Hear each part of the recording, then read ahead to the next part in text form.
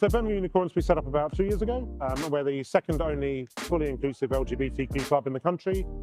We kind of set up because it felt like there was a need to engage the community in this fantastic game of cricket. So Warwickshire and Warwickshire Cricket Board have been instrumental in helping to pull that together. Some of the stuff that we've been able to achieve, we've only been able to do with their support. We've had 2 sessions now here at Edgbaston over the last 2 years, which has just been amazing because they're obviously very high profile. They're a big, well-known club here in England, and that helps with visibility. And if a club like Warwickshire gets involved, it just helps with the whole inclusion message and making sure people do feel comfortable and able to come along and watch, play cricket, get involved somehow. It's the obvious, isn't it? Cricket's a great game, brings people together.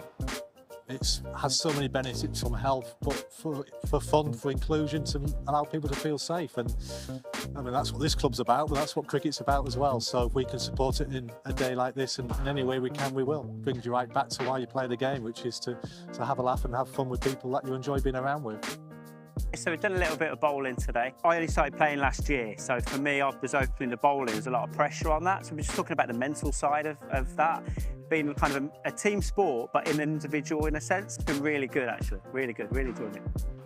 Oh, so I've been with the Unicorns about a year now. Before that, I was out of the game for about 15 years, played a lot at school. But I think that's one of the great things about Unicorns, is that we're a club where the majority of members, either as adults, haven't played much or at all actually and come in yet. They come in, everyone gets equal opportunity and everyone gets to have an equal chance to have a real good time. So.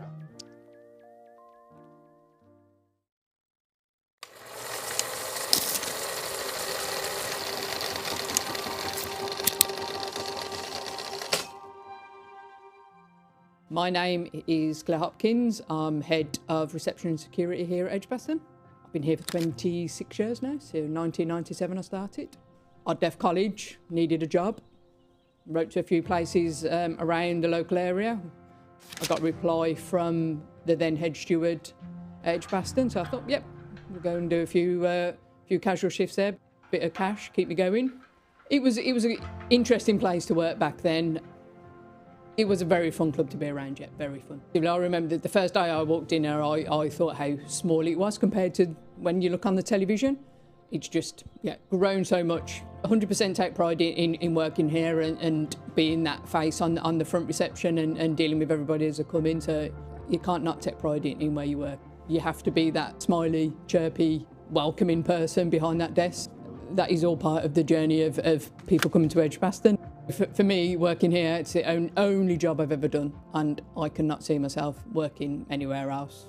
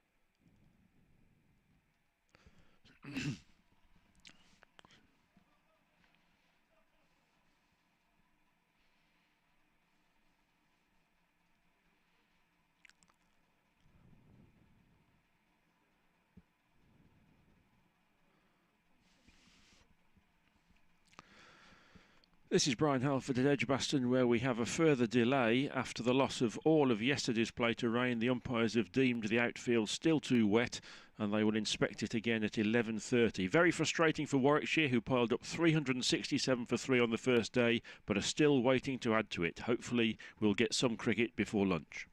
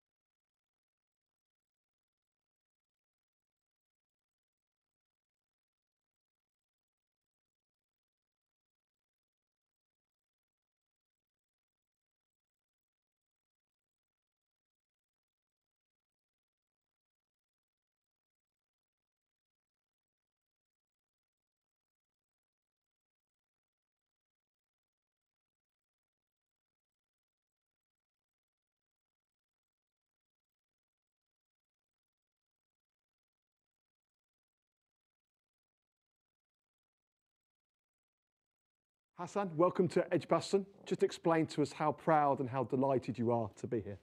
Well, thank you so much to welcoming and firstly I would like to say thanks to the management of Warwickshire Cricket Club. They give me opportunity to be here and playing for them. It was always pleasure to be here, and I think it's been 7 years I'm coming again and again with national team, with A team and with franchise team. I had a good experience last year. I was playing for the Lancashire. I enjoyed my time there, so I want to play county cricket. As I said earlier, and even the last year, when I was growing up, the legends like Wasim Akram, Wakai Yunus, Sukran Mushtaq, and there's a couple of guys who always, talking about the county cricket. So they always said that if you're gonna get chance to play county cricket, you should go there.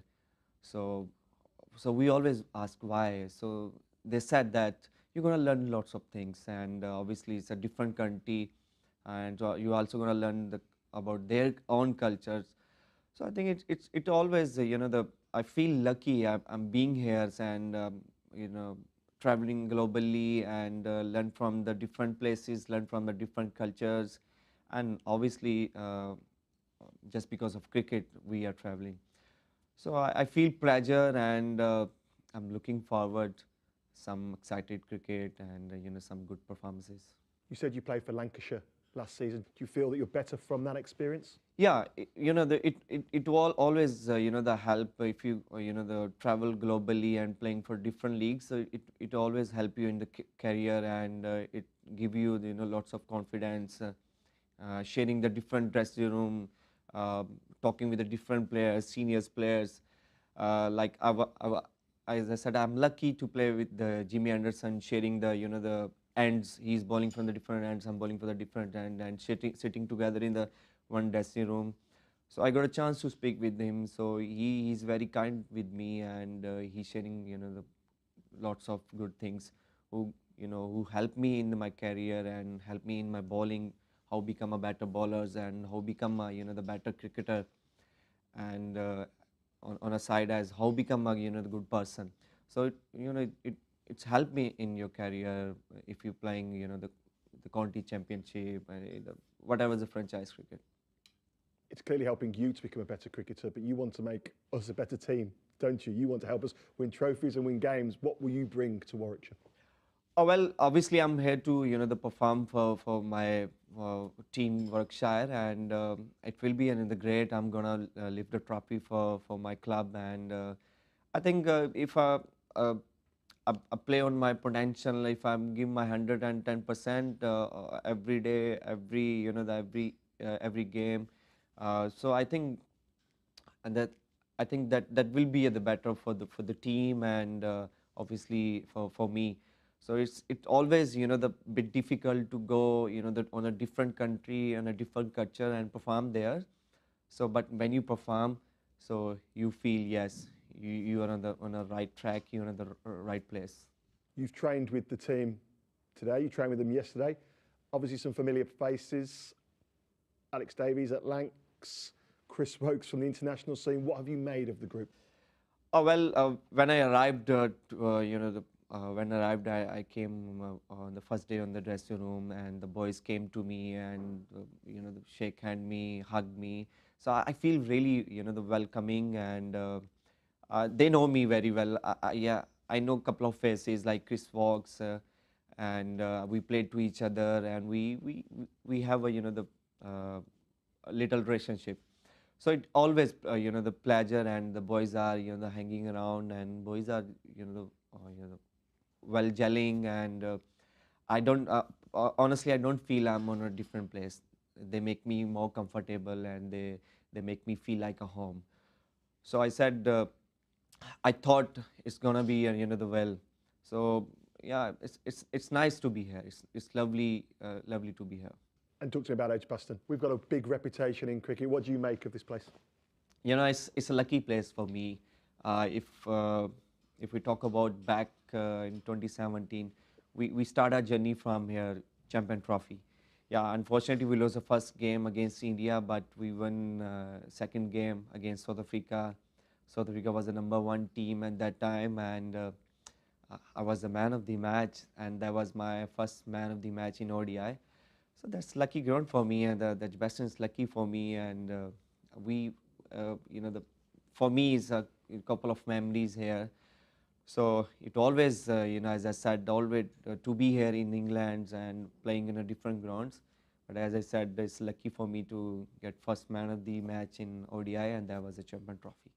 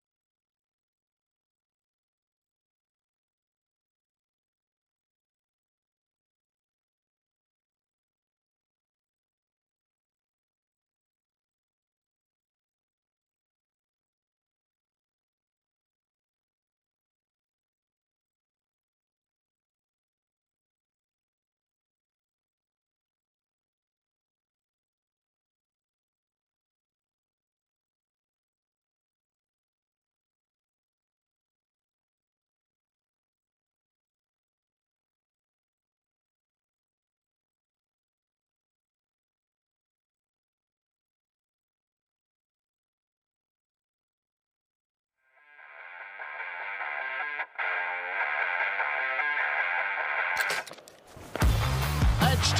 As it carries. Skills ball for Miles.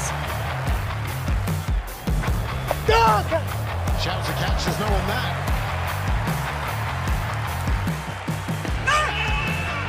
It's close. It's close. It's bitterly close. Martin Sanders says that's it. Brilliant victory for the Birmingham Bears.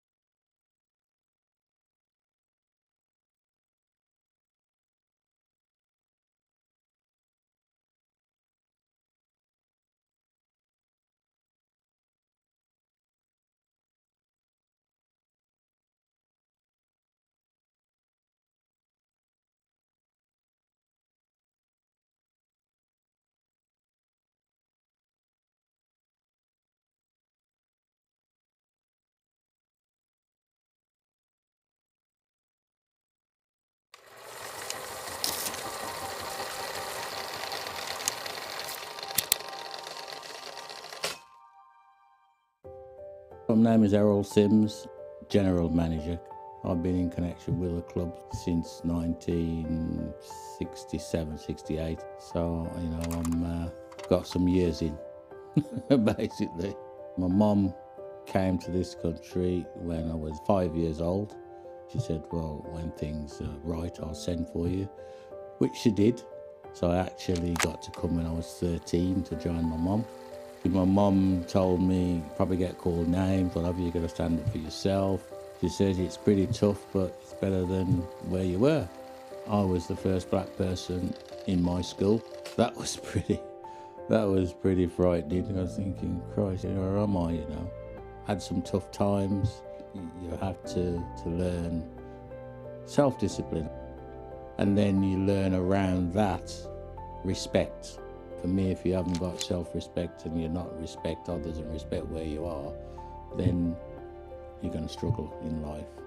To do this job, something that you love, it's a dream job, to be fair. You know, I look forward to getting up and coming here every day. I'm a Bear through and through, spent nearly half my life here with the Bears. My ambition when I first started, obviously as a youngster, was to play cricket in the middle out there. I got close. When I was fully coaching, I worked in schools. Then I'd come in here, I'd do one-to-ones. I worked with the county age group. Part of my main job was to coach the Warwickshire women as well. Always used to say to the girls, you know, one day some of you will play out in the middle. Now look at where women's cricket's gone. It's a much, much different women's cricket. When I started this job, the then chief exec said to me, well, we've got this ground and you might as well take on Portland Road. I was a bit emotional really, because I think, yeah, you know, I played a lot of cricket here. To be involved in the development of it to where it is now, and it's very pleasing. Once Bear, always a Bear. It is a place where people look after each other. So as I mentioned before, you have to have that respect in life, and for me, you have to drive yourself and you have to see those avenues. I'm 69 now, so I'll just keep going.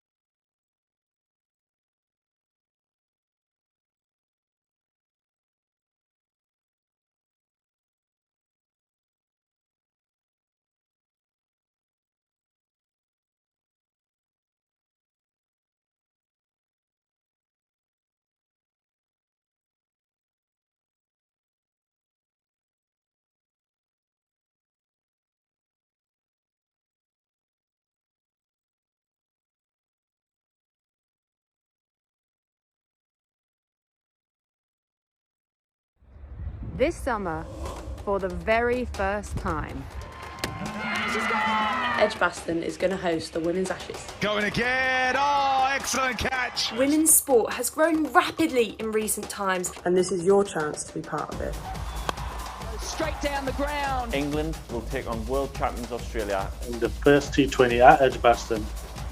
Yes! The world's best players on show. A new era of England women's cricket is here, and we're rewriting her story. Yeah! Oh, there it is. Times are changing. Let's get Edgbaston full. I'll be there. Will you?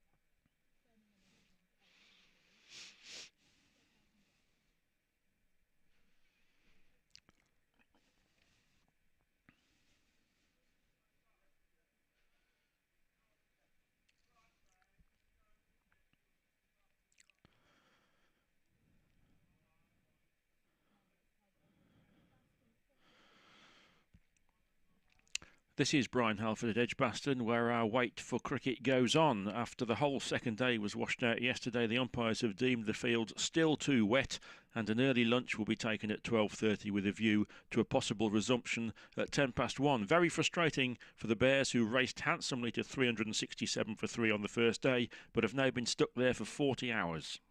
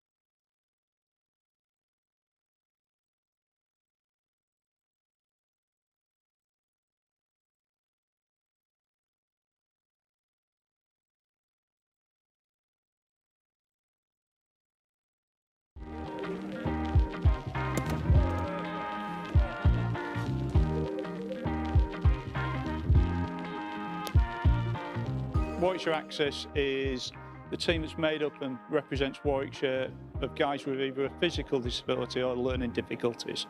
Its name's really aptly chosen in that it provides access to cricket that perhaps otherwise these guys wouldn't get. So that's what it does, and that's what it says on the tin. 10 years ago, I started playing for England disability side. I've got mild autism and learning disabilities, and my coordination at the time was very poor when I first started playing cricket. So I had to persevere with my disability and with my coordination, and then I've been rewarded for all the hard work I've put in. We provide weekly cricket sessions on a Wednesday and a Saturday that are quite open for guys to come along to. They come every week of the year that the centre's open. And we also play 8 to 10 games a year during the course of the summer of inter-county cricket against similar groups from the Midland counties. It makes me feel happy and being a part of a team, and it makes me feel happy, and it makes me feel like I want to do more. for the sport. Oh. I found it really good because we got a lot of good players, you see, and they're all improving every single day. Yeah, I think it's important to gas the sort of individuals and what actually goes on here. So all these guys have got a story. They've all sort of fought challenges and people telling them they can't do things all their lives. And actually, when they come here, we talk to them about what they can do and what they can achieve, and that's the important thing. And then they meet a group of people that are actually sort of similar, and they go, actually, we're all very, very similar in terms of who we are and our stories. So they come together as a group and they bonded together really as a group. So yes, playing cricket's important, and it is important, and playing county games is important, and it's important, but equally, it's important they're together as a group and a group of people. I joined the team from my old club at Hampton and Solihull, so I was a hardball cricketer. I joined from there, and quite frankly, I've been loving it here, actually, to be honest. Since then, I've not looked back, and it's been really nice. I think really Warwickshire has got probably the best, I think, personally, for giving the opportunity, first of all, and also helping others to join in as well at the same time. Just getting the opportunity to do something like this today is brilliant, because actually it will show people that they can do something. As I say, I think people have been told, especially if they've got an impairment of some nature, they've been told they can't do things all their lives. Well, actually you can. And it doesn't matter what level you come in and play at. Just come and play, because we'll make you really, really welcome.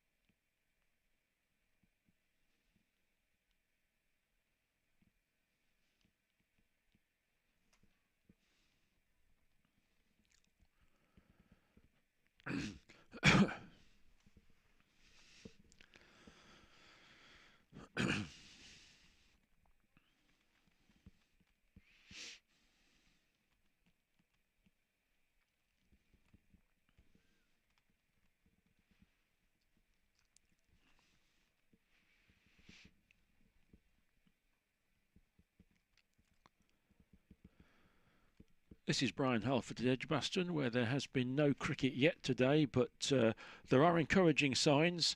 After an early lunch, the umpires are now inspecting the field in glorious sunshine to see if it's dry enough, and hopefully we will get some play soon. And Warwickshire, after the loss of 4 successive sessions, will resume their first innings on 367 for 3.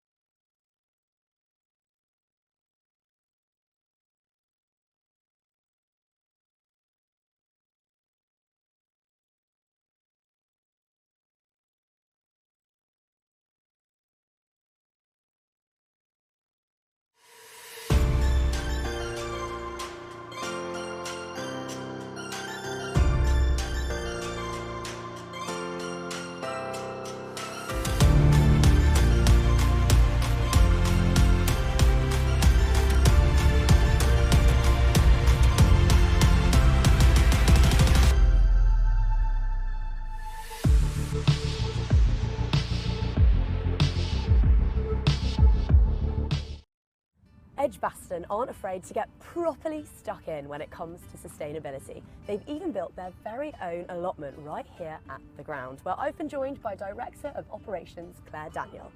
Claire, this place is amazing. How did it come about? So our chef team are so passionate about food and produce and locally sourced. They really wanted to build an allotment, start growing their own veg and using it on our menus. Why did sustainability feel important? We've got an ability to have a really positive impact on climate change, and we take it very seriously. So we are really focusing on plant forward, more vegetarian and vegan options. We don't use any single-use plastic at all across the stadium. All of our energy comes from renewable sources. We recruit in the local area. And it's about having a really positive impact on the city. This couldn't possibly sustain all of the 500,000 visitors that you receive each year. So where else do you get your produce from? That's the wish, ultimately, is to have somewhere big enough. We don't get any produce from outside the UK. We home make 90% of the produce that we serve on all of our menus, which makes it a lot easier. And we use kind of locally sourced traders and vendors. We also work closely with Fordhall Farm. They help us within our retail catering, and they've been an excellent partner of ours. Fordhall is one of the first organic farms in the country.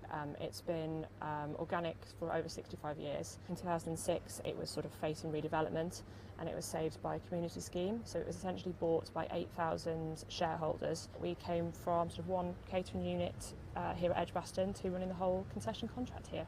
And how do you strive for sustainability in the way that you farm? We rear all of the animals organically, so we are completely grass-fed. We don't use any additional corn or anything like that. It is Soil Association certified. Does that have an effect on the taste of the food? Do you say that the cricket fans are benefiting as well as the environment here? We definitely think that the meat tastes better. It's reared slowly for longer, which produces a better tasting product and hopefully something that people enjoy here. In a venue this size, wastage is always going to be an issue. Fortunately, Edgbaston have hit upon a brilliant solution. Local food redistribution charity, Let's Feed Brum. Let's Feed Brum started about 7-8 years ago, and we go out every single day of the week, including 2 breakfasts, to feed the homeless, really acting as befrienders who help to bridge the gap between people on the streets and the services. The food is a huge part of that. You know, that is absolutely our way to connect with people and provide exactly what they need whilst having those important conversations. Edgbaston have been absolutely incredible. They've really pioneered this community spirit. They always provide us with their surplus food, because then we can go out that very night or that morning, hand that food out to people who need it most. You know, sometimes we might see 80 to 100 people in one session. Just being able to use what otherwise would be food waste, but actually putting that to a great home is incredible. Do you think that other venues should be taking note? 100% of the venues should get on board. We've spent a really long time working with environmental health, working with experts.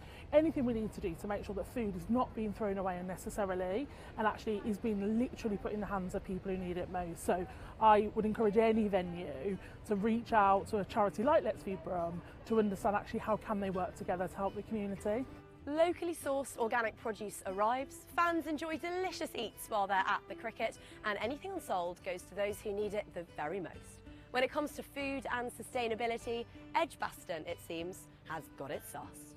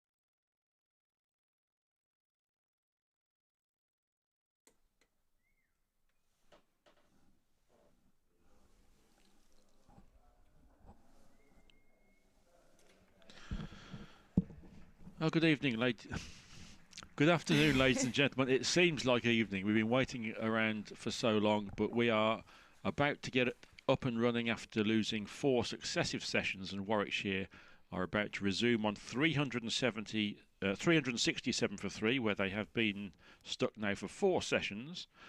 A lot of time has been taken out of this match, so they will be cracking on towards bonus points and a declaration figure in the next few minutes. I'm Brian Halford. We are joined for the rest of this day's play by, later on, Matt Cole, a very welcome visitor from Kent, and in the immediate term, Grace Ballinger, who's warming up for her return to the action on the field tomorrow with a day with us. Very welcome, a very warm welcome to you, Grace. And what's Warwickshire's approach going to be now? Yeah, well, thank you. Well, it's interesting, isn't it? Obviously, they've lost an entire day. They're in a really good position after scoring 367 runs for just 3 wickets on the first day, so they'll be disappointed with the loss of play, but you'd think they'd just look to score a few runs. It'd be great to see Dan Mosey getting his first century, wouldn't it, for Warwickshire in the county championship, and then maybe look to declare and try and bowl out Kent twice. Yeah, that sounds like probably the only way this match is going to yield up a result now for Warwickshire. Just about once everything went their way on the first day, of course, Kent put them in, a decision which probably they regret quite soon. 367 for 3 on the first day, and then, much to Warwickshire's frustration, nothing at all on the second day. So it really has compacted the game now. And as you say, Grace, Dan Mosley, within sort of sight of his maiden century, he charged to 72 from just 78 balls on the first evening, so let's see what he does today. But he starts off the non-strikers end as Sam Hain faces a long-awaited first ball of the day, a Yorker length delivery from Conor McCurr, which is fielded by the bowler in his follow-through. And Kent's approach, Grace, I guess, is just to try and make runs as difficult as possible to score quickly. I think so, yeah. I mean, they've started with 3 out, haven't they? They've got someone out there towards the Eric Hollies at cover, and they've got a deep square and a fine leg, so yeah, I mean, they're looking to just keep the runs down and just, yeah, don't want them getting too far away, do you, Warwickshire? Just one slip, as Grace says. Kent starting very much on the defensive as Sam Hain clips this next ball from McCurr crisply but straight to mid-wicket. The pitch for this match quite far over towards the Pershore Road side of the ground, so it is a relatively short boundary over there.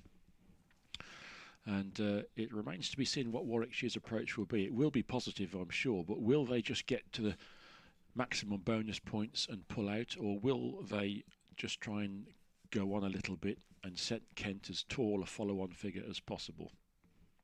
Here comes McCurr from the Birmingham end, and this is a good straight delivery which Sam Hain defends back up the crease. There's quite a good crowd in that have sat through the frustration of this morning, and while of course the umpires have to be sure that the field is safe for bowlers and fielders, it is always frustrating, isn't it, Grace, when you see the sun shining on a cricket ground and no play? It is, yeah. I mean, obviously the ground staff worked really hard, managed to get the pitch dry, but I don't know why you do tend to think, well, if it's dry, why aren't we playing? It's just natural, isn't it? But it's good they've got some cricket on in the afternoon.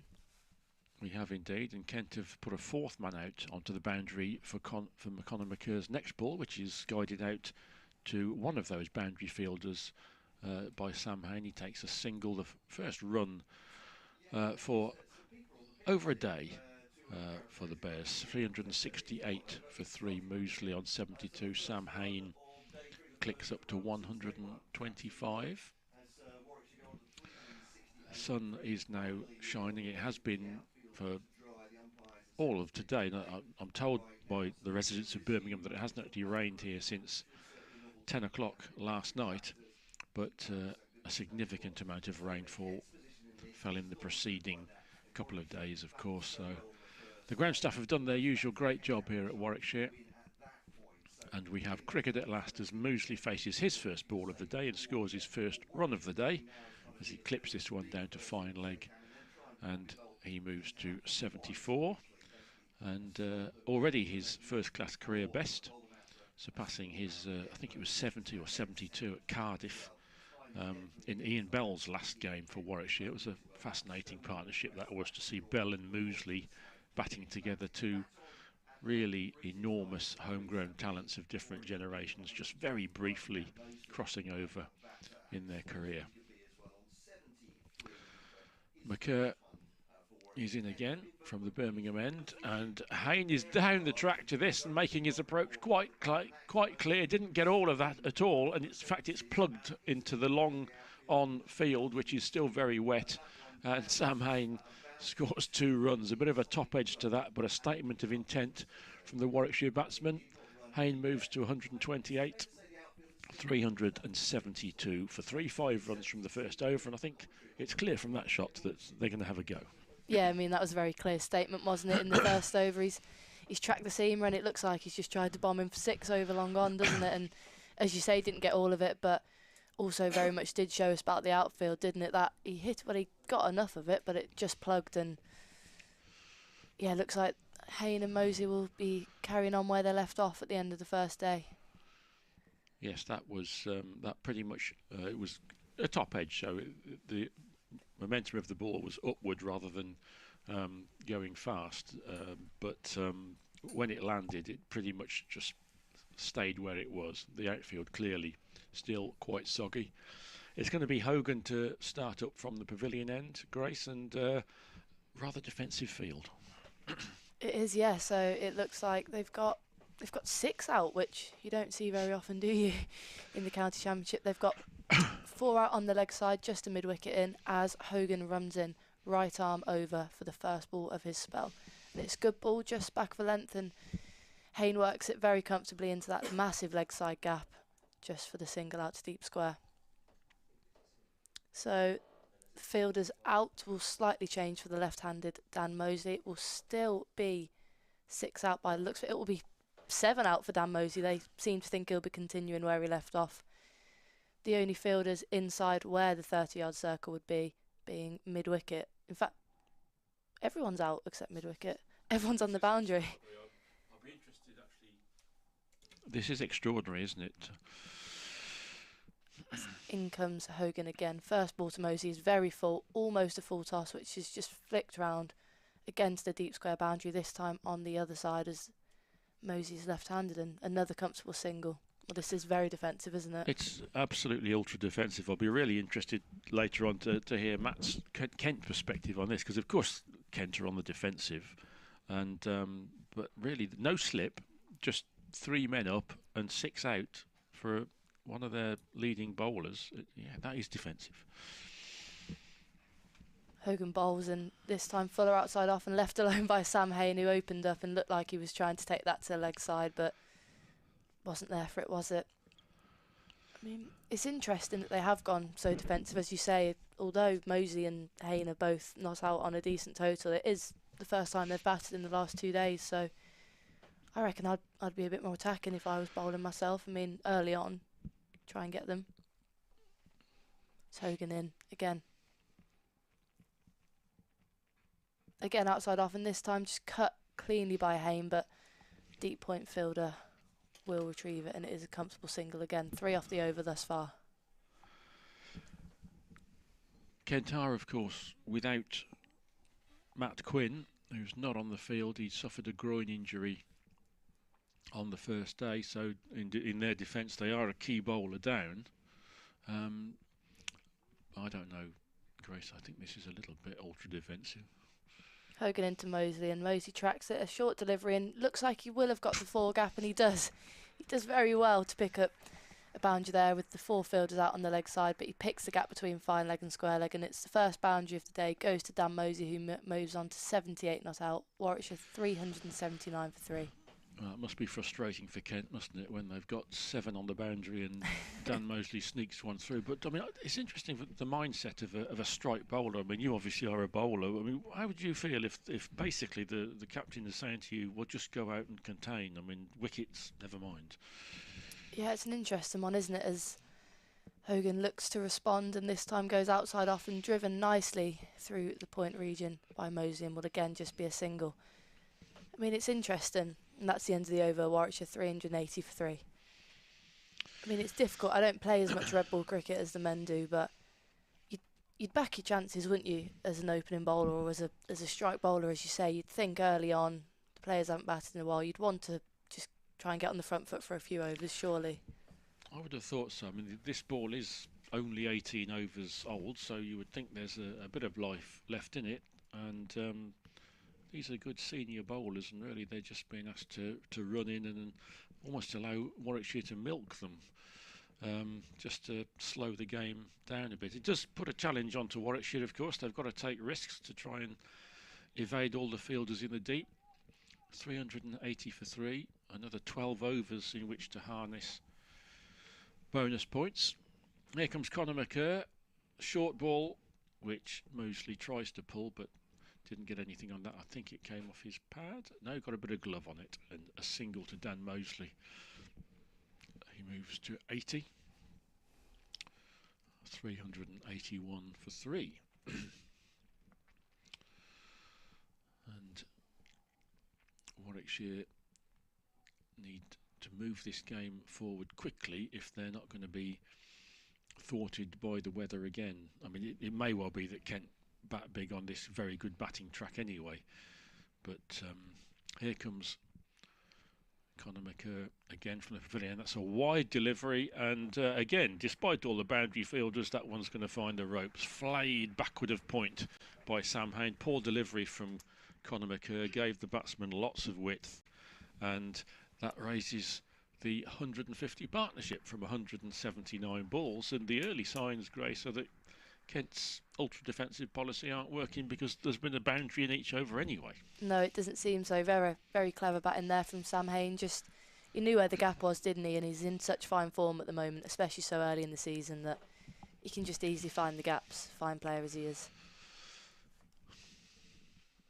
He waits again for Conor McCurr. This is yaw-to-length delivery, and Sam Hain spots it and just leans on the ball and guides it out to the man deep on the mid-wicket boundary there in front of the groundsman's tunnel. Hain moves to 135. Moseley to 80. So we were speculating earlier on, weren't we, off air, on what Warwickshire's approach will be. Would they just get maximum batting points and then pull out and try and rattle through Kent, or will they go on and try and give them a harder follow-on figure to chase as McCurr comes in?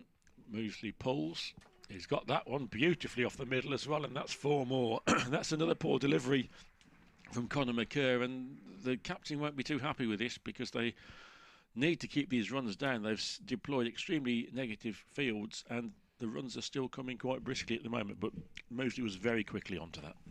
He was, yeah. I mean, interesting. I can see where McCurr was nearly coming from. He bowled a short ball early on to Moseley. He didn't quite get it, but as you say, he's a good player, the short ball down Moseley, and he's not going to make the same mistake twice, and that one does go for 4 this time. Moseley moves to 84. McCurr is in again. Another short ball on the leg stump, but not quite short enough or wide enough to pull, and this is just tucked off the hip by Moseley, who moves to 85, within 15 of his maiden first-class century. I'm not sure that anybody gets close to a maiden first-class century without feeling any nerves, but Dan is a very calm, very cool character, isn't he? So I wonder if he's the sort of guy that really doesn't even look at the scoreboard, he just carries on batting. Yeah, you'd hope so, wouldn't you? I think, I mean, can't say I've scored many first-class centuries myself in my time, neither. But you'd think that's how you'd want to go about it, but maybe easier said than done.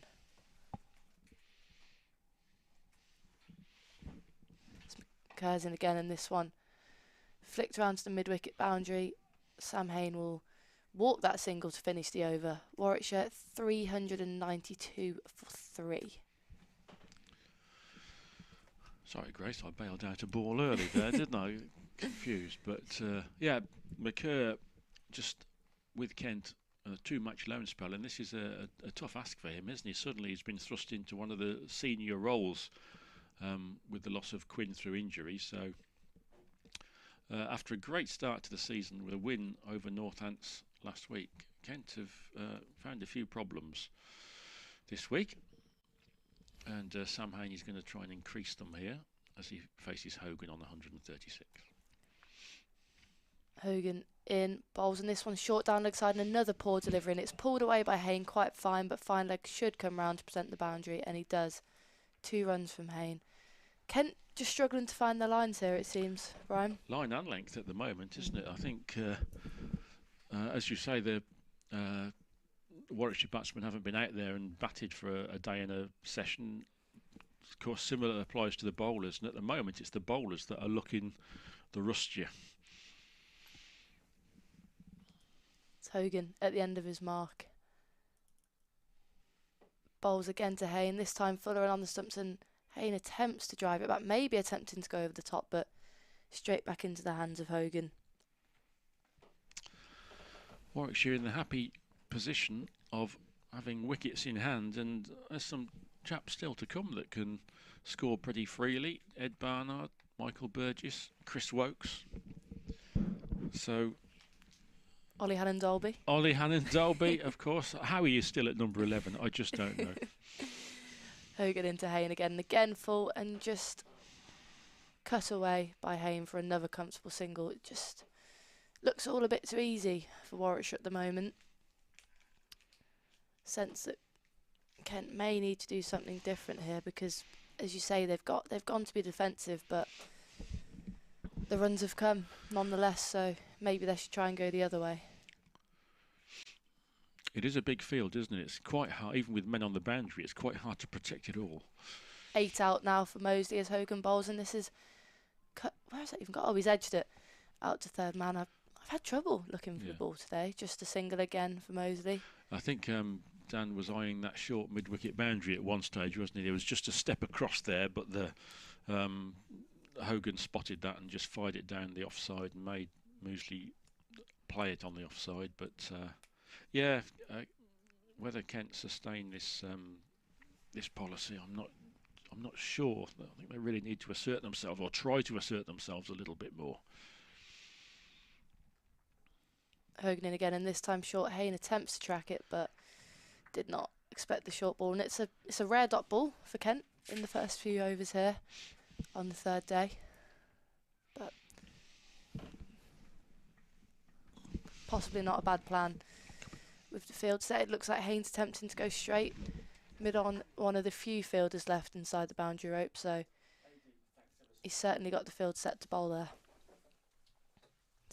In comes Hogan again for his last ball of the over, and again short, this time pulled into the gap between square and mid-wicket by Hayne. It won't be a 4, but they will again come back to get 2.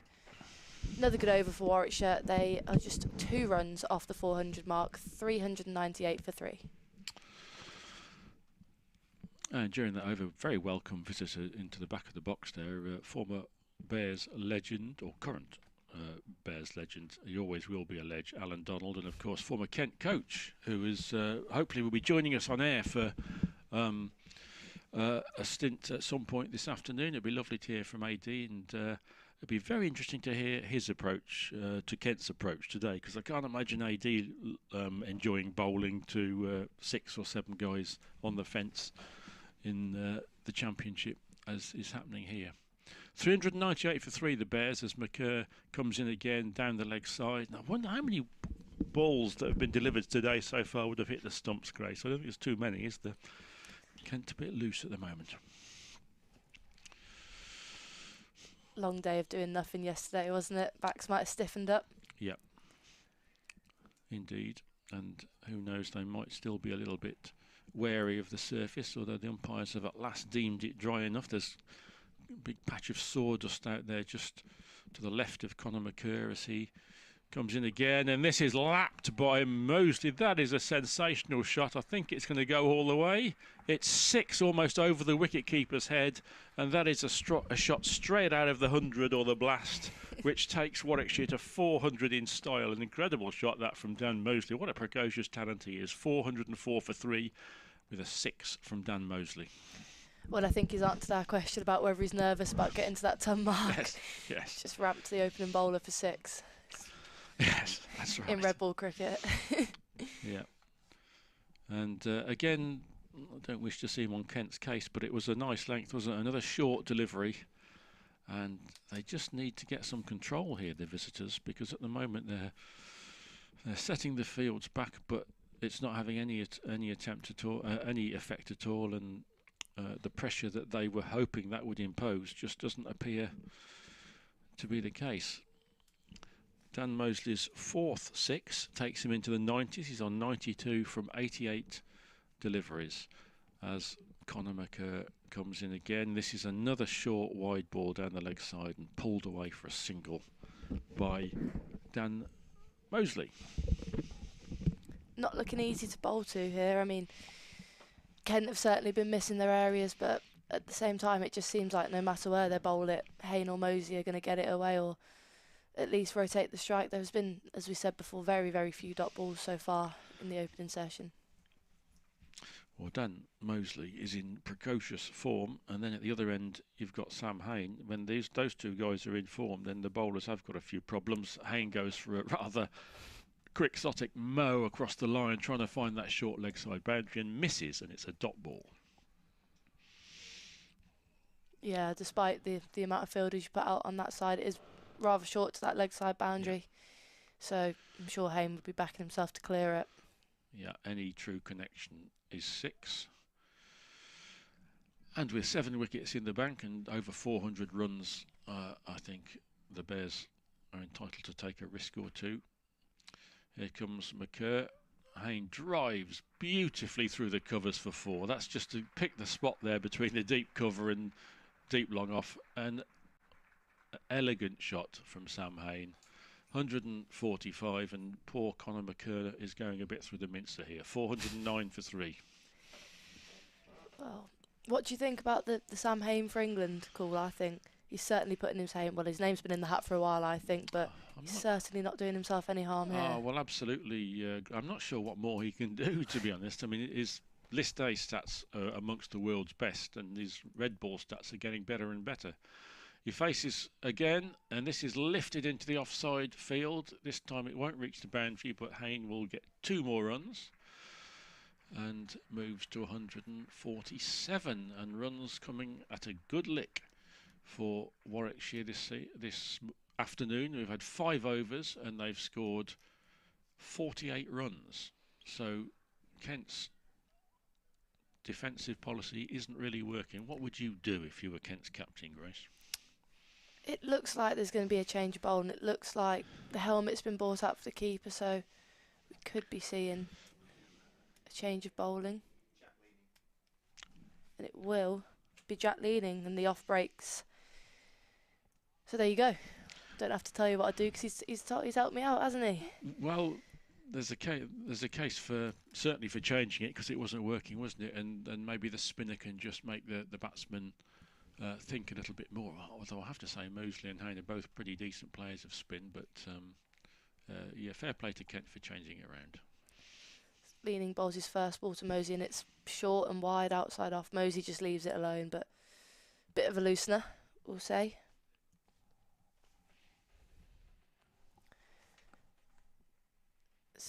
The 6 out as Mosey goes reverse sweep, that very wide on the offside, and the umpire signals it wide. Don't know if this is a plan from Leaning, but both of his first 2 deliveries have been wide of Mosey's off stumps. He comes in again this time, still outside off, and Mosey punches it off the back foot for 1 to deep point. Yes, as a spinner bowling to that short leg side boundary, you would want to keep it outside off, wouldn't you? And that's certainly what he's done so far to the left-hander. Now let's see what his plan is to the right-handed Hayne. There's 3 men on the leg side rope, and although it is a longer boundary, I think probably Sam Hayne might fancy that as well if he can middle it. I think so. This one's again short, and Hayne just manoeuvres it into the leg side, out to the mid-wicket boundary. Looks like he wanted 2, but will only get 1, bringing Mosey back onto strike. Deep point, deep cover, and almost 3/4 extra cover as Leaning comes in again, and this time again brings Mosey onto the back foot, beating the bat, and first encouraging signs from Kent, really. Leaning in again, and this time Mosey tries to hoik across the leg side, and it could be a chance, and it's caught. It looks like the fielder out at long on might have slipped a little there, long off, sorry, and yes. Unfortunately Mosey's out. He won't be getting his first class century, as me and Brian may have been hoping to see, and he is out for a very good 94. and really good selfless work for the team there. Dan Mosley caught by the sub fielder Fred Klassen. Did well to take the catch, didn't he? Because I think there was a little bit of a slip in the outfield. And well done for Kent for making the change, and that has forced the error. Dan Mosley falls 6 runs short of what would have been his maiden first-class century, but a really lovely innings for his team there. Dan Mosley, 73 not out overnight, and continued the momentum this morning, out for 94 from 93 balls, a super knock which leaves Warwickshire 414 for 4 and well placed. And Leaning has his first reward of the match. He has 1 for 34. Will be Michael Burgess, who replaces Dan Mosley at the crease, and he joins Sam Hain, who is 148 not out. Is this a slight promotion for Michael Burgess? Is he batting behind Barnard last week? Or? Yes, that's right. Michael Burgess, of course, can score very quickly, as can Barnard. But Burgess, I think this time last year he started as an absolute gallop, didn't he, with the bat? So half an hour of Michael Burgess, and Warwickshire could be not far off a declaration. In comes Leaning, and slightly down leg side as Burgess just pushes at it into the leg side gap for a single. End of the over, Warwickshire 415 for 4. So Dan Mosley more than justified his selection with Chris Wokes coming back into the side. It looked a real question whether Jake Bethel or Dan Mosley would make way. Mosley got the nod, and he has more than taken advantage of the opportunity with a super knock, and we have a double change for Kent. Looks like more spin at the other end with Joe Denley coming into the attack.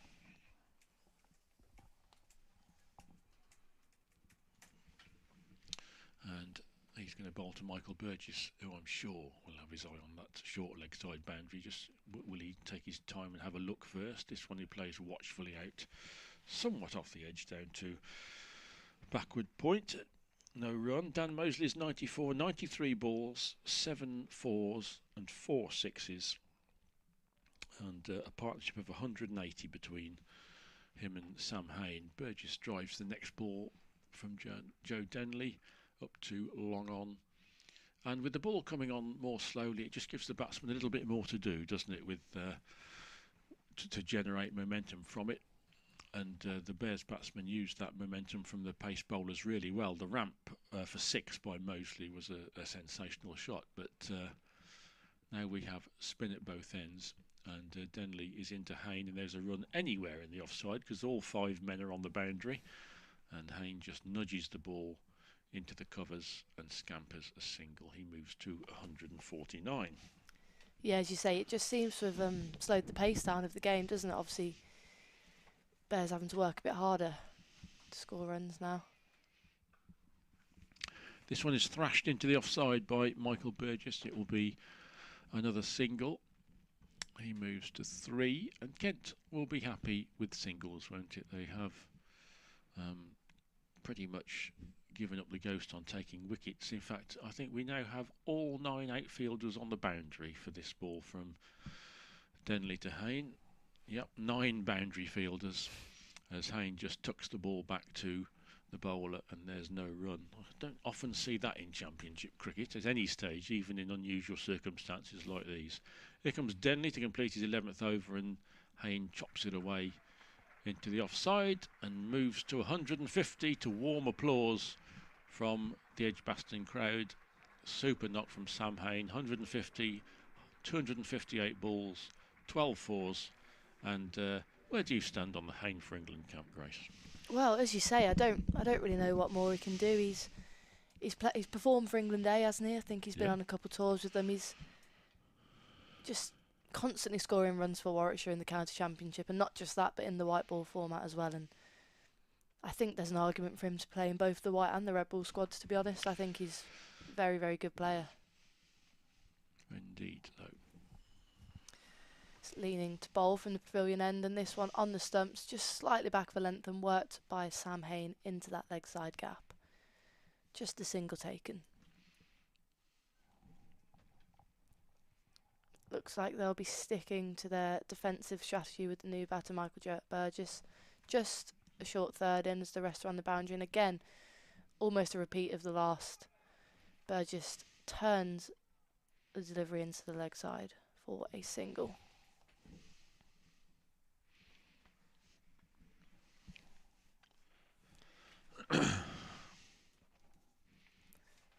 Leaning in again. Right arm over, and this one is too short, and it's off the back foot. Hit for 6, dead straight. I'm not quite sure how Haynes managed to do that. He just leant back and just timed it beautifully for 6. Almost flat batted it, didn't he? Dead straight. Yeah. He's a very talented man, Sam Hain. Leaning in again, looks to respond, and this time goes slightly onto the leg stump, which Hain just works into the mid-wicket gap for 1. I mean, lots of Warwickshire supporters and people within the club have speculated on, or advanced reasons why Sam Hain should be in the England team, or should have had his chance by now. Leaning bowls to Burgess, and Burgess down and sweeps and manages to find the gap between fine and square, but square comes round nicely. Good bit of fielding out in the deep, just a single taken. Let's just turn that round and say, why isn't he? And there's not an obvious reason to me, a weakness that he has. There isn't really an obvious reason that he hasn't got a call up. It's leaning in and again flicked into the leg side. Almost a repeat of a couple of his deliveries in the over, and that would end the over. Another good one from Warwickshire, 10 from it. Well, I suppose who would he be coming in for is what you'd question if you say in the Red Bull side. What role do you think he'd be taking? You'd probably put your finger on it. It is a difficult side to get into at the moment, isn't it? Although over he's probably been a serious England contender for 3 or 4 years now, and I think there are times when he could have made the step up. 430 for 4. Hain on 159. Burgess on 5. Hain begins the start of another over from Joe Denley and just takes a single. In a couple of moments, ladies and gents, I will just be breaking off to give a report to the local station up here in the West Midlands, so forgive me when that happens just in a moment or two. 431 for 4 as Burgess this time faces Denley, who has been the most accurate probably of the bowlers so far today, and that's about all the bowlers can do with this field, isn't it? And with this match situation, it is a good batting track, a very good batting track, but Denley is actually going on the offensive here. He's bringing 1 man in from the fence, so we have a mid-wicket and 8 boundary fielders, and all Kent can do is just try and gum up the runs. This is a little bit wide from Joe Denley, and Sam Hain throws his hands through it and doesn't really time the ball out to deep extra cover. I see nothing wrong with Denley bringing mid-wicket in on the short boundary. I think it's a positive option, to be honest. Hain's clearly looking to go there, and he's scoring pretty quickly anyway, so any chance he can get to try and tempt him is certainly a good one. This one is swept by Burgess and connected beautifully with that. It's 4 runs all along the grass to square leg. Michael Burgess moves to 10, and he started ominously crisply, ominously if you're a Kent supporter. And the total moves to 437 for 4. Just 13 runs away from another batting point. Here comes Denley again. This is a good delivery, speared in, and a rare defensive shot from the batting side as Denley fields off his own bowling.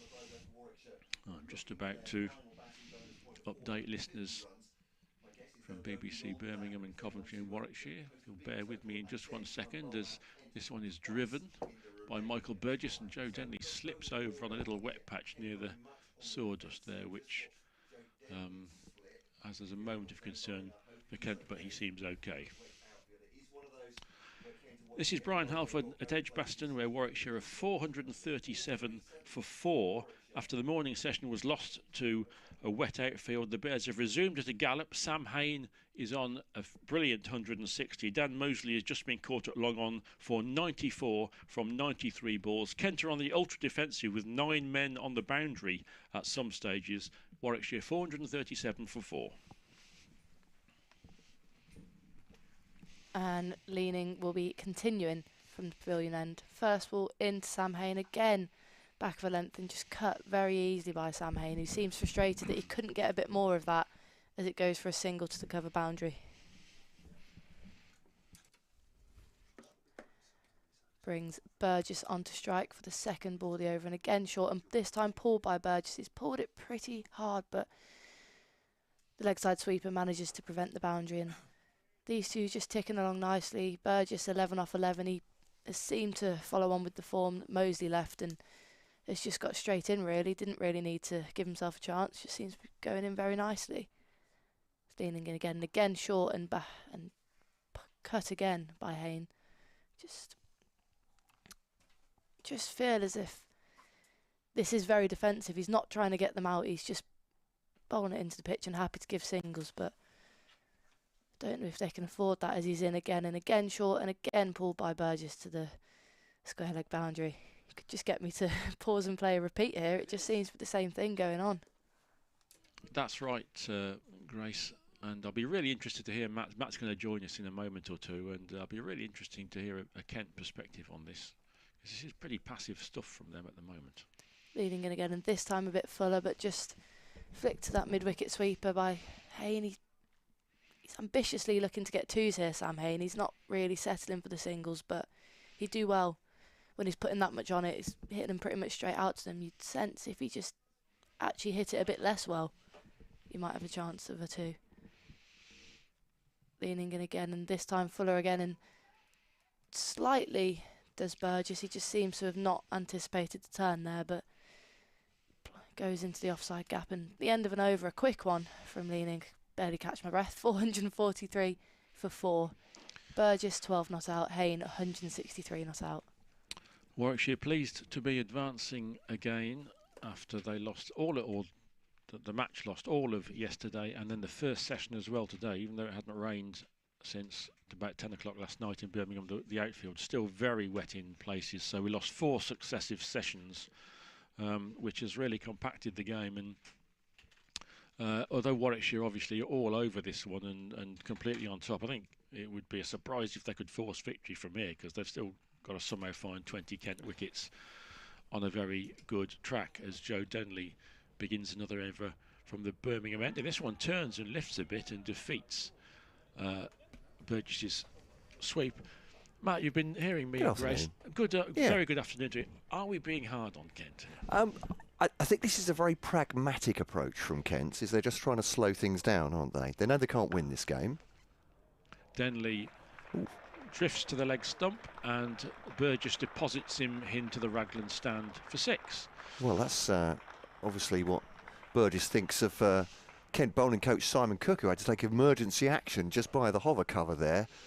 He's still got it though, Cook. He's got the footwork to sway it out of the way of the ball as it slammed into the fence. But yeah, that's as much as I suppose I can say about this approach, is just to try and slow down the inevitable for Warwickshire.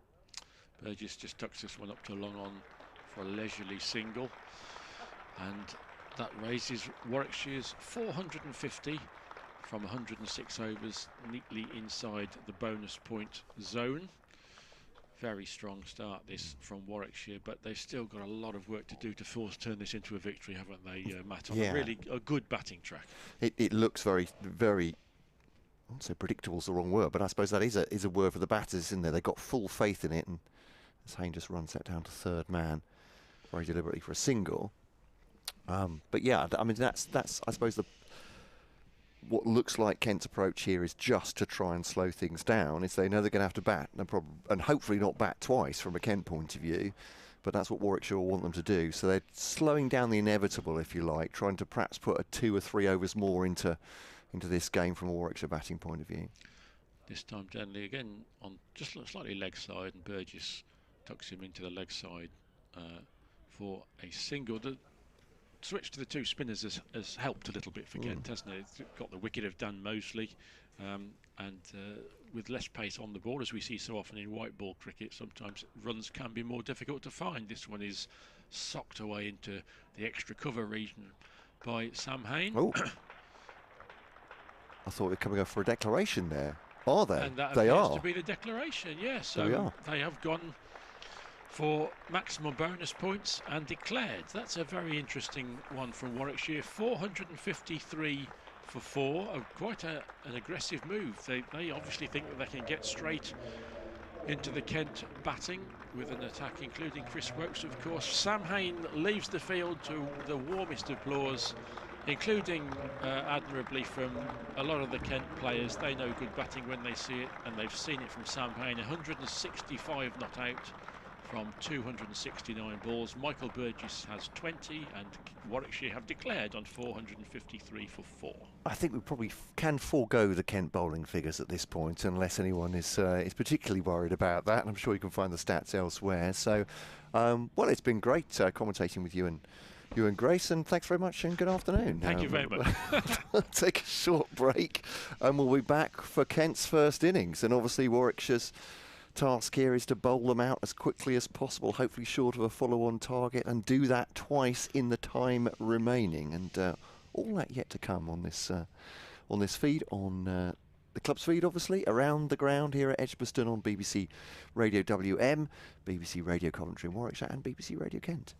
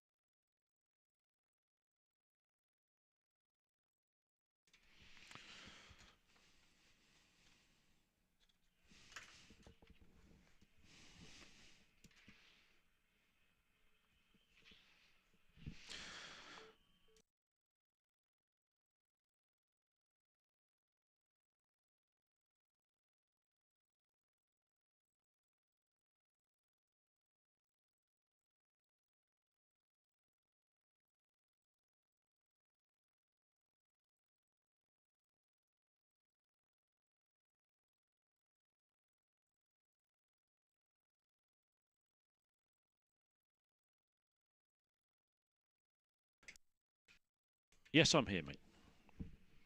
Hello? You can. No worries.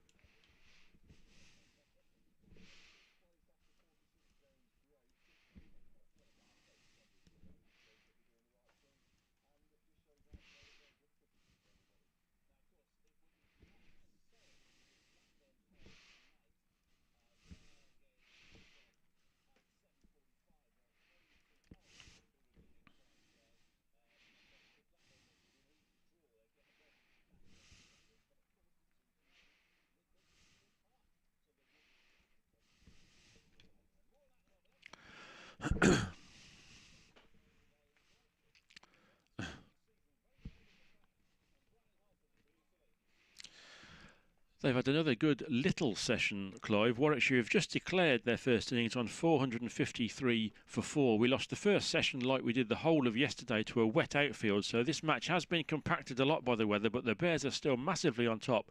Sam Hain, 165 not out. Dan Mosley made 94 from 93 balls, including an incredible lapped 6 over the wicket-keeper's head. The Bears have batted really well here, and they've now pulled out quite early, just as soon as they got maximum batting points on 453 for 4. They still need to find 20 wickets to win this game on a good batting track.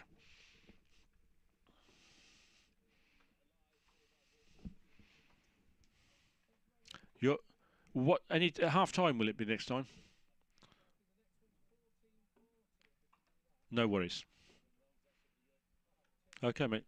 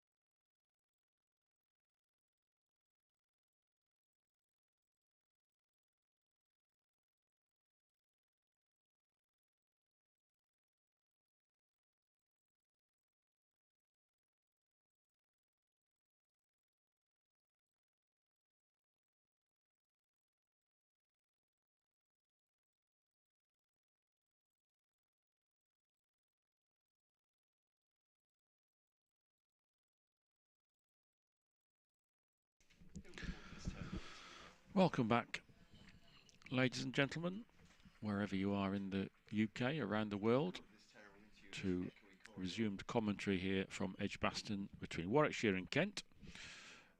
I'm Brian Halford. I'm with Grace Ballinger and Matt Cole to bring you an intriguing rest of day. We kept waiting again a long time for play.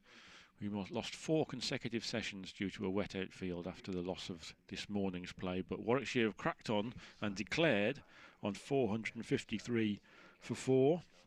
Sam Hain 165 not out from 269 balls. Dan Mosley 94, fell just 6 runs short of a maiden first-class century, but a really fine knock from the 21-year-old before he was caught by substitute Fred Klassen off the spin bowling of Jack Leaning. Michael Burgess 20 not out, 453 for 4, and Warwickshire pulled out, then declared straight after getting the maximum batting points, and now they're about to embark on the process of trying to take 20 Kent wickets to win the game. That's going to be difficult because this is a very good batting wicket, but Ben Compton and Zach Crawley are out there, and Chris Wokes is about to bowl the first delivery of this Kent innings. The England star back in Bears attire for the first time for well over a year, giving himself a good old stretch of all 4 limbs up there at the top of his run in the Birmingham end. 4 slips crouch as Chris Wokes comes in to begin this Kent innings, and it's a short rising delivery down the leg side which Michael Burgess takes, and Compton makes sure he gets well out of the way of that one. 453 for 4. Kent's bowling figures, they don't make too happy reading. Matt Quinn, who we didn't see today, he was still off the field with his groin injury, 0 for 35. Michael Hogan, 0 for 78. Conor McKerr, 1 for 104. Joey Everson, 1 for 90. Daniel Bell Drummond, none for 38. Joe Denley, 1 for 49. And Jack Leaning, the wicket taker this morning, 1 for 51. As Wokes is in again, and Ben Compton defends up to Alex Davis at mid-off. Very contrasting field to what it looked half an hour ago. At times when play resumed after lunch today, and Kent completely on the defensive. They had all 9 outfielders on the boundary.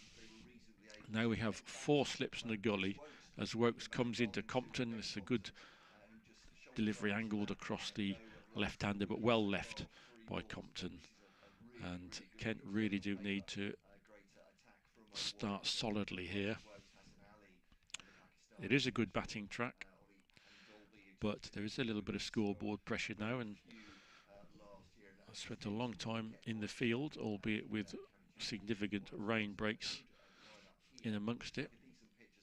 But Kent are under a little bit of pressure here as Compton faces Wokes again, and he's beaten outside the off stump. That's a good delivery from the England all-rounder. Ben Compton in good form, of course, and what a story he has been since emerging into this Kent side. Runs last week in the victory against Northamptonshire.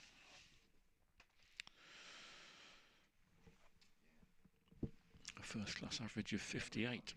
If Ben Compton can maintain that, he's in for a very happy career, albeit a late starting one. This time he leaves. Another good rising delivery from Chris Wokes, but another good leave from Compton, and the last thing Kent needs is any self-induced early dismissals. 0 for 0. Needing 304 to avoid the follow-on, and if they do that, then surely this match is destined to be a draw. Wokes is in again, fuller of length, and this will be the first run for Kent as Compton leans into, he wasn't much more than a forward defensive shot, but it goes between mid-off and the bowler, and Kent are underway at 1 without loss. So the match has been very much condensed by losing 4 sessions to rain. Warwickshire had so much of the initiative on the first day, but has rain opened the door to a draw for Kent. It really is a very true batting wicket. There was a little bit of turn, interestingly, when Kent did turn to their slower men in today's brief session in the field, but Warwickshire will be looking very much to a seam attack of Wokes, Rushworth, Hassan Ali, Hannon Dolby and Barnard to try and find 20 wickets. And it's Chris Rushworth who will open the bowling at the pavilion end. Ali Hannon Dolby, who's taken the new ball for the Bears for the last few years, has been jocked off by Chris Wokes, which is reasonable, I think the excellent Hannon Dolby would admit. As Rushworth is in for the first time and almost swings one inside Compton's defence. The batsman just gets an inside edge on it and gets a single down to long leg, but immediate swing there for Chris Rushworth as Matt returns to the box. Yeah, interesting start this, isn't it? Just seeing what the Warwickshire bowlers are doing on this pitch compared to what Kent did. Certainly Matt Walker wasn't too impressed by the way his bowlers bowled on day one in terms of areas, he said, but looks like they'll have to work for their poles here, won't they? The bowlers, in that it's a good pitch, it's coming well onto the batters. Zach Crawley then facing as Rushworth runs away from us from the pavilion end and bowls to him now. 3 slips in. Has that gone through him? Goodness me, as a shout for something. I think they've just yet to decide what. Well, it looks like a... Is it an LBW appeal or a catch appeal? I think it was an LBW. Yeah, absolutely. Because the ball just dribbled away into the slips, but he did get a half decent stride. My apologies, I lost the run of that. Not too emphatic a shot, was it? So no, a tentative push forward from Zach Crawley, and that's a good start from Rushworth.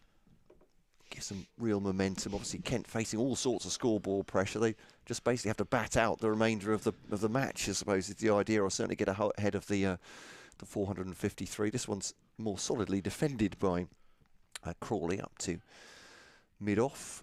And I'm assuming that's Oliver Hannon Dolby, who's the tallest player on the pitch right now. He's even taller than Zach Crawley. A good 6'8", is he, Hannon Dolby? Just hands the ball off to Rushworth. We know about Chris Rushworth. He'll love these conditions. The overheads, anyway, a bit of moisture around. Charges in, bowls to Crawley now. Ooh, bit of bat and pad and wraps up his body towards his sternum. Just bounces down harmlessly in front of him. But once again, perhaps concerning him. 2 for none. Yes, there is a little bit of overhead now, isn't there? And Warwickshire will be more than happy with that after, even though we haven't seen any cricket for much of the last 2 days, it has been very sunny and not much cloud at all.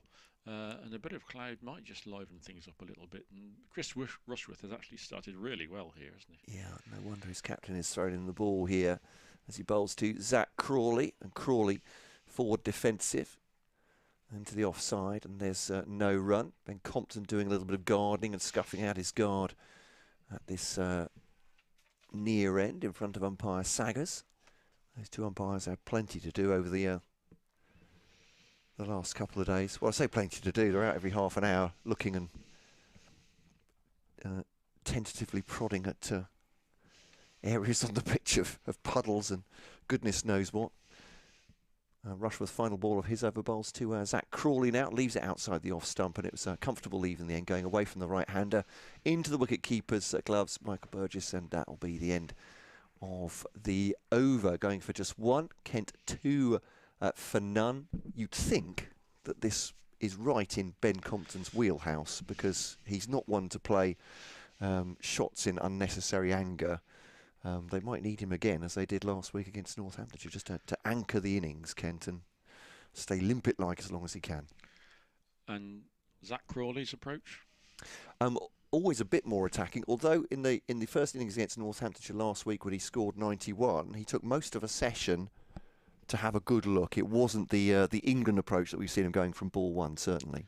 Wokes begins another over from the city end, and this just wraps Compton on the pad, but it was pitched outside leg stump, so no prospect of LBW there. Yes, I mean, that's what Kent need to do now, isn't it? Just be adhesive. First up, get through to tea with none down and just try and grind their way back into this game. I'd asked Zach Crawley last week actually and said, is there psychological pressure on you with what Brendan McCullum and Ben Stokes are doing with the England team that you have to go from ball one? He said quite the opposite. He said, I need to take pressure off myself and play the ball on the merits. Here comes Wokes again. Good straight delivery, which is met by a very compact forward defensive shot from Compton, 2 without loss. I think what he was trying to say is they're not putting pressure on me, but I felt under pressure to go from ball one, when actually what I probably should be doing is just relaxing a little bit, as much as it's possible to do in April when you're an opener, and play the ball on the merits. And he certainly did that really well in that first inning against Northamptonshire. And 91 was an outstanding score, and I have to say, in the context of the first 2 days of that match, the conditions at Canterbury. Here comes Wokes again, and this is short outside the off stump and tucked away for 4 by Compton. That was neatly played, a little bit of width there from Chris Wokes, and the first boundary for Kent. Compton on 6. Yes, Crawley just within touching distance of 5,000 first-class runs, if he can get himself 115, which is far from out of the question on this track. Well, Kent fans would love that, obviously. If he does that, Kent will be in a pretty decent position, won't they? But he's 115 short of that mark at the moment. Zach Crawley still to score. All 6 runs for Kent so far from the bat of Compton, who stands up straight and waits for Wokes again. Yorker length, and Compton very solidly down on it, squeezes it back to the bowler. Were you surprised at all by Kent's defensive field? I mean, they really were. I can't remember seeing too many championship matches in any circumstances where all 9 outfielders were on the boundary. No, I was certainly surprised by it. I mean, I can kind of see the logic. They just need to, even if it was just an extra over added to this game to take time out. They knew exactly what Warwickshire were going to try and do. Wokes in again, and Compton is solidly in behind this. Davis comes up from mid-off. A little bit of swing early on for Chris Rushworth. Nothing too much for Chris Wokes. It is a good batting wicket, and one thinks that it's not going to deteriorate. I don't think so. If Kent bat well, I mean, they should save the game relatively comfortably. They've either got to bat poorly, or somebody from Warwickshire has got to produce something pretty special, I think. There is X factor in this attack, though, isn't it? That's what the Warwickshire fans have to hope. There is. And here's part of that X factor, Wokes, and this one lifts a little bit at Compton, but he plays it very well, guides it down into the gully. 6 without loss. All 6 to Compton. As Kent face the big rear guard action, and I think having had the first day they had, if they could come out of this match with a draw, they would take plenty of positives from that. I think that's fair to say, Grace. What, from a Kent point of view? Yeah, if having had the first day they had, to save the game would be something they could take from this match. Well, maybe the weather saving the game. It certainly has helped them, as Rushworth is in again, and this wraps the batsman on the pad and he's gone. Crawley is gone. LBW for naught. Another rather tentative LBW push forward, half forward, very similar to the shout in the last over, and this time there was no reprieve for Zach Crawley, and he remains 115 runs short of 5,000 in first-class cricket. Crawley goes for naught. Warwickshire have the early wicket. Kent 6 for 1 and under pressure. Yeah, I mean, a brilliant start from Rushworth. He looked to get a little bit more movement in the air than Wokes. I mean, we all know Wokes is one of the world's best bowlers, really, but he's just hitting that nagging line and length and done what the Kent bowlers just seem to struggle to do. And I am disappointed to see Zach Crawley go. I do like watching him bat, but it's a brilliant start for Warwickshire, 6 for 1. Just the start that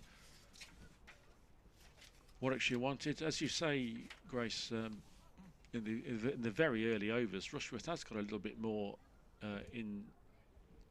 from his bowling than Chris Wokes, a little bit more lateral movement, but I mean, that's the strength of having a bowling attack with several dimensions, isn't it? If one of them isn't bang on the button, another one might be. Still Hassan Ali and Ollie Halland-Dolby to come, so Warwickshire's supporters, who are here in good numbers considering they've had to wait a long time to see any cricket, will be thinking this is very much game on Warwickshire having declared on 453 for 4, have Kent 6 for 1 as Daniel Bell-Drummond marks out his guard. Well, they've got two very competent batters in here, haven't they? With Bell-Drummond and Compton. I mean, Compton winning three of the big awards at Kent's Awards last year. Absolutely, he's hit county cricket absolutely running. Rushworth in to bowl to Bell-Drummond, who fences at this outside the off stump. He tries to convince us that he withdrew the bat, but that was very late coming away, and that was a tentative shot beaten outside off stump. And Chris Rushworth, his first 8 deliveries have really been textbook, haven't they? Yeah, really impressed. I mean, this is the first I've seen of him in person, and it's certainly a good start, as you say. 1 wicket for just 1 run. 608th wicket in first-class cricket for Chris Rushworth, that was. He's hunting 609 now, and he's in, and he almost got it. Shapes an absolute beauty outside the outside edge of Daniel Bell-Drummond. You would be proud of a spell like this, wouldn't you, Grace? Yeah, I would. I'd like to bowl with 3 slips as well. Don't get to do that much in white ball cricket. But Chris Rushworth, when Warwickshire signed him from Durham last year, I think the supporters thought, wow, really good bowler. Has he still got it? Has he still got the pace and the appetite at 36? And the answers to those questions is very much yes. Here he comes again, and he wraps the batsman on the pad, probably inside edged onto the pad, and that's what saved Bell-Drummond there. But 3 deliveries for Bell-Drummond so far, and he hasn't got anywhere near the middle of the bat with any of them. It's an easy game from up here, isn't it? I was going to say, I don't think I'd fancy go down and bat against Rushworth now. What a curious game cricket is. I mean, 3/4 of an hour ago we were watching Warwickshire's batsmen play much as they chose against really defensive fields, and now we've got a cordon of slips and the ball very much dictating. Rushworth is in again, and this time Bell-Drummond does get the middle of the bat on it on a backward defensive shot and plays it out to the covers, and he'll at least feel better for having middled one. 6 for 1. I don't mean to seem like I'm slagging Kent off. I'm not at all. I think they're a very good outfit and got absolutely nothing against them. But you can't help but feel that Warwickshire have somewhat created this pressure with the field they've set, and obviously bowling very well. But you just fear that they were too defensive, and that almost played out in their bowling. I think that, yeah, there is a mindset. Okay, so this is dropped the bowl, dropped on the pad again. This really is exceptional bowling from Chris Rushworth, having just beaten the batsman on the outside. This time he brought one inside. I think it was doing too much for the LBW shout to succeed, but what an over that was from Chris Rushworth. He has a wicket after just 2 overs. Zach Crawley, LBW for 0. And what an incredible little session this is. You know, we see Kent with all the boundaries covered, the batsman completely dictating, and all of a sudden it's completely turned around. The clouds have rolled in a bit, actually, haven't they? It's a bit unlucky for Kent, isn't it, having bowled in sunshine. It has actually clouded up a little bit, and Warwickshire will be very happy with that, not least Chris Wokes. Wokes in 4 slips as he bowls to Ben Compton. That's a good ball, and it looks like, oh, I thought he got something on that. Maybe just a bit of a movement away as sails through to Michael Burgess keeping. That is a problem I do face. I face it when I'm bowling as well. I think the batters have nicked it all the time, and they're absolutely nowhere near it. Do you appeal? I do, and no one else on the team does. Just can't really judge it very well. Well, evidently, as that last ball showed, as Wokes is in at the end of his mark.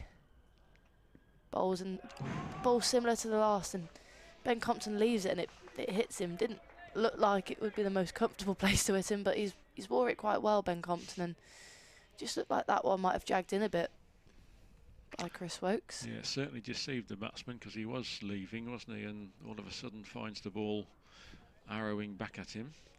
And if Kent think they have problems now, if Chris Wokes finds his rhythm, then they really have got problems. Wokes in again, and this time full outside off and left alone, a little bit wider, just drifting away as Michael Burgess moves to his left to take it. Kent will be looking for Ben Compton to book in for bed and breakfast here. They need him to bat long. They need an anchor in this innings, in this match, and they'll be looking to the informed Ben Compton to drop that anchor.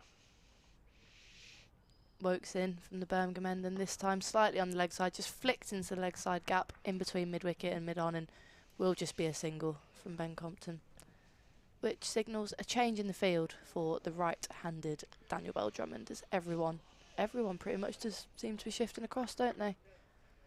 Yep. And Chris Wokes will be very eager to keep the pressure on Daniel Bell-Drummond, who didn't look very comfortable in that first over. Chris Rushworth was right at him, every ball asking a question. And if Bell-Drummond settles, of course, then what a fine player he is, but at the moment he's finding it tricky out there.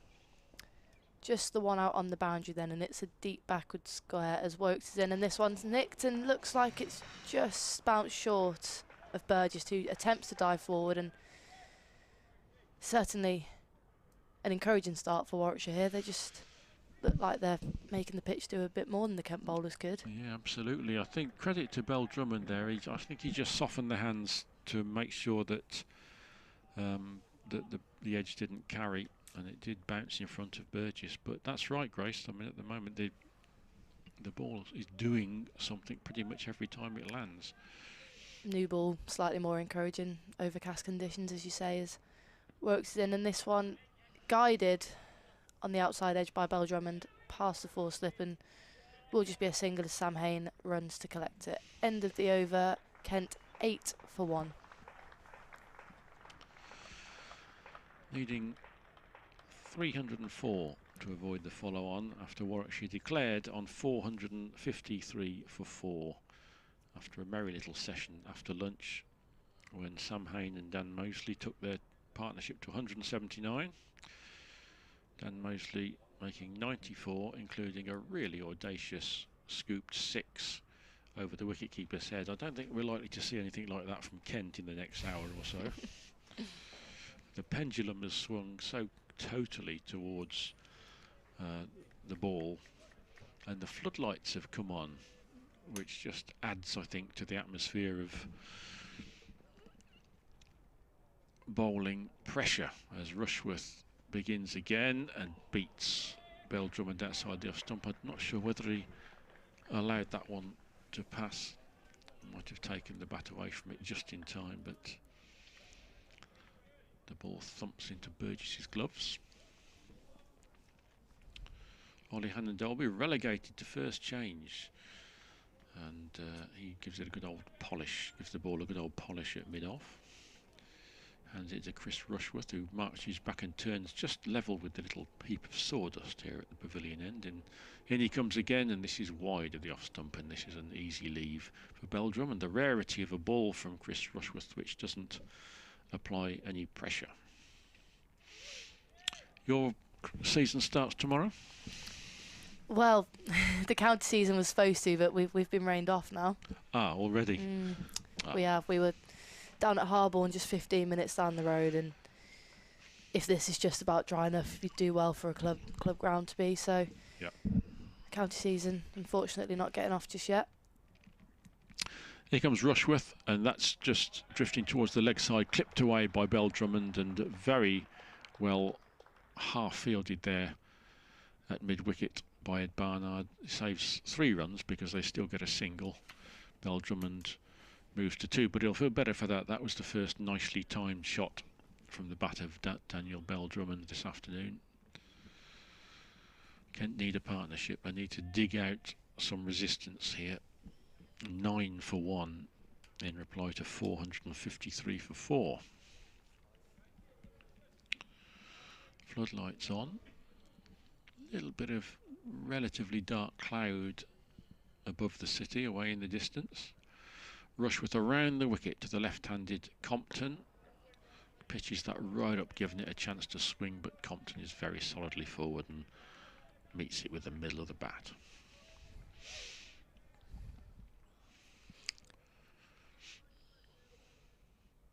Is there any more rain about today? As you say, those clouds look slightly ominous, don't they? Yeah. But I didn't think there was any rain forecast. The last time I looked, I think it appeared to be the case that when cricket started it would continue. You never quite know, of course, as Rushworth is in again, around the wicket, shaping away from Compton and beating him outside the off stump.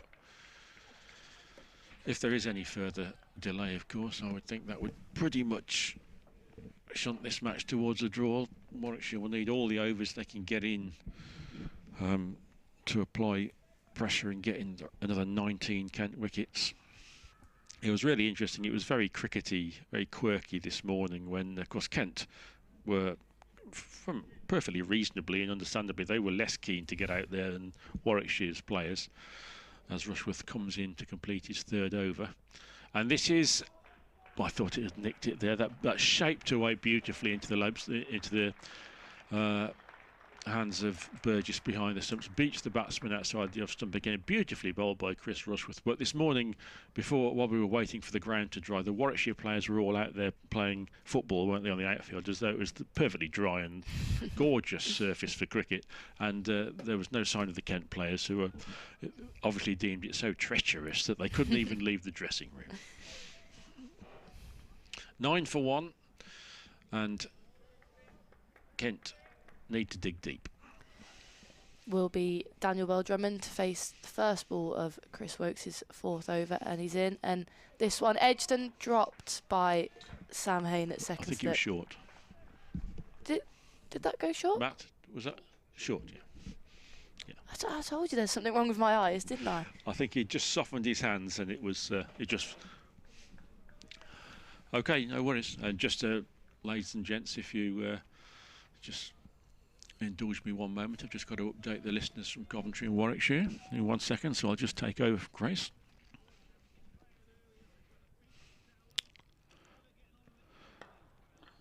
Warwickshire have taken an early wicket. Kent are in reply to 453 for 4. They're 9 for 1. Chris Rushworth has started beautifully and he trapped Zach Crawley, LBW, for 0.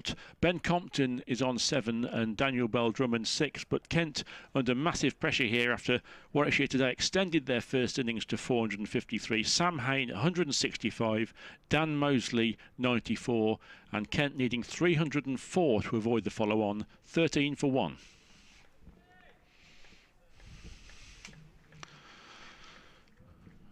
Okay, no worries, and apologies for the interruption to the flow there for all our listeners in Warwickshire and Kent and Basingstoke and wherever you happen to be. Works in again and short and wide outside the off stump, and that is punched away by Bell-Drummond, and it will just about run away for 4 to that long boundary. That's back-to-back boundaries from Bell-Drummond, who will be pleased after a bit of a shaky start against Rushworth. Those are 2 very good shots. They are, and it just does prove this is a good batting track, isn't it? And if Kent can put down roots, then there is no reason at all why they shouldn't certainly get 305 to avoid the follow-on, at which point the game you would think is pretty much dead. But Warwickshire have got probably as much as you can out of the conditions with this new ball, but it is a good batting surface.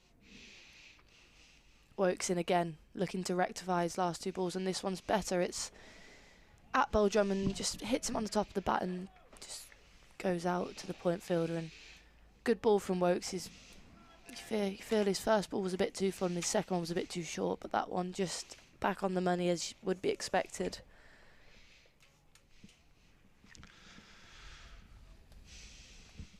Kent 17 for 1.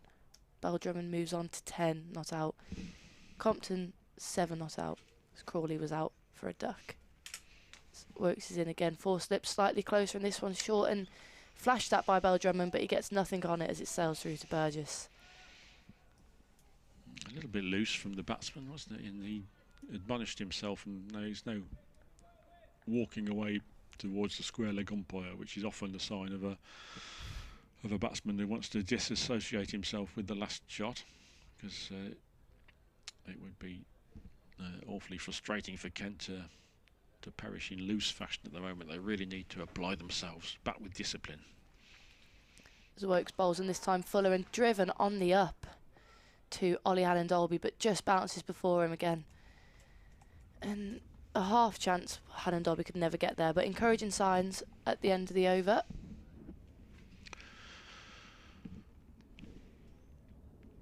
Chris Rushworth, 3 overs, 1 for 2.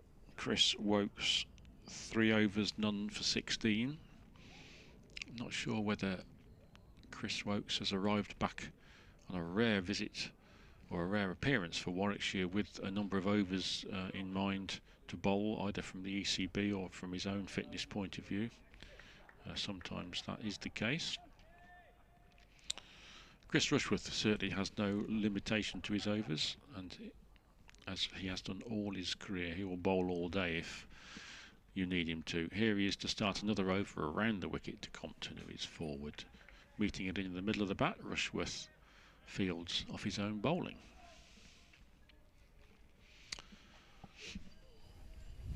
The day might be lightening slightly again, which Kent, well, both sides will be happy with actually. Kent because it makes batting slightly easier, and Warwickshire because it prevents bad lightning closing in and robbing us of further time.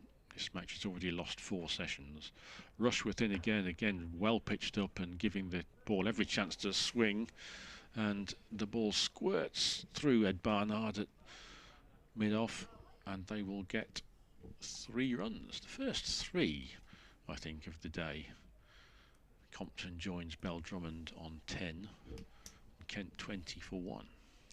Slight misfield there, I think, from Barnard. Don't know if he just slipped slightly, maybe. He looked like he dived and ended up just pushing the ball through a bit, but yeah, that could I think that was the case, Grace. And we saw, I think, was it Joe Denley slip over during the brief spell of Kent bowling we saw, and it is frustrating when you see no play and the sun shining because of the wet grass, but then there is obviously a very strong case for protecting the players' welfare, and it's clearly a little bit slippery out there still. Rushworth is in again, and this is beautifully driven off the back foot for 4 by Daniel Bell Drummond.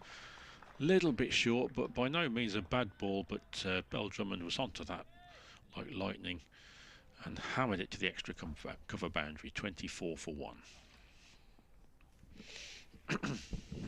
Just sense a slight momentum shift here, don't you? I mean, Warwickshire were so far dominant in the first few overs, and it's not that Kent are taking them on by any means, but they're starting to look a bit more comfortable at the crease, Compton and Bell Drummond.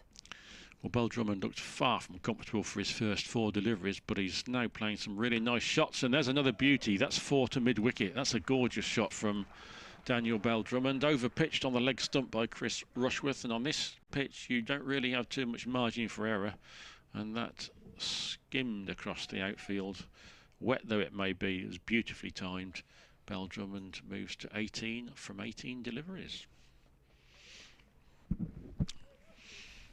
And I guess that's the sign of a quality player, Grace, with a bowler or a batsman. If the last ball isn't what you wanted and it defeats you, well, that's gone now. Just concentrate on the next one. And Daniel Bell Drummond has absolutely put his nervous start to the back of his mind and has played 2 or 3 lovely shots since. This time he leans forward to a good straight delivery from Rushworth, and Moseley fields, and there's no run. 54.1 overs remaining in the day, so plenty of cricket left today if we can get it in.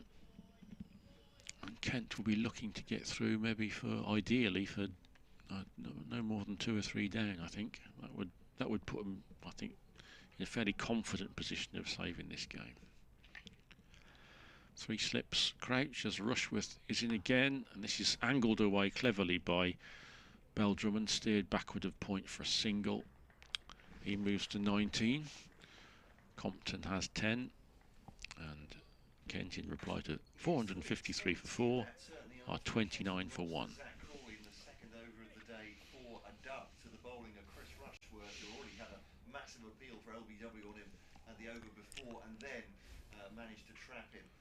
Looks like Chris Wokes is going to continue. Be eager to take wickets here, I reckon. Chris Wokes, he doesn't get to play for Warwickshire too often anymore, does he? Always off on England duty, and big member of the club. He'll be keen to make a difference there. And keen to get an early name in the hat for selection for the Ashes. A few early wickets wouldn't do any harm at all. It's Income Wokes to Bell Drummond, who leaves that one outside off. Still just the deep square fielder out on the boundary. 4 slips, point, mid-off, mid-on and mid-wicket. So keeping the attacking approach, Warwickshire, they won't be too concerned about the flashy shots from the Kent players. I think they might be somewhat encouraged. Absolutely. Looking to take wickets. Wokes at the crease, and this one on the stumps and flicked round by Bell Drummond for a single. It's Burgess that goes to get it, actually. Beats Hannon Dolby to it, who seemed like he might just be warming up to have a bowl. Yes, a leg by there. It's an interesting one actually there, Grace. The bat was defeated, and yet the batting side profit via a leg by. I mean, some would say that leg buys should indeed be abolished. On that note, here comes Matt. Giving us a few controversial opinions today, haven't you, Brian? 4 slips, stay in play for Ben Compton. Wokes is in, and this one outside off, and he attempts the back foot cut. It just gets a little under edge of the bat and just dribbles to point fielder for a dot.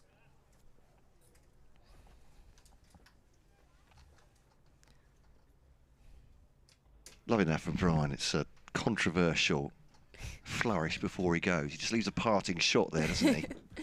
I've never heard of anyone wanting to abolish leg buys. Whoa. You've not been in this commentary box for long enough, obviously, with Brian and Mike Taylor. They talk of nearly nothing else, but fascinating start to this Kent innings, isn't it? It is. Works bowls once again, and this time straighter and brings Ben Compton onto the front foot for a defensive shot, which trickles to Alex Davis at extra cover. Would you call it extra cover? It's an extra cover / mid-off.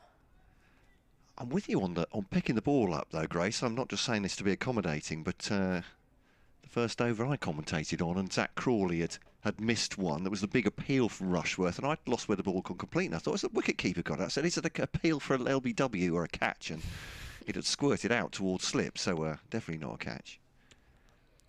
Works bowls, and this one's short and just evades Ben Compton on the leg side as he leaves it. Will be a dot. Thought that could hit him at one point, but he did well to evade it.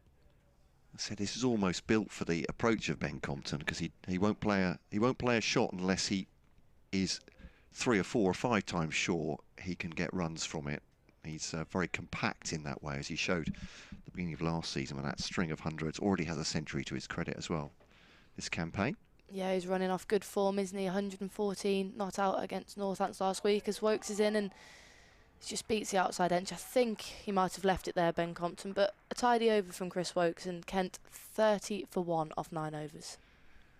So Daniel Bell Drummond seems to have decided that attack is the best form of defence. He's hit some lovely shots, hasn't he? But he survived a couple of pretty big LBW appeals, and one that dropped just short of slip as well, off the edge, one that wrapped the glove, I think, from Wokes from the far end. So I don't think Kent are by any means have seen off the the danger of the new ball just yet.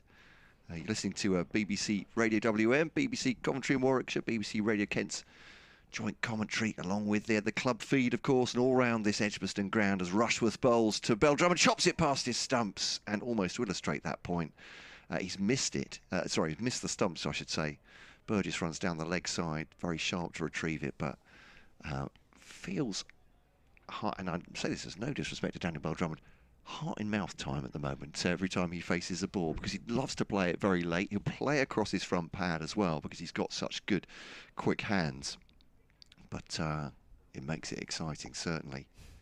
And Rushworth looks like he's doing a bit, certainly the ball's doing a bit in the air for him. To Bell Drummond, this one going to trap him on leg stump, just turns that out towards square leg, and they take a single. And it feels with the overhead conditions, I mean, you're a bowler, you'll know better than I will, but Rushworth is pretty much perfect for this. Experienced bowler, but also likes to wobble the ball around.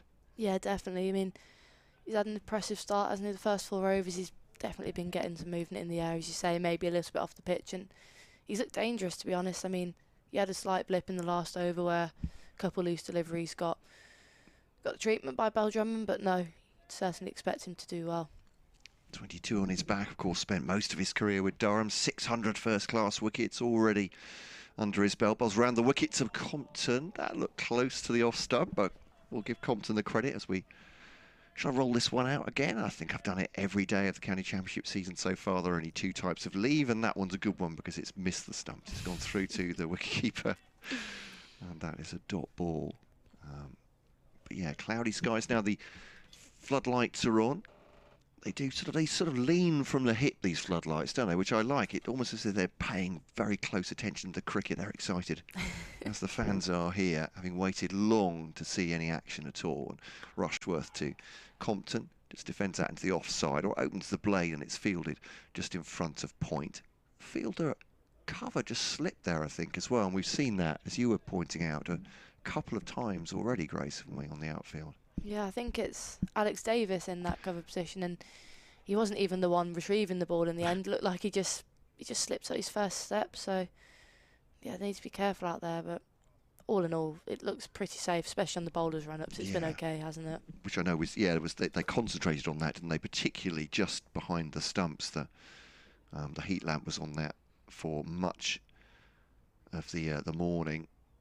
One end or another. Rushworth to Compton. Leaves that through to the wicket keeper. He takes a hasty look back to the keeper, perhaps at his stumps, but it's gone past the off stump. Denley slips a little bit when he's fielding off his own bowling. Hannah Dalby also had a slip in the field, didn't he? Almost deflected off his knee as he went down to try and field it, but he's none the worse for it. He's just doing some warm-ups now. It's just some running on the spot. Be interesting to see when they bring him in next, but such are the riches in terms of their bowling line-up here, Warwickshire. They can start with a Rushworth from this end. It's a gentle pull from Ben Compton away. Outfield's actually very fast over there, and that will take him 4 more onto his total. He goes into 14.35 for 1. That kind of typifies Ben Compton to me. He's gone to pull it, but he's gently pulling it, making safety first, all along the ground, and out for 4 in the end. He's on 14, Bell Drummond on 20, and it's 35 for 1. You're with Matt Cole and Grace Ballinger. Blaze, left arm seamer, destroyer of opening batters, and commentator, obviously. So occasionally for both. You like to be out bowling on this, though? Yeah. Yeah, I'd like to be playing red ball cricket. I'm a huge advocate for red ball cricket. I mean, I think my teammates are sick of me talking about it on the sidelines when we're batting. I think it's great. I love the county championship. And I love it when the ball swings for longer as well, naturally. So, yeah, I'm keen for it. And looks like there will be a bowling change at the Birmingham end, and it will be Oliver Hannon-Dolby, number 21. He's easy to spot, isn't he? Shaven-headed, 6'8", and coming from the Birmingham end. Oh, this would be his first ball of the match. He comes in, and that is a good delivery, full-ish, just driven slightly falsely by Bell Drummond to mid-on. Off the back of 6 wickets in the last game against Somerset, Oliver Hannon-Dolby's been a consistent wicket taker for Warwickshire over the years, and a fan favourite, I'd say, within the Warwickshire sport. Yeah, though Liam Norwell had that incredible innings, didn't he? That 9 wickets to save Warwickshire effectively from relegation at the end of last season. Hannon-Dolby was a massive part of keeping them in the top division. As in again, and this one slightly shorter outside off, and just, would you say he's left that? Daniel Bell Drummond just drops his hands pretty late. I think we'll give him the benefit of the doubt and say he's left it. I think from a Kent point of view, definite, confident leave. But yeah, it was late, certainly. But as I said with Daniel Bell Drummond, he does play late and can do. He relies on that incredible hand-eye coordination. He's got very quick hands as well. So I think on that occasion, having seen Daniel bat a number of times before, then I'd say yes. But Dolby started really well, absolutely on the spot, isn't he, outside off stump?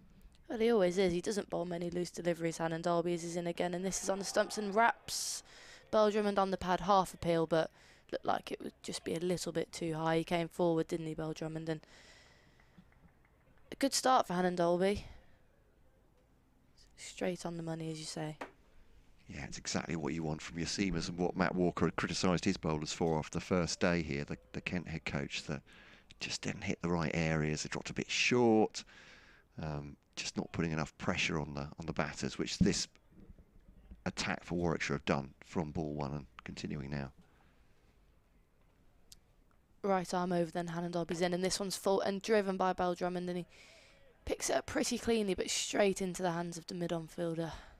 He's adopted a floppy hat. I'm not sure it's quite the weather for a floppy hat. It looks pretty cold out there, but each to their own. That is, yes, Chris Rushworth, isn't it, under the floppy hat. As you say, it's normally better for keeping the sun off the face and off your neck, isn't it? But it's not quite those conditions.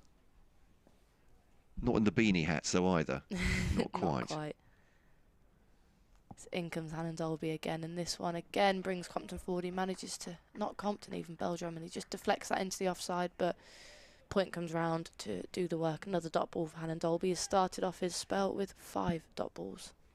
I think this is the thing for Kent, certainly with this Warwickshire attack, that Kent didn't do, is that, you know, you look at 35 for 1, these two have put on 29, and you might think, well, they're getting a bit more comfortable, but I don't feel with this attack at any point they can afford to relax, Kent. They're, even on a decent pitch here, they're going to get tested again and again. Hassan Ali still to come, and Barnard as well on the attack.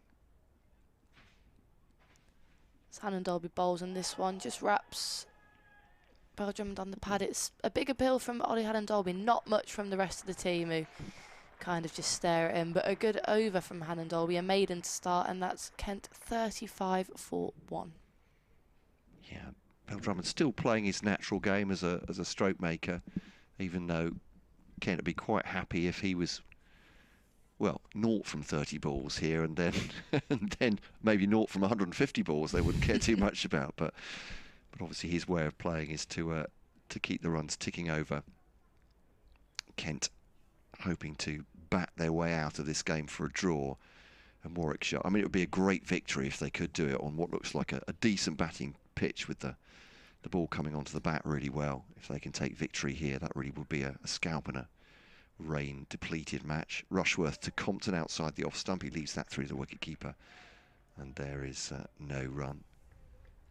And Rushworth's a bit like Michael Hogan for me. He spent so much time playing for Durham and bowling in the second division, and Michael Hogan hadn't bowled in the first division until moving to Kent this season. But I think with Chris Rushworth, maybe he sensed moving to Warwickshire, chance for the title, maybe in the I was going to say the twilight of his career, but he's a sprightly 35, so Michael Hogan is 6 years older than him, and Darren Stevens, who was playing for Kent last season, I think is 75 years older than Chris Rushworth, so it's a relative youngster. Coming back over the wicket, runs away from us beside a pile of sawdust, past umpire Saggers. Compton faces, rocks back just on the back foot, defensive straight back at the bowler, and there's no run. So the difference, you say that you don't get to play as much red ball cricket. I mean, this is, I suppose, the 4-day game certainly is it's a very different business, isn't it, from playing 1 day or T20 in terms of the ebb and flow of the match and tactically, I suppose. Yeah, definitely. It's not something I've had a lot of exposure to be honest. I mean, they like to get in a couple of practice games, and I think that's the way the game's going, but not all the women in domestic teams are fully contracted, so I suppose it's difficult to ask people to take 4 days off when they might be working. Yeah, that's a good point. It's Rushworth bowls to Compton as he trapped him. He's well for it. He's gone! And Compton takes a long look at umpire Saggers. He was way down the pitch there, Compton, and a bit of a hold, but goes off without any dissent. And that is 35 for 2. And that was kind of my point exactly. Even though it looked like Kent was settling, perhaps settling, maybe there's a ball with your name on it with this attack at any time. And Compton goes. A little word with Daniel Bell Drummond. Bell Drummond said something to him. He just shook his head and went off, and he's just looking very frustrated, Ben Compton, but he has to go, and probably more frustrated that he's been so prolific already at the start of this season. He's gone for 20, Kent 35 for 2. From a Warwickshire point of view, that is a great scalp to take, because with Kent trying to bat out time effectively for 2 days, Compton is one man you definitely want to get rid of who can occupy the crease for a great deal of time. And Rushworth has 2 for 19 to start off 5.3 overs. That's quite a start for Warwickshire.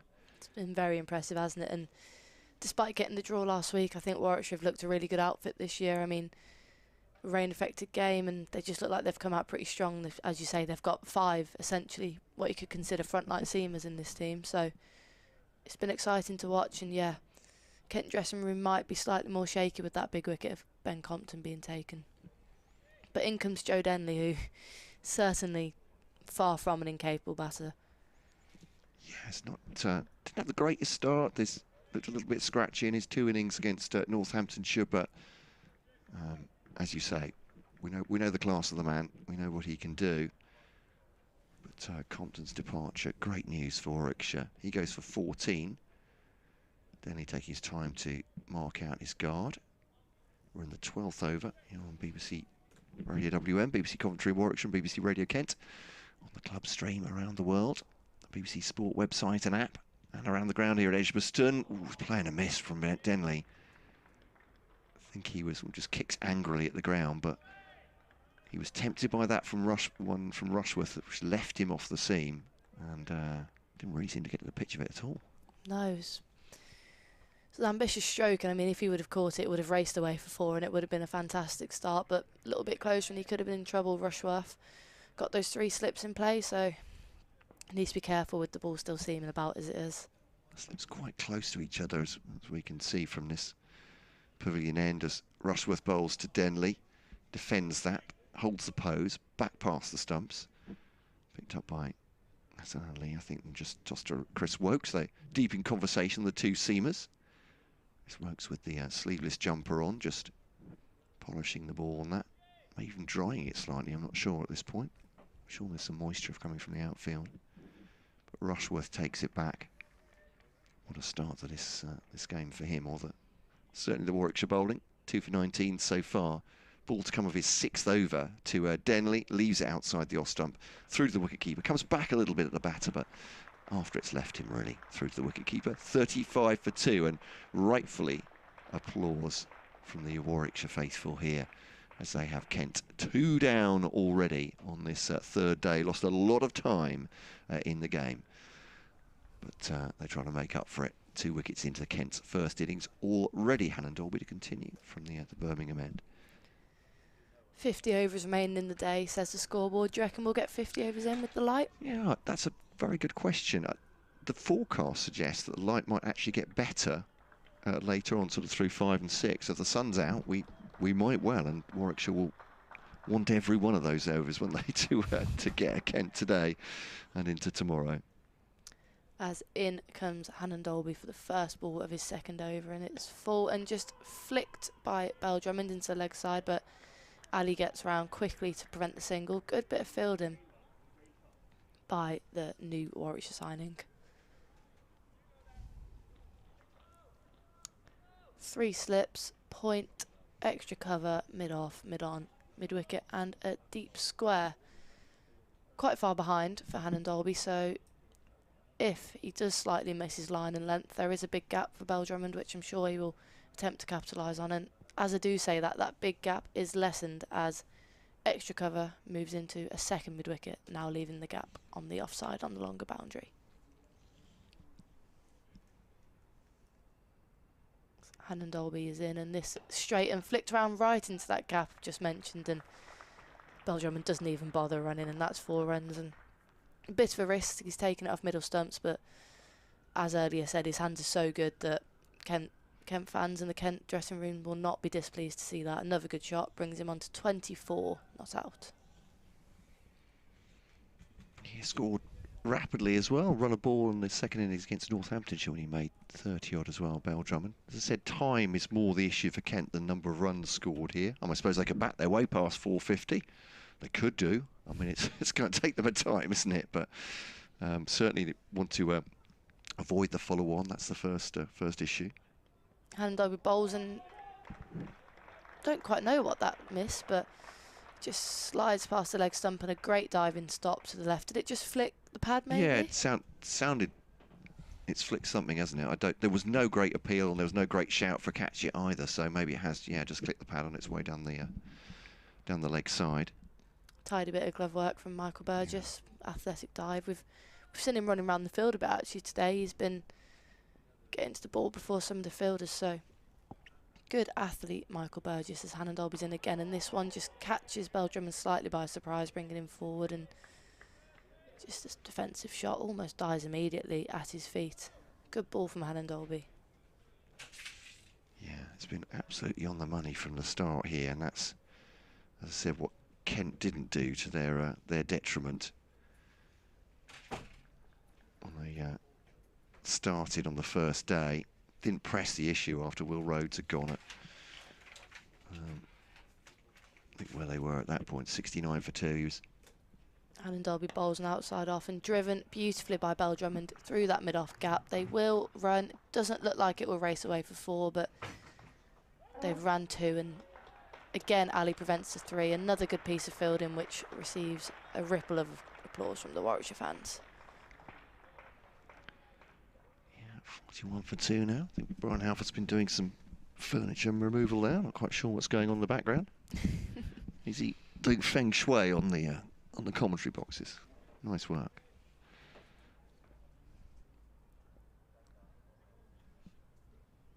It's Hannon Dolby in. Bowls and slightly back of a length on the offside. Just dropped into the offside. Bit of a risky run from Drummond, but a slight misfield, and would have taken a good piece of fielding to cause a run out, which is probably the last thing Kent would need right now, a run out. But end of the over, Kent 42 for 2.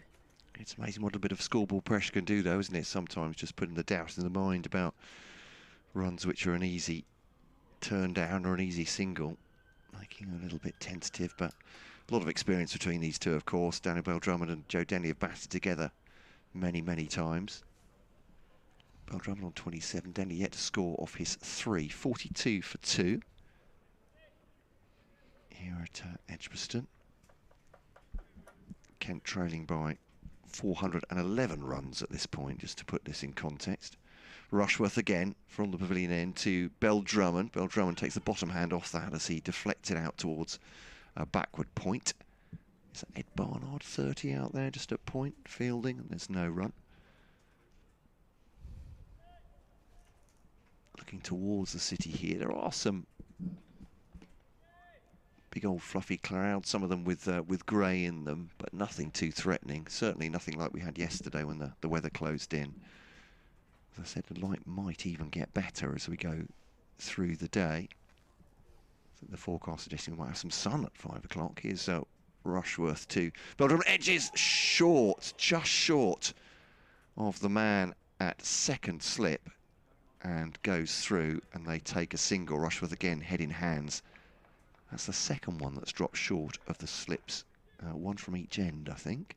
Looks like it just dropped short of Sam Hain again there in second slip. Looked like it might have just caught him on the finger. It's not a great day to be in the slips. Cold day in April, is it? No, you don't have to do that, do you? No, well, no, I don't. Or do you? I don't know. You might be an expert. You're the Jimmy Anderson of Blaze. Not sure. Well, I've got a story to tell you, actually. Oh, excellent. Rushworth now bowling to Denley. That's a lovely stroke by Denley. It's an off drive for 4 runs all the way along the ground. 47 for 2. Denley gets off the mark. Your story's a slipper, is this? Well, in winter training as a slip fielder, so we often do slip competitions, and I'm not regarded as the best slip fielder in the team. Probably not in the top 10 slip fielders in the team. However, I always pair with my friend who's also a keeper, and we have this system where she basically catches everything that doesn't go straight to me, and I catch the rest, and we win every time. So first game come round, and I said, why am I not in the slips? Oh, that's a great delivery from Rushworth, and there's a hit. Denley in the midriff, I think. There took the bottom hand off the bat trying to defend himself. So you're saying you've got the perfect combination, basically, wicketkeeper and slip. So why would you not be close fielding? Yeah, that doesn't. Well, we've got the system sussed out. Yeah, we've got it sussed. So. Well, I'm glad you had I mean, this is the great thing about being behind the microphone is you can put the world to rights. You can state your case. No one can reply. Stated it so many times. Rushworth to Denley, clips that through mid-wicket, or not through mid-wicket, to mid-wicket, very pleasantly indeed, fielded there one-handed. I'm still getting used to the numbers here. Is that Will Rhodes 35? It is, yeah. It is. Doesn't help when they have their jumpers on, does it? The woolly ones with the on the back. The Kent cable knits doesn't work. But yeah, Will Rhodes, the skipper, stopping that clip by Denley, 47-4-2. As Rushworth now bowls once again to the former England man, clipped off his pads, and there'll be a single down to Hannon Dalby, as I say, is very easy to recognise. And it'll be a single. End of the over. And Denley has 5, Bell Drummond has 28. And the scoreboard here is lightning fast, putting up the runs. The only slight criticism that I would have, and you know, this is probably only from this is a commentator's moan, which is like the lowest of the low priorities for anybody in a cricket ground. But because they do it so quickly, the over's finished, and before you can look at the bowling figures, the bowler's just bowled, the next bowler comes up. So there we go. It's not a moan, it's just an observation. 48-2. I don't mind the Warwickshire scoreboard at all. I think quick is better, isn't it? And it hasn't got too much information on it. Some of them, I don't know what's going on. Yeah, I agree entirely. There are scoreboards with stuff scattered all over the place. There's run rate, there's over rate, there's all sorts going on. So Hannon Dalby's in and full on the stumps and driven nicely by Denley, but straight to Ali at mid-on. Yeah, scoreboard showing Duckworth Lewis when it's a 25-degree day in July and there's no rain forecast for the next 2 weeks. It just drives me mad when I'm trying to work things out on the pitch. It's got quite an old-fashioned font on it as well, hasn't it? I don't know. It looks like sort of Times New Roman or something. There was the first.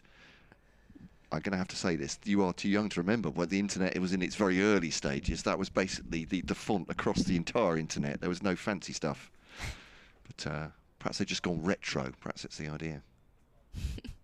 Hannon Dalby's in again and brings Denley forward to drive, and it's just defended to Alex Davis at extra cover. He throws it back to Michael Burgess. Have you heard of this new rule introduced in the cricket that the ECB have introduced about the bowler throwing back to the batsman? You were talking about that yesterday. Explain it to me again. So if you bowl, you can't throw it back to the keeper unless there's a chance of a run out at the batter, as it's deemed as too aggressive. But they said you'll get a level 2 straight away, which is a ban which I thought was pretty harsh stuff. Crikey, to be honest. That is, yeah. Hannon Dalby's in again and just back of a length, and Denley manages to leave it outside off and sails through to Michael Burgess. But it's a bit harsh, that, isn't it? It's just part of the game. You're not trying to hit the batsman by any means.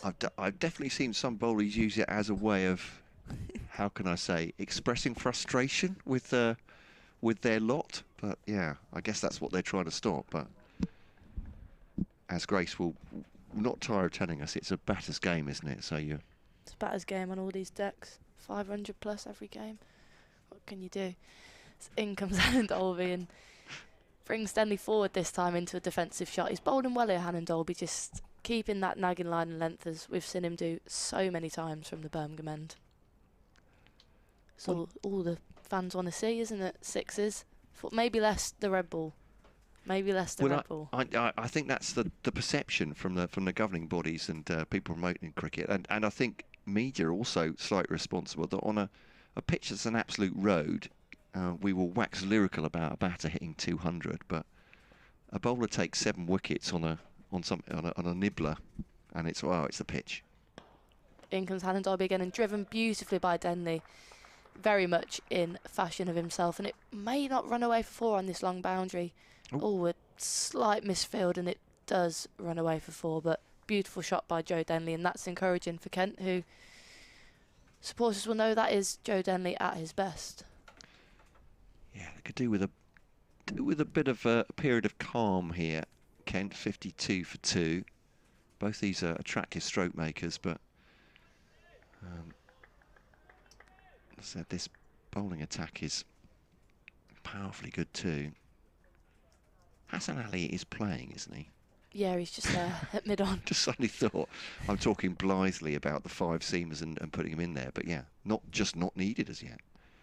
In comes Hannon Dalby, and this time slightly back of a length, just punched to Hassan Ali at mid-on for the end of the over. As you say, I was just about to read out Ollie Hannon Dalby's figures, but they are gone. Kent 52 for 2 off 15 overs, 47 overs remaining in the day. We are. As the bowlers. Oh, there we go. Hassan Ali has just been announced, and there was a. You could hear it from from. Well, maybe a lone person in the crowd, but they were really excited about Hassan Ali getting a bowl. I can't imagine a Warwickshire fan thinking, "Oof, crikey, Kent are all over us here. Why hasn't Hassan bowled?" I mean, it's 52 for 2. They've been doing pretty well, the opening bowlers so far, I would suggest. But there we are. Just excited to see the Pakistani bowl now, and he does. Right arm over the wicket to Daniel Bell-Drummond, outside the off stump, keeps a little bit low, a little bit wide to start. We'll give him a loosener, shall we? 9 for Denley, 28 for Bell-Drummond.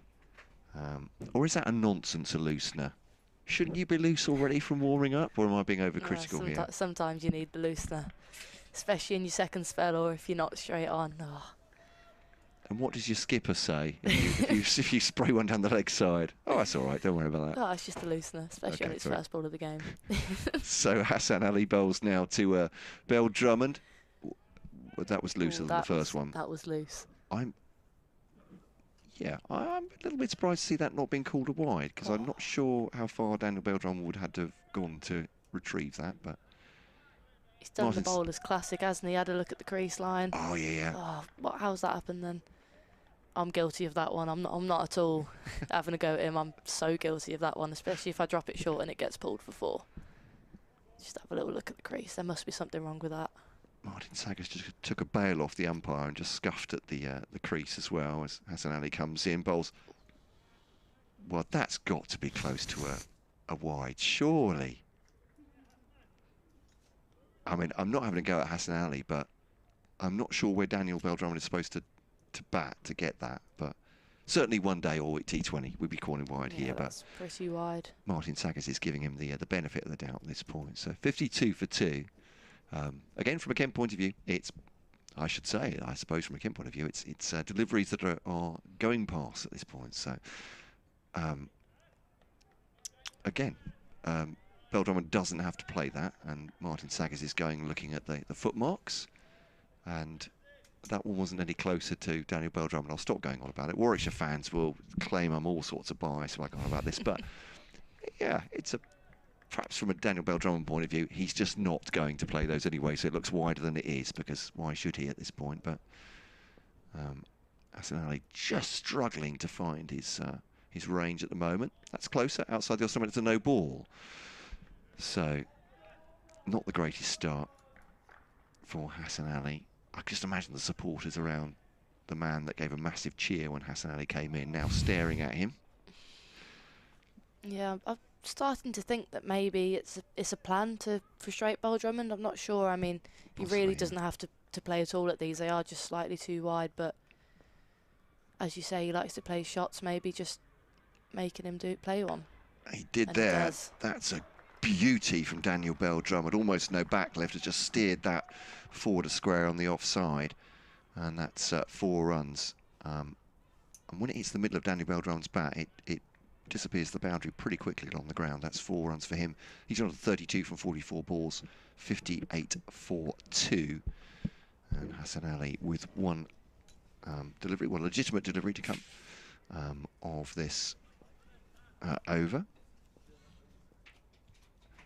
I'm just looking behind me because I will need to offer an update in a second, maybe in a couple of minutes, if Brian's all right to replace me just around about past. I quite like to watch this next over, actually, so I'm just going to put my feet up where Grace describes it to you. 58 for 2, Denley 9, Bell-Drummond has 32.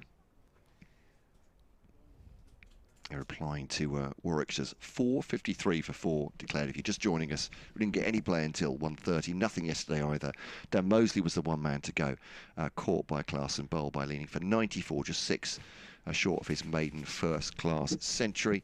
And Sam Hain at 165 not out. That was, I mean, I know it was under no real pressure today, but he was great on the first day, Sam Hain.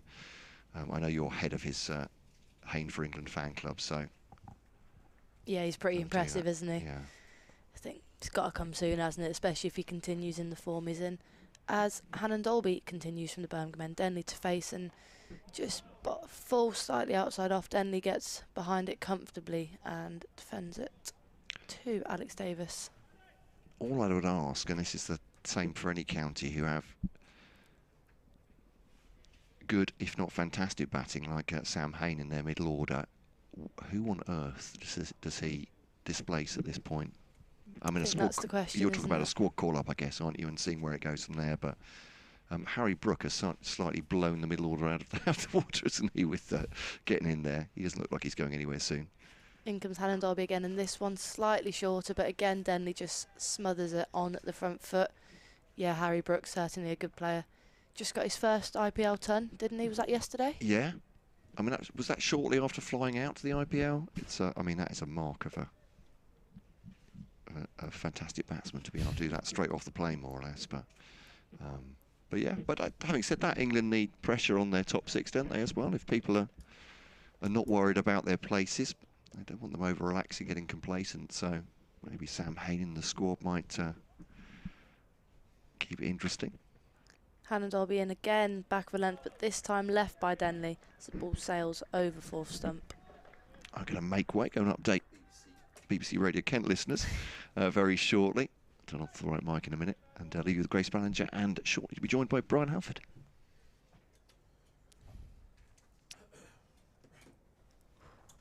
Still just the deep square out. The 3 slips in. The field has remained pretty consistent here for Hassan Ali as he just looks to frustrate the batsman with consistent line and length as he comes in.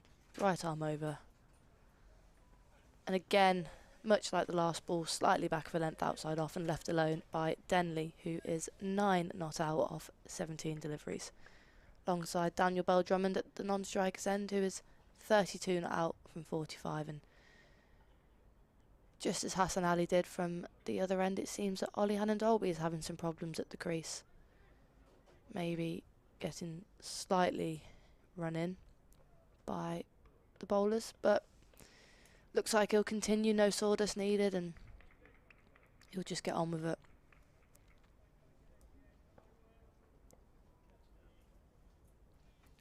Joe Denley awaits at the batter's end. In comes Hannon-Dolby, this time full, almost Yorker length, and just flicked across, down to fine leg. Chris Rushworth making a dive and stop to prevent the boundary. A tidy piece of fielding which receives a ripple of applause from the members just below us and brings Daniel Bell-Drummond onto strike. And there'll be a fielding change for Bell-Drummond. A couple of his shots, he's played nicely to that short leg side boundary against Hannon-Dolby, so third slip goes into mid-wicket, Daniel Mosley, and the previous mid-wicket goes into a deep leg side sweeper onto that boundary. Hannon-Dolby bowls, and this one is short outside off and attempted to pull. Bit of a loose shot from Bell-Drummond. He toes it as he looks at his bat. That must have been the problem. And dot ball 20 over. Kent 59 for 2. Oh, Grace, and Kent just sowing the seeds of a recovery, aren't they? And really 305 to avoid the follow-on. 2 decent partnerships and they'd be pretty much there, wouldn't they? And then once they get to that stage, it really is very hard to see this match going anywhere. But bonus points still also to play for, and how important each point can be when in the final tally at the end of the season. Hassan Ali starts his second over from the pavilion end. This one is outside off stump, and Joe Denley lets it go by.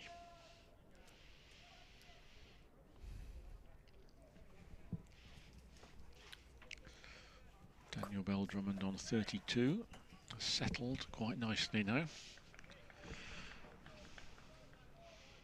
think I heard Matt asking if Hassan Ali was playing, and here he comes again, and this nicks the pad on the way down the leg side and fades away down the leg side, and Michael Burgess collects. And yes, I think last week Warwickshire supporters were surprised that Hassan Ali didn't take the new ball, but Rushworth and Hannon-Dolby a pretty decent new ball pair, and Chris Wokes today, and Hassan Ali's not a bad guy to have coming on fourth. Not at all, just keeps the pressure on, doesn't it? Here he comes again, bowling to 3 slips, and this is wide outside the off stump and beautifully stroked through the covers by Joe Denley for 4. But, given every chance to swing by Hassan Ali, but it turned into a half volley, and Denley did what good batsmen do to half volleys. Just been, as we said in the previous over, a little bit wide here, Hassan Ali. I'm not sure if it's intentional. Try and get the batters driving and snick into those 3 slips, or if it's not, it's just been a little bit off the mark too. Boundary's already sailed away to that short offside boundary. 10 runs from Hassan Ali's first 9 deliveries. Here comes his 10th. This is again wide outside off stump, and he's got the wicket. Another wide swinging ball, not far off a half volley, and Joe Denley has edged it.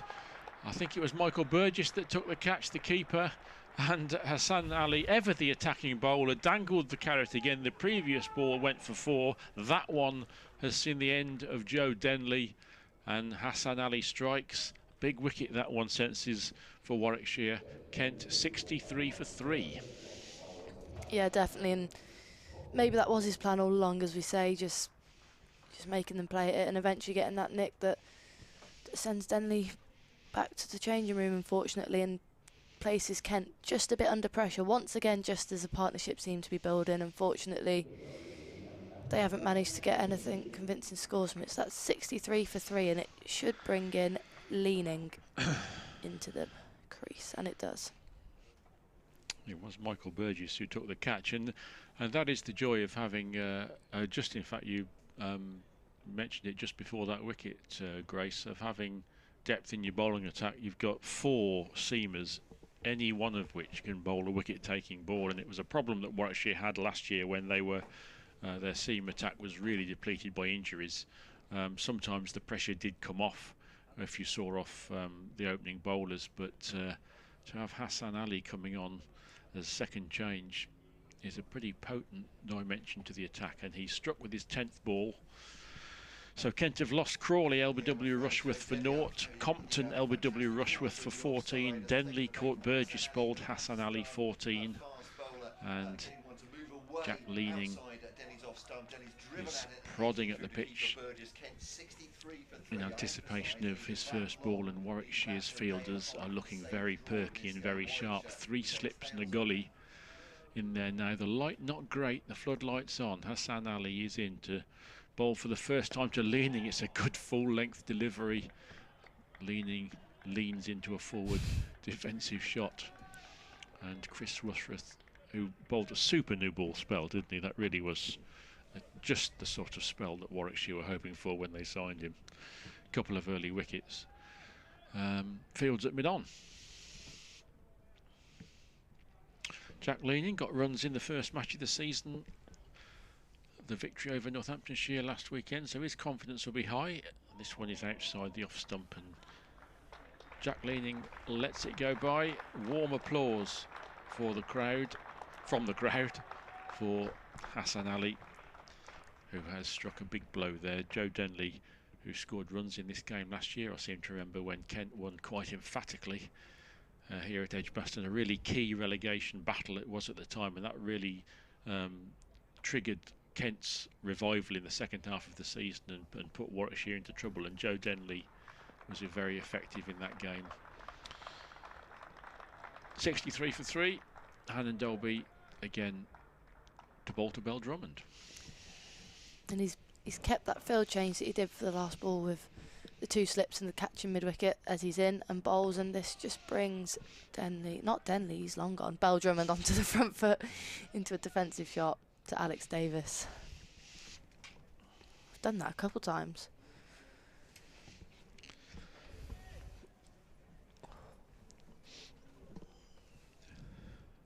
Just sense it's getting slightly colder out there. It feels slightly colder in here, would you say? It is. Not a day to be fielding too close to the batters. Dan Mosley is there. In comes Hannon Dolby again, and this time shorter outside off, and Bell Drummond isn't going to miss out on loose balls like that. He cuts it away to the long boundary towards the Eric Ollick stands. It races away for 4. Yeah, Ollie Hannon Dolby turned away straight away, turned his back on that shot. He knew that he dragged that one short, and Hannon Dolby's strength in the last few seasons has been the pressure he builds on He builds on batsmen, almost no loose deliveries, but that really was a gimme. And on this is a good batting track, a good cricket wicket, really. You've got to bowl well to get anything out of it, but if you don't bowl well, as Kent did find out a bit too often, if you drop it short, then a good batsman will put it away quite comfortably. Hannon Dolby in again, looking to respond, and this time goes Fuller, and 2 Fullers. It's flicked around, and that leg side sweeper does manage to get round and ends up just being a single, even though it was picked up quite well by Belgium, and brings Leaning on to strike for his first delivery against Hannon Dolby. So your first action is rained off tomorrow. When do you get to bowl this season in a game, do you think? What's the fixture list looking like? Our competitive season for the Blaze starts a week today at Trent Bridge, actually, against the Central Sparks girls, so Midlands Derby to start off the season. It's like Villa Blues, isn't it? Yeah, and former Warwickshire player will be trying to do the Sparks down, won't she? In comes Hannon Dolby. 3 slips in play for the new batter, and that's full and just defended back for a dot past Hannon Dolby's right hand. Yes, mentioning the Villa there, a couple of the Warwickshire players, Mr. Wokes and Mr. Moosley, will be very happy with news from Villa Park at lunchtime, won't they? Is it 3-1? 3-0. 3-0. Decent result over Newcastle, that. So Dan Moosley's had a good couple of days. In comes Hannon Dolby again. Full and defended confidently by Leaning, who's getting into the ball quite nicely early on. Goes to have a look at the wicket. You a Villa fan? No. No. No, I'm a Lincoln City supporter. They don't often meet Aston Villa. No, I was going to say. Not much, no. There's not much of a clash of loyalties. You? Birmingham City. So definitely not a Villa fan. Well, they've done okay this season, haven't they, in the end? It's not an easy team to support, as in comes Hannon Dolby again. Full again and driven to Rushworth at mid-on, and Leaning thinks about the quick single, but it's fielded well by Rushworth, and at the end of the over, 68 for 3, Kent. Jack Leaning, of course, has a bit of football in his family tree. His dad, Andy, former Bristol City and York City and Lincoln City goalkeeper. Very good goalkeeper, actually, and a really lovely guy, Andy Leaning. And a really big cricket fan, and so proud when his son transpired to have a really good career in the game. And Jack Leaning, unbeaten half-century last week to see his side out of a little bit of a sticky patch to just ultimately see them to a comfortable victory over Northants. Now he's got some more work to do to get them out of a bit of a hole here. He's watching here as from the non-striker's end as Hassan Ali arrows one into Bell Drummond, who plays it watchfully out into the gully.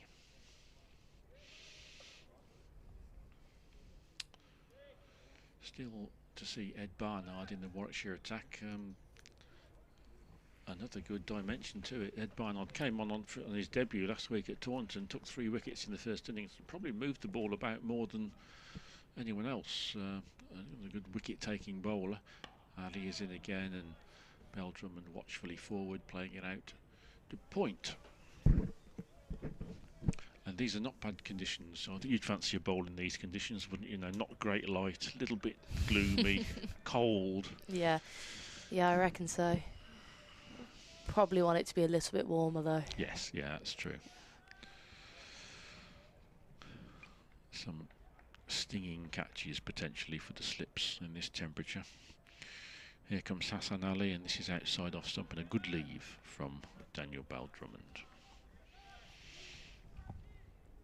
And that's what Kent have got to do now. They've just got to cut out errors and bat watchfully and eat up time. 42 overs left in the day, if we get them all in weather-wise, and I'm not sure we'll get any more rain, but I think the light might be a problem at some stage. It's pretty thick cloud now overhead, not all too dark, but there's a lot of it, Hassan Ali is in again. Quite a quick delivery, this one. Probably the quickest he's bowled, and Drummond leans into a forward defensive shot, and I think every ball this over has been fielded out at point.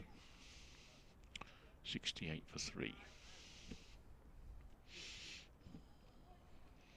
10 overs to tea, but Warwickshire would love to knock over another one. If they could get 4 down by tea, I think they'd really feel as though they've got a chance of maybe even polishing off this innings today, but plenty of work to do against a good Kent batting lineup. Another fuller length delivery from Hassan Ali here, and Drummond leans into a forward defensive shot. The bowler fields and tosses the ball to Chris Rushworth, who gets polishing. Crowd hasn't thinned throughout the day, has it? There's been a decent amount of Warwickshire supporters in, probably a few Kent supporters in there, and weren't discouraged by the multiple pitch inspections in the morning. They'll be glad that they'll be seeing some cricket.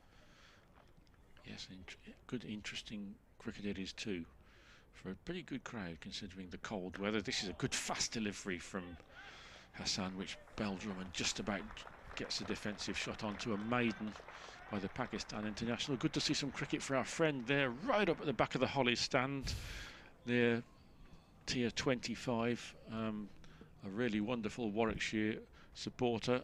I assume he's a Warwickshire supporter. He was here all day yesterday, even though we didn't have any cricket at all, and there was really not much hope of it. But our friend over there at the back of the Holly stand was there to the bitter end until the umpires called it off. And we were just speculating, weren't we, earlier on, if you were going to watch today's cricket from anywhere, the pitch is quite a long way over towards the Pershore stand side. That's probably not the shot, the seat most people would choose to sit in. Probably not. Hannon Dolby's in. Burgess standing up now to the Stumps, helmet on, and first ball is slightly back of a length and just defended to the point region. As Leaning goes and has another look at the pitch, just checking all is as it should be.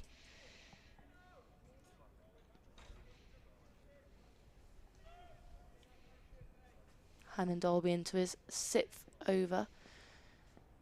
Wicketless so far in this game against Kent as he comes in, and that one's fuller and straighter, and again brings Leaning forward, and that point field has been busy from both ends. It's spent a lot of time. It's just a little bit of shouting coming from beneath us from the Warwickshire supporters. They seem to fancy another wicket coming soon. But Warwickshire in a very good position. Currently 68 for 3 Kent as Hannon Dolby is back in, and this one again straight ball, just again bringing Leaning forward, who seems somewhat frustrated yet to score a run from his 9 deliveries he's been in.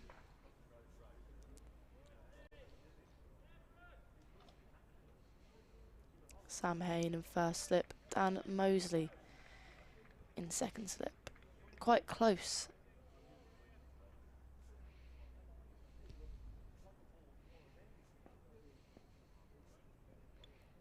In comes Hannon Dolby again.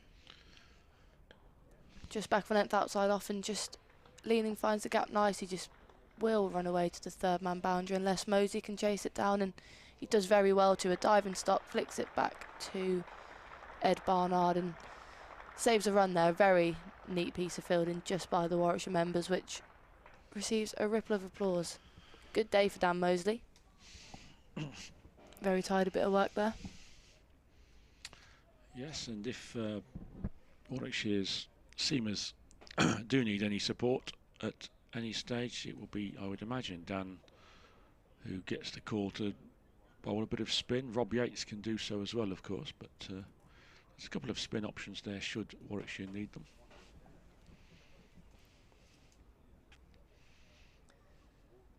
And Dolby in again and full, and that is turned round into the mid-wicket where Dan Mosley had the ball before moved from 3rd slip to a catching mid-wicket position. So that saves any runs being taken. Now Rob Yates in first slip, Sam Hain in second slip. Michael Burgess now standing up at the stumps.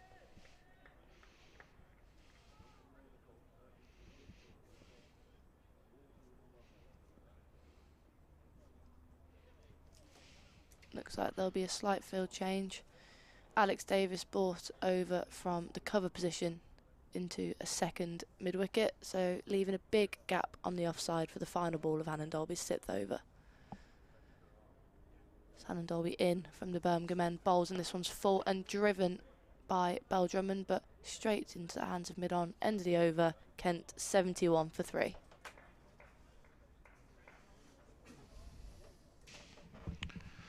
The game has just entered a quiet but very important phase. You just get the feeling that if these two could survive the remaining overs to tea, then Kent have got a foothold back in this innings, but further wickets now, and the pressure will really start to mount.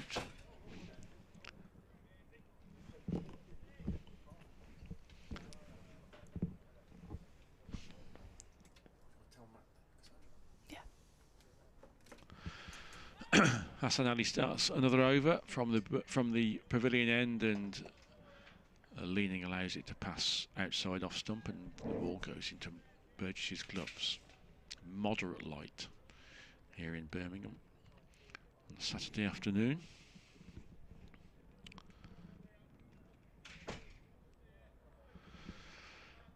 Hassan Ali at the top of his mark.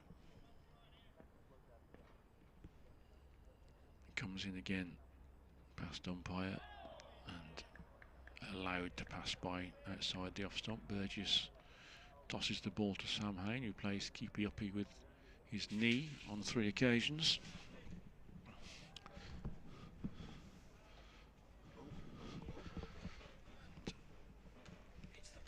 The ball makes its way back round to Hassan Ali.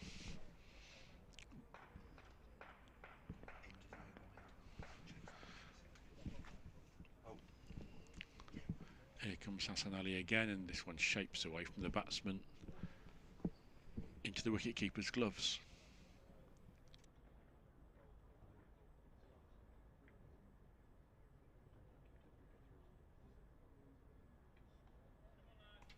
There was just going to be a very brief interruption for a technical matter, ladies and gents. We will be back in 1 minute.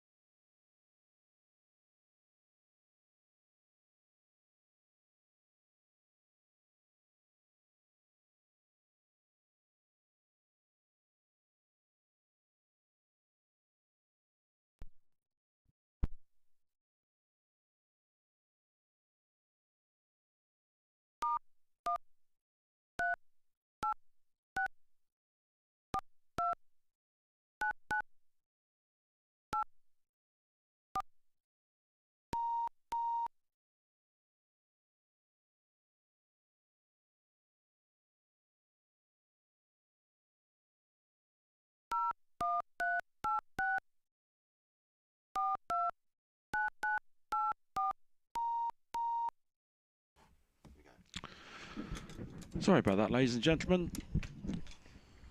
Slight reparations to the kit are here at the Edgbaston radio box. We're back up and running. You haven't missed anything, and we're back just in time to see 4 runs through the slip cordon for Jack Leaning off a controlled edge from Hassan Ali, and that takes Jack Leaning to 7 and the total to 77 for 3. The balls you missed were just routine leaves as Hassan Ali probes away outside the off stump.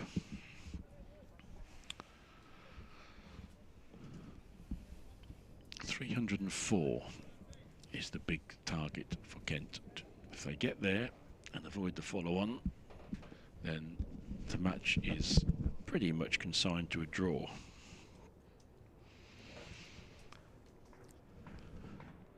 Warwickshire strengthen the slip cordon, a 4th slip and a gully. Now going in as Hassan Ali is in again, and this is a good, well pitched up ball which beats Leaning's edge, almost brings that cordon into play. No edge through to the keeper, and that's tea. They've surprised us all, I think, here. Is that tee? Yeah, 77 for 3. Daniel Baldrummond on 37. Jack Leaning on 7, so we're going to have a 40 over final session, which I think is going to tax the bowlers a bit. It's taken us all a bit by surprise. The tee interval obviously adjusted. But Kent go into tee in reply to 453 for 4 declared on 77 for 3, and some hard yards for them to do after tee, Grace. Yeah, definitely. I think Warwickshire will be happy with the first session. They've bowled very well, but as you say, I think as long as Kent don't have some sort of collapse, it's looking pretty certain it will go down to a draw, but still hope for the Warwickshire bowlers who have gone very well, and they'll be looking to take a couple more after the tea break. Ladies and gentlemen, join us again in 20 minutes when we'll be back with the last session.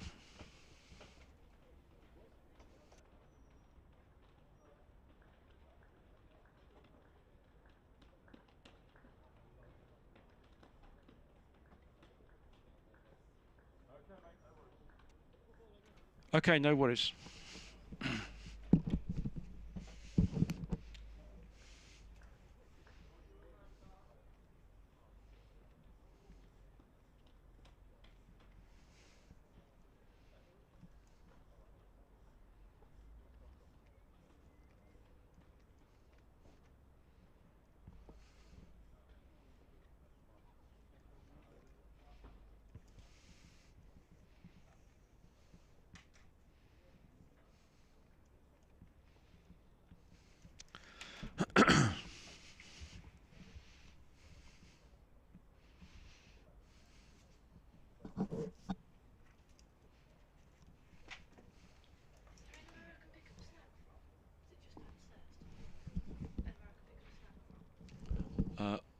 Upstairs on the table, I think. Is there stuff there? Because the coffee machine and stuff Was it? I mean, if there's anything, might.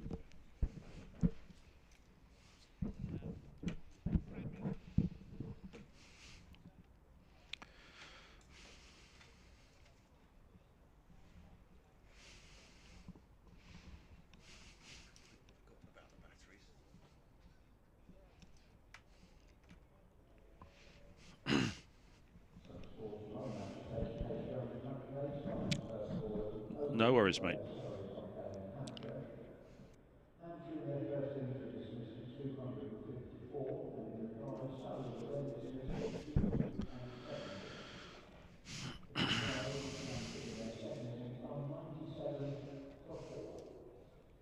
At Cambridge, the match between Nottinghamshire and Sunset.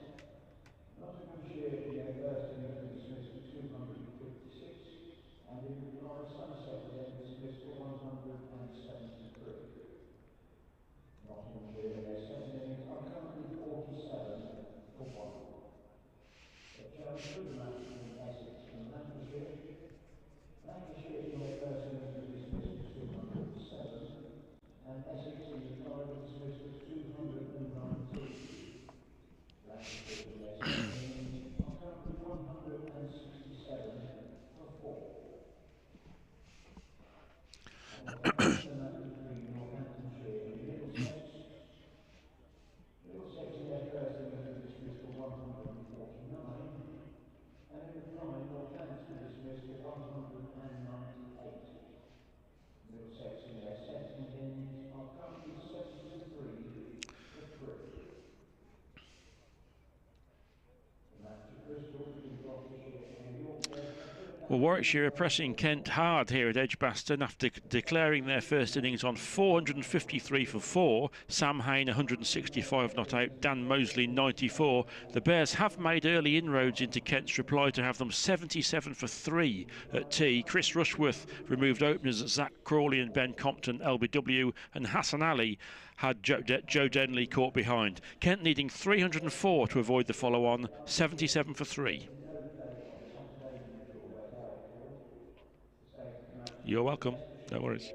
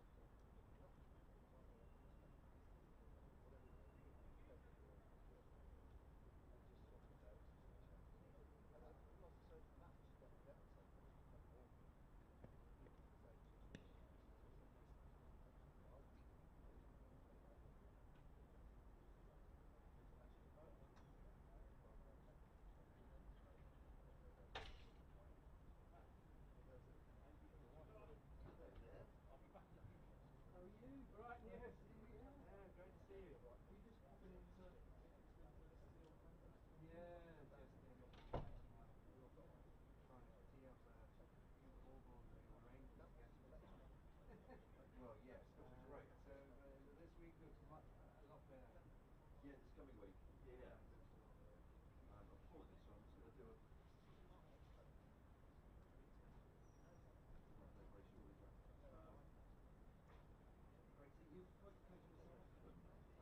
No, I'm actually, well, about just over 12 months ago, I was phoned 3:30 in the morning by the CGO of Bangladesh store, and I didn't get on the plane tomorrow night.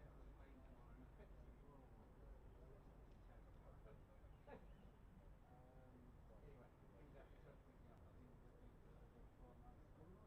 Still the World Cup. Yeah. So the list. Yeah.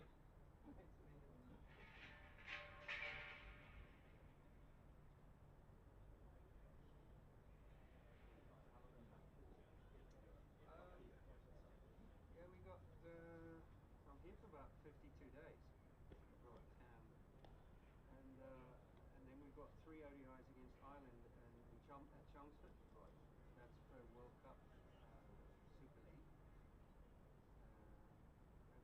Thankfully, we are qualified for the World Cup, but Ireland need to beat us 3-0 basically to qualify outright. Otherwise, they'll have to go to Zimbabwe, where South Africa might find themselves as well. Yeah, it's interesting, this qualification.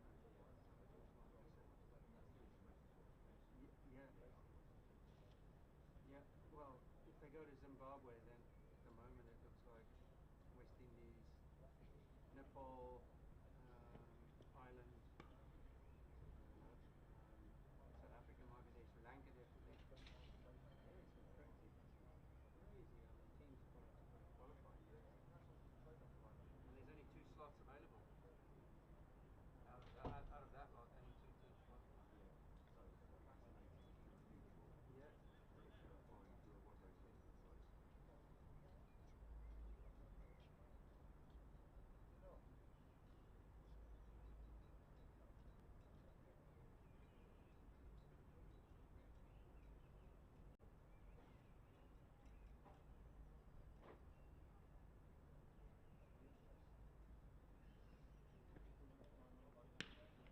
No problem.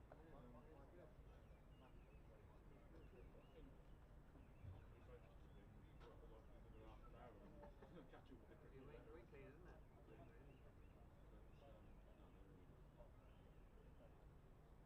It's hard work, isn't it?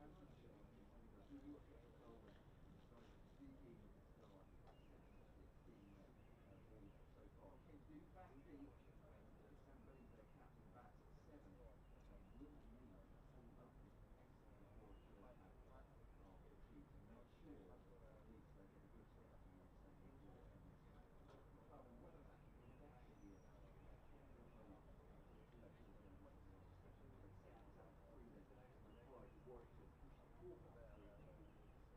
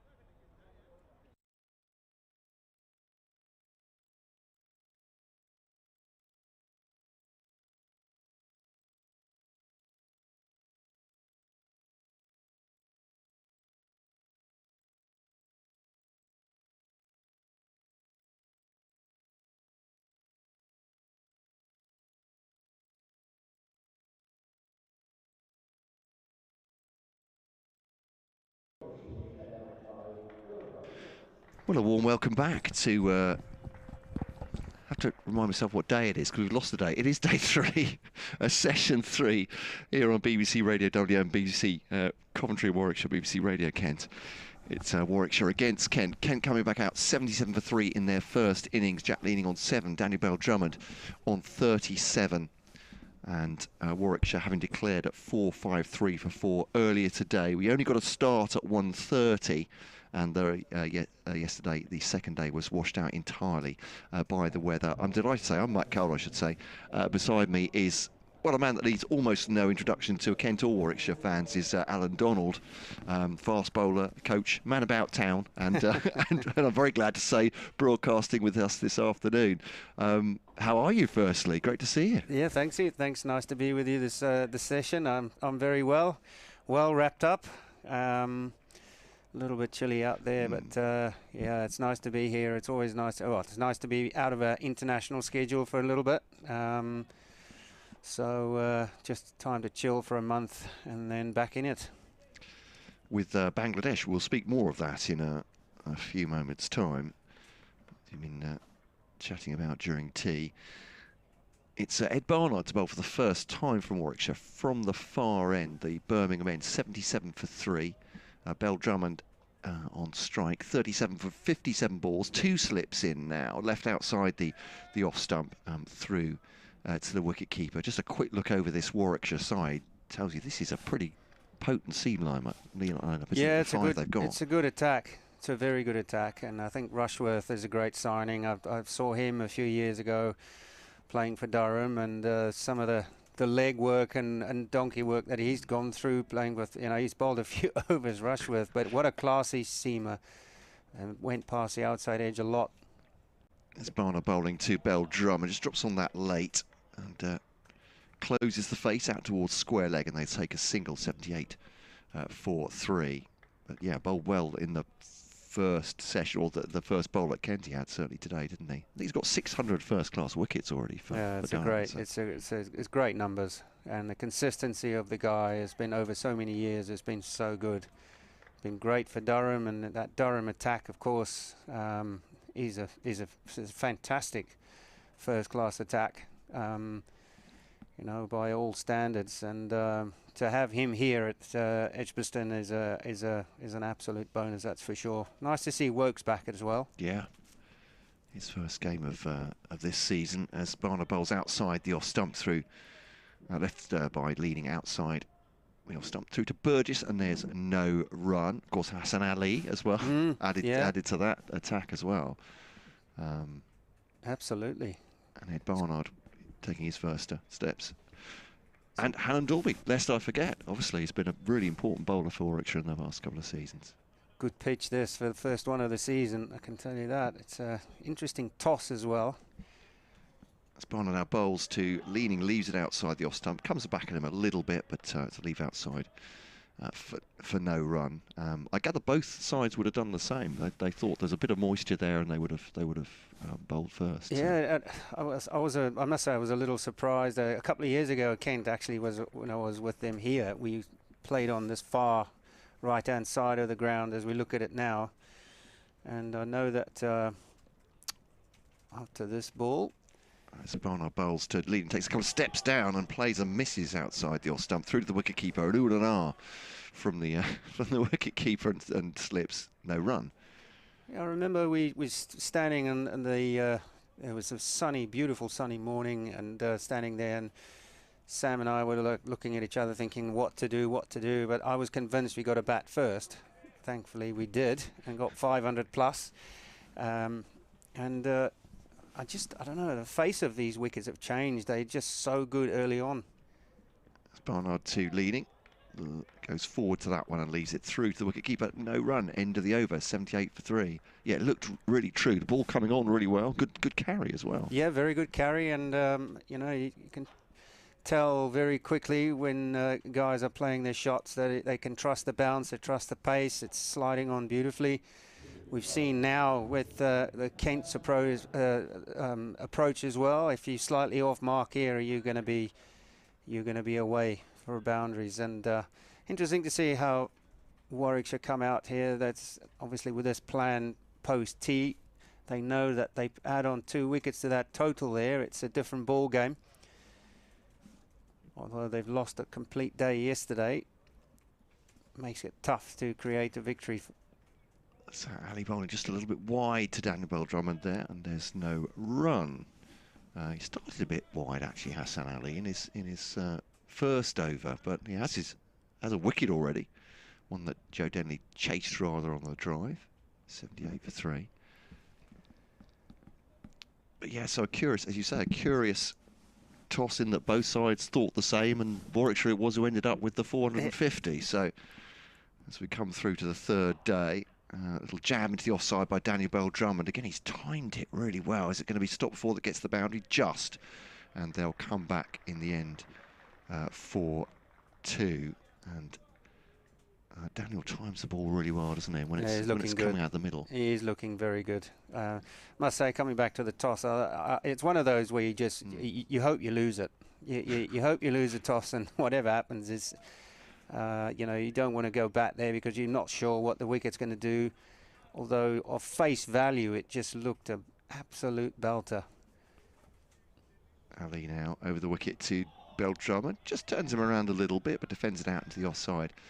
And there's no run. And I know people have been waxing lyrical about Dan Mosley with his 94, but Sam Haines' century was a thing of great beauty. And perhaps in slight contrast, Rob Yates was aggressive for his ton 2. I don't know how much Very you saw impressed of those, by Yates.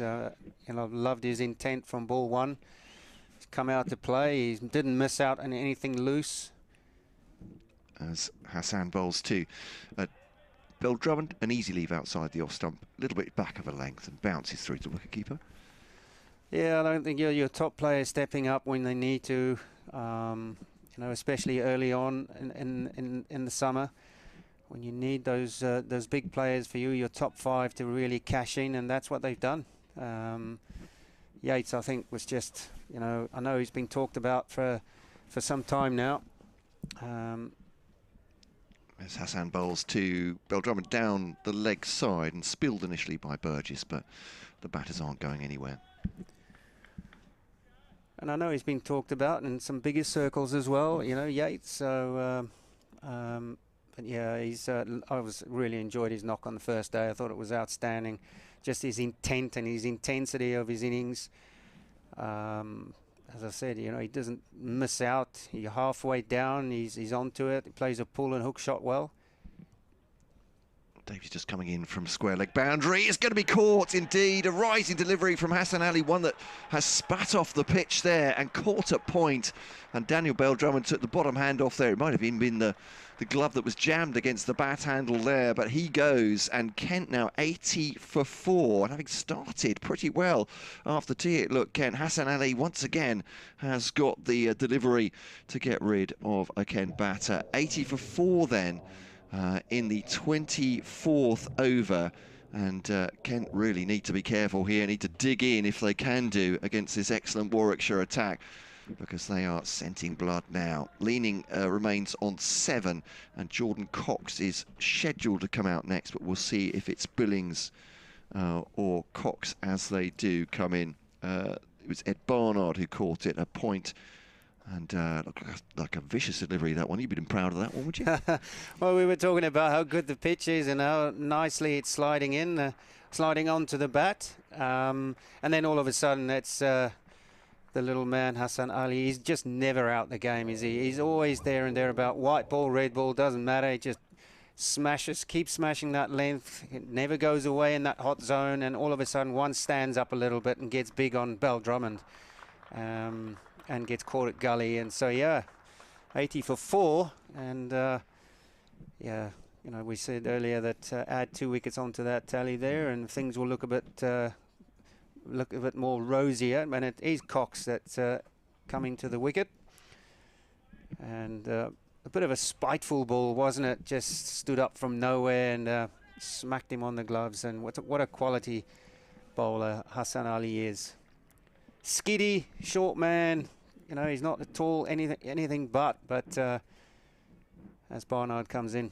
Yeah, bowls to leaning, high backlift to start leaning, dunks underneath the bouncer through to the wicket-keeper. But yeah, great delivery, that one from Hassan Ali, just making something happen for Warwickshire. 80 for 4, massively on top here. Kent, the first task would be 304 to avoid the follow-on here, but they made really good inroads, obviously, to this first Kent innings. Barnard turning at the Birmingham end. Spectators have been very patient all day waiting for this cricket. Most of them Warwickshire fans, as this one's left outside the off-stump. Be very pleased with what they've seen so far. I've got to ask you what it's like coming back here, obviously, because you're much loved. I'm not going to put, make any bones about it here at Edgbaston. And what's it like for you? Oh, it's always fantastic. It really is. You know, I wasn't going to come back. I was going to go home, but I thought, well, I'll slip by, and the family's meeting me here in a couple of weeks' time, and just to come and spend a bit of time here with family and friends. Barnard to leading, defends that no run. So it's also just gives me a bit of time to, as I said, a bit of time away off that international bandwagon, and we've got 3 one-day internationals here early next month. Bangladesh versus Ireland, that was scheduled about 3 years ago. In fact, World Cup Super League, and so that's happening the 9th, 12th, and 14th of May.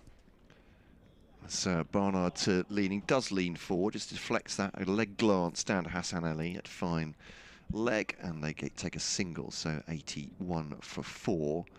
Cox to face his first ball. Feels a bit like the calm before the storm in terms of the Bangladesh Ireland series.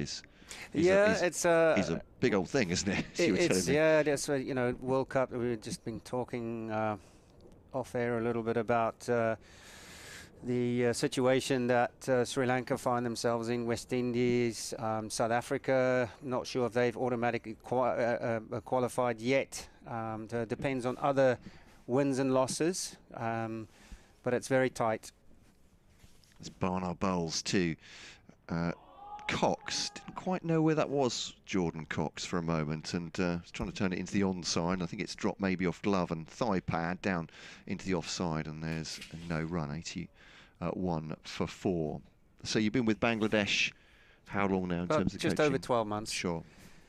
Yeah, it was. It just happened. A phone call at 2:30 in the morning. It just happened. Like, can you get on a plane, please, and come and join us? Barnard to Cox, closer to the off stump as it comes back at the right-handed batter through the wicketkeeper, and there's no run. And the end of the over, 81 for 4. And is that quite normal for international cricket? You'll get a call from out of the blue in the middle of the night. Yeah, it's happened like that before. So it's almost like very random, that you don't expect it at all. And I was working. I was actually head coach of my province, Free State, the Knights, and yeah, it happened so fast. And the next thing, I was with Russell Domingo, the head coach. He's obviously no longer there, but. Yeah, and enjoying it. It's very interesting. It's been a very sort of up and down 12 months. But lately, over the last couple of months, it's been a nice to be on the winning side of things for a change. Hassan to bowl to leaning, hurries him up a little bit, but defends it into the onside, and there's no run. And I think. I don't mean this in a disparaging way. I think way at all, but I think Bangladesh is a lot of people's favourite underdog, if you like, or out of the big 5 or 6 of cricket. Do you feel that? Yeah, definitely, especially in the 50-over format. They've really achieved well above what they think they're capable of, and I think that, like we discussed with these young kids, that they should back themselves a little bit more, and I think that momentum has kicked on a little bit. And have produced some stunning wins, especially against India. India.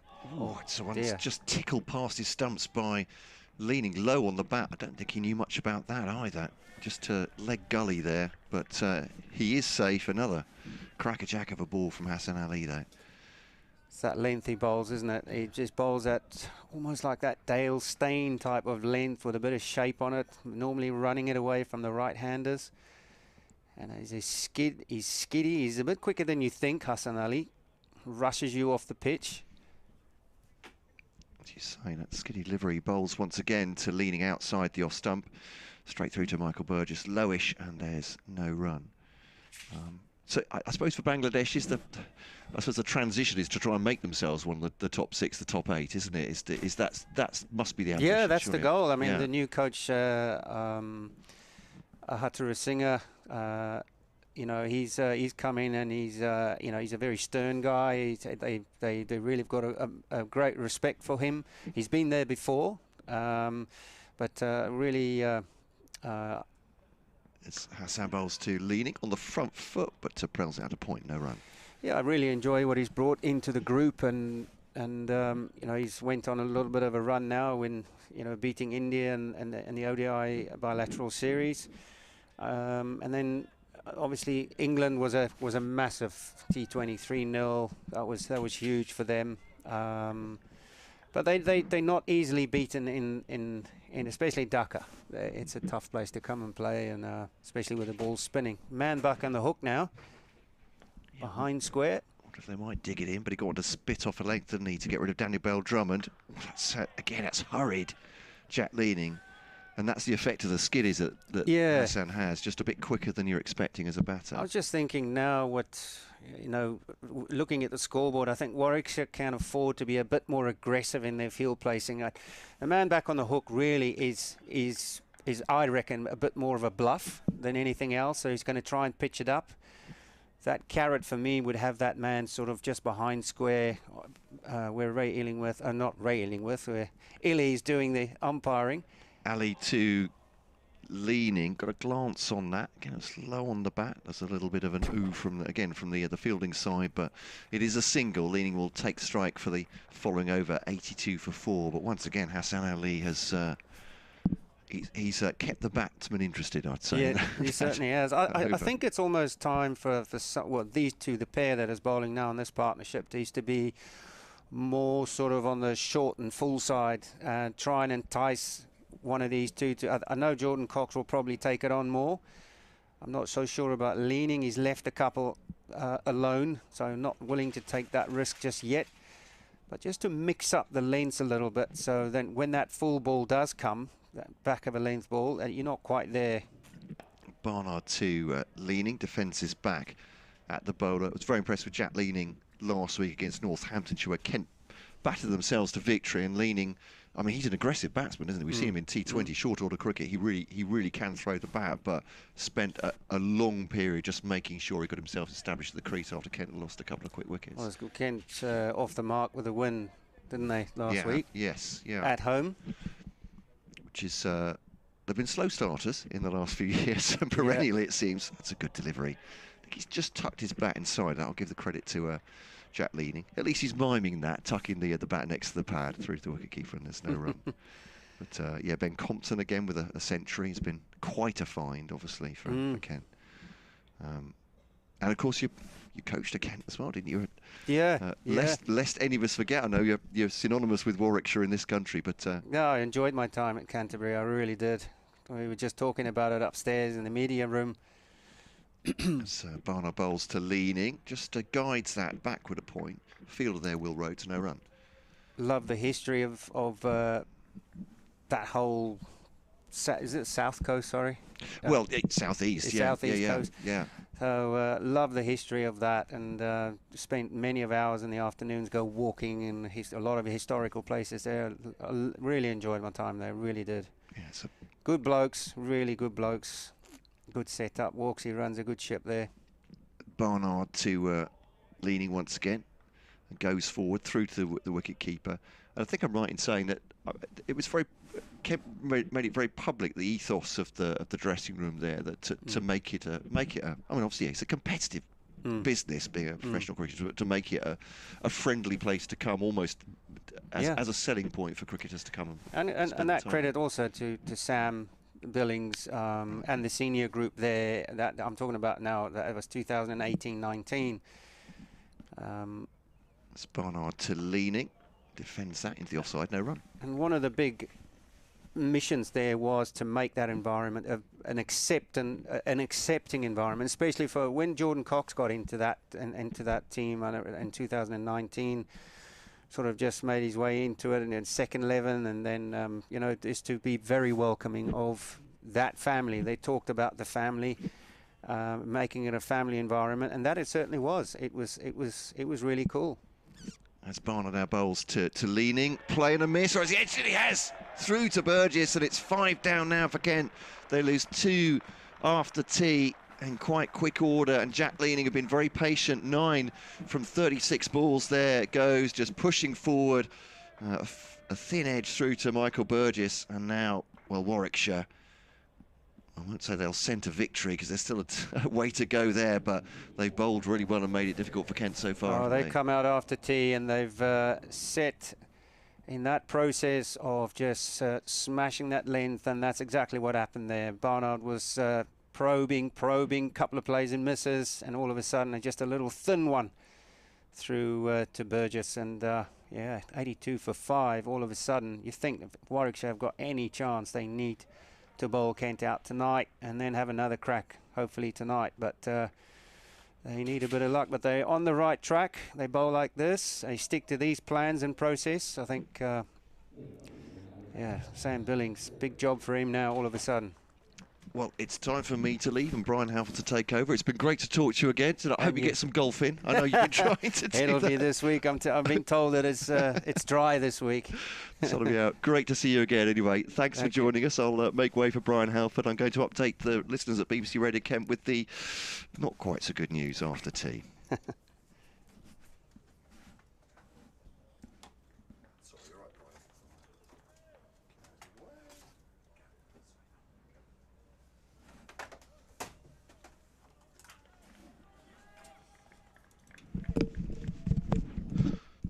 Hello everybody, and hello AD. Good afternoon, Brian. It's certainly game on. What an extraordinary day this has been. I mean, during Warwickshire's brief resumption of their innings, it was all bat, wasn't it, with all the fielders back, and now massive pressure from the ball. Hassan Ali is in again, well pitched up and driven for 4 by Cox. He's off the mark. Again, that one given loads of scope to swing by Hassan Ali. Didn't quite swing that one, and Cox met it with a lovely drive for 4. 86 for 5. Many people will sit in the stands and watch that delivery and they go, well, that's pretty sloppy, but it's actually good thinking. You know, he's shaped the ball before, a couple of overs before, a little bit of late shape, although maybe a touch too wide, and thought, well, to the new batter, I'm going to get this up there and see if it swings again. Don't mind being driven. That's exactly what happened. And he comes again just a little bit too wide this time, and Cox allows it to pass. Yes, that's how Hassan Ali picks up wickets, isn't it? He invites the batsman to attack, and sometimes they succeed, other times, quite often, they fail. How are you feeling looking out at these familiar pastures, AD? A few memories of you? My knees are just saying to me, thanks for sitting up here. It's time now to enjoy the back seats. Here comes Hassan Ali outside off stump, and Cox allows this one to go through. Yeah, you sit here and watch. You just sit here and watch, and you think, well, of all the great times you've had on this park, and the achievements of the teams of yesteryear, and but also the new era now is very exciting, and not much has changed, I guess. Maybe just the intensity slightly. Hassan 2 for 23, aiming to make it 3 for 23, but he won't this time. This is a little bit too wide, and Cox allows that one to pass. Which did you bowl from both ends of the ground? Did you have a favourite? I think this end where we're sitting now, the main pavilion end, but I bowled a lot from that city end. You know, back then you didn't have too many. A bowler always has their favourite ends, I guess. What wind goes over what corner. Not being against it is rule number 1. But yeah, you don't have too much if your captain throws you the ball and come and do some work into the wind as well. But Hassan Ali, there's not much of a breeze out there at the moment, I must say. It's absolutely breathless. Flags are even very limp, and this partnership, this bowling partnership between Barnard and Hassan Ali is a good one. Very similar type of bowlers. Shapes it away to the right-handers. Here comes Hassan Ali again, and this is a right up in the block hole, a big LBW appeal, but I think there was some bat on that which saved him, but that was a mean in swinging Yorker, wasn't it? And well done to Jordan Cox for digging that one out, because that was a wicket-taking delivery. Well played and well spotted, and big inside edge onto the pad. And he's a talented young kid, this Jordan Cox. Loves getting on with the game, very aggressive player. Of course, he's involved now in a couple of leagues as well. Was in South Africa, if I'm not mistaken, in the SA20 comp that was held in January this year. This is a big test for him. Hassan Ali is in again, a little bit wide and fluently driven by Cox, but all along the ground to point, and it was a no ball. I think the first of the day, if not the match. Second, I think he's bowled 2 no balls already. I think, and well bowled, because it was a carrot ball, that one. You know, he's got 4 slips there, and he's got a point just backward, and he threw it wide, and even it was no ball, Hassan Ali's head went straight back, and thinking, well, wow, you know, as part of his plan, wanted to have a full drive of that one. It could have easily carried, but it was a no-y. Here he comes again, and this one is outside the off stump. And of course, Warwickshire are in the luxurious position of being able to float up an attack, and if they get hit for a boundary or 2, so be it. If it picks up a wicket, they've got runs to play with here. Warwickshire having declared this morning on 453 for 4, Sam Hain 165, Dan Moseley 94, have Kent 88 for 5. 2 wickets for Chris Rushworth, 2 for Hassan Ali, 1 for Ed Barnard. Another very impressive innings from Sam Hain, AD. Yeah. What do you make of him? Oh, I saw a little bit of him last year as well. I know he had a good year last year. If I'm not mistaken, Brian, I think he had a decent year last year. Oh, yeah. And then every time I've seen him play, he's just so good on the eye. Very flowing and very aggressive player.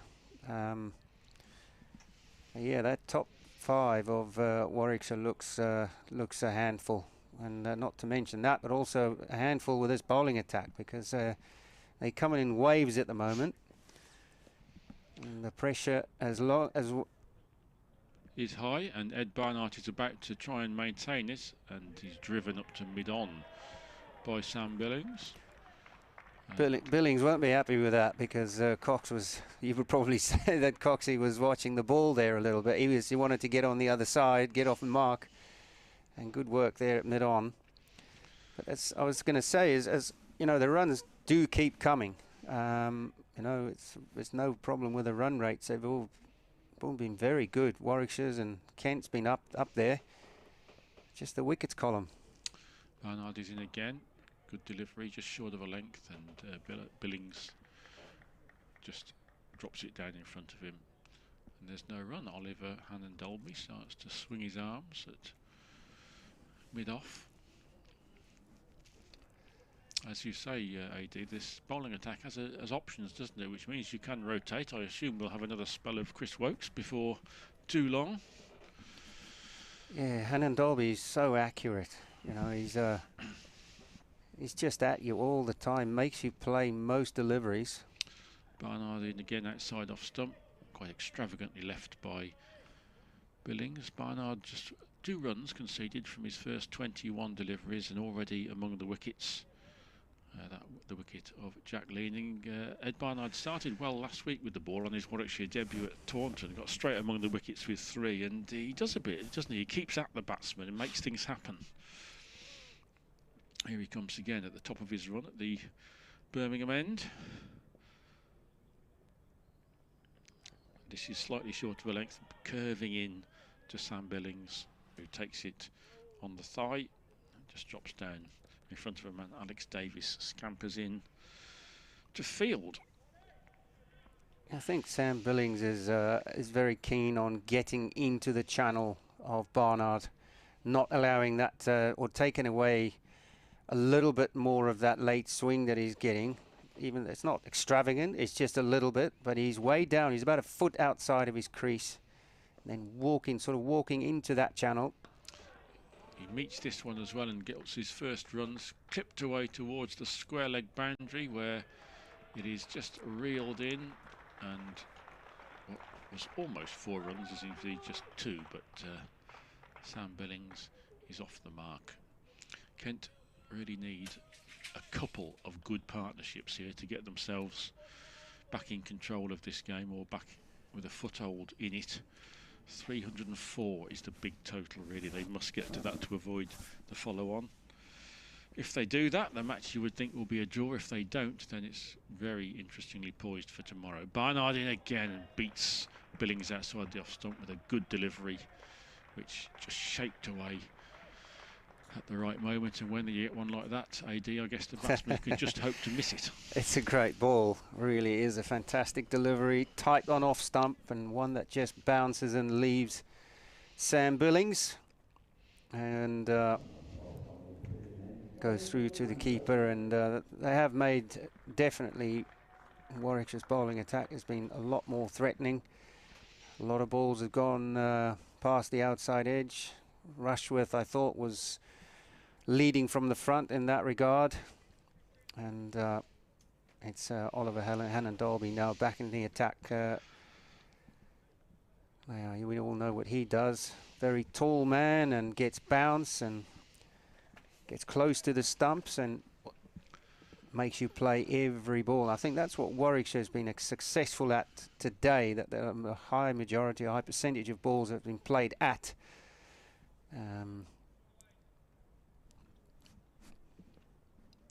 Here comes Hannon Dolby, or a false start to his first attempt to run in. Returns to the top of his crease, and here he comes again with that familiar, rather untidy run up, but it ends very neatly with a straight delivery which Cox just defends. Yes, Chris Rushworth really did deliver a super opening spell. Got rid of both openers, 7 overs, 2 maidens, 2 for 25. Hannon Dolby, none for 20 off 6. Hassan Ali, 2 for 25 from 7. Ed Barnard, 1 for 4 off 4. Chris Wokes, a little bit rusty perhaps early on, 5 overs, none for 15, but he's a nice option to have in the locker for a little burst again at some point this evening. Hannon Dolby in again from the pavilion end, and Cox stands up straight and strokes this one elegantly into the covers. Yeah, I can't see Wokesy being too far away. Maybe give Barnard maybe another over, or maybe 2, and then he'll be into the attack. And also Wokesy will be obviously building his numbers up to the Ashes. That's not, well, in June. Yep. So bit of catching up to do, I guess. Hannon Dolby in again, straight delivery, and Cox defends. And this, as you were saying, AD, is what Hannon Dolby does. He just keeps the pressure on, doesn't he? Makes the batsmen think about every delivery, makes them play most deliveries, and waits for them, their concentration to buckle. You know, some other bowlers who's got more pace than him would probably wear you down with short stuff and then test your defence and test the front pad, whereas Hannon Dolby just relentless in his areas, sort of a Pollock-like kind of guy. Here he comes again, shapes away from Cox, who leaves this well. That could have caused him some mischief if he'd been tempted to play that. It was a good leave through to the keeper.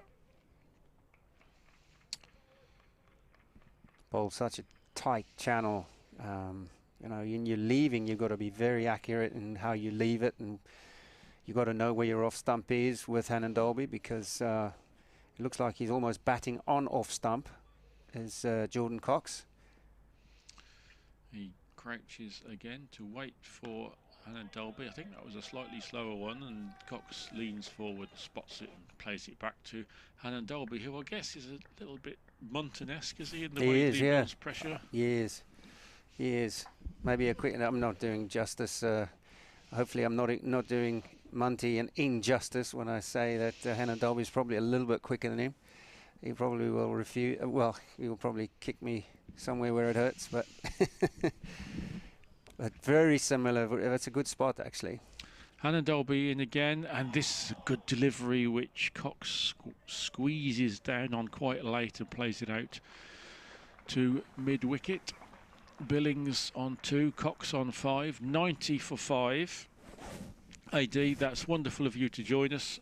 Welcome back to Edgbaston as Thanks. always. Thank you very much. Thank you for joining us. Go well. We'll see you soon. Cheers.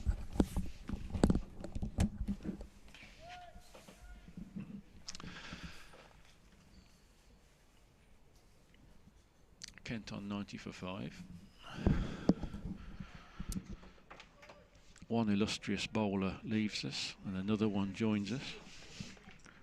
Grace Ballinger is back, and let's see if there are more Warwickshire wickets for her to describe. 90 for 5, and this is a key session, Grace. With all that time lost to the match, Warwickshire are in a great position, but they need to keep it forcing it forward. As Barnard comes in again, full pitch delivery, and Billings drives up to mid-off. Yeah, definitely. I mean, it's exactly what they wanted, isn't it? 2 quick wickets in relatively quick succession, and yeah, Kent certainly on the back foot, 90 for 5. Warwick's got a big lead. You'd think if they could get a couple more before the end of play today, which you'd think they'd hope to, they'd be in a chance to get a win here. 31.5 overs remaining, so if we have to get all those in, we're going to have quite a late one. Barnard is in again, great delivery, which Billings fences at and misses, and Burgess collects. Those slips are on maximum alert at the moment, Grace. Yeah, you've always got to concentrate in the slips, haven't you? It's not like deep third man where you can not that I ever do, where you could switch off a bit, so to speak. Are you ever up in the cordon? I'm not. I'm not. Disgracefully.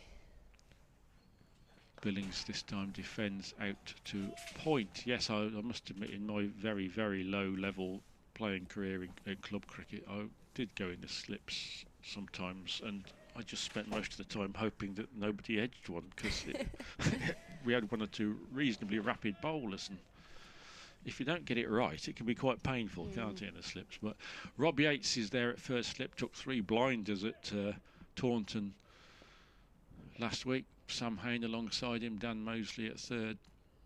3 lads with safe hands. They'll be hoping for some work here, but this is a good leave from Billings, who's playing with a lot of patience at the moment.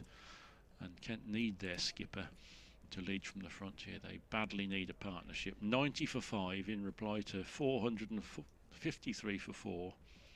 304 is the big target to avoid the follow-on. If they don't make that, then tomorrow could bring a very interesting day's play indeed. I think the weather is set okay for tomorrow. Here comes Barnard again.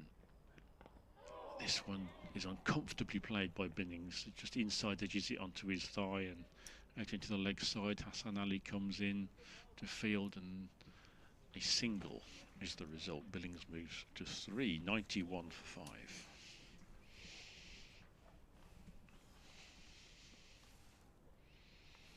Slight brightening of the sky. 31 overs remaining. I mean, Warwickshire will be thinking maybe we could polish this innings off tonight if we can keep the pressure high. Barnard in again to conclude his 5th over, and this one is squeezed down through the cordon quite safely for 2 runs by Jordan Cox. He moves to 6. Kent, having lost Compton for 14, Crawley for 0, Bell Drummond for 40, Denley for 14, Leaning for 9, are 93 for 5. That 304 is looking a bit of a way off for Kent at the moment, isn't it? It is. It's a long way away. You'd think, one of these two to dig in for a while and produce a total to the side, which they are both fully capable of doing. Both spent a lot of time in lots of different sides, haven't they? Yep. Lots of different competitions, mostly white ball across the world, but exposure to lots of different players will certainly not be a disadvantage in this sort of situation. Yes, Kent certainly capable of getting themselves out of this position. Hassan Ali has left the field, probably briefly. I don't think he didn't seem to be in any distress.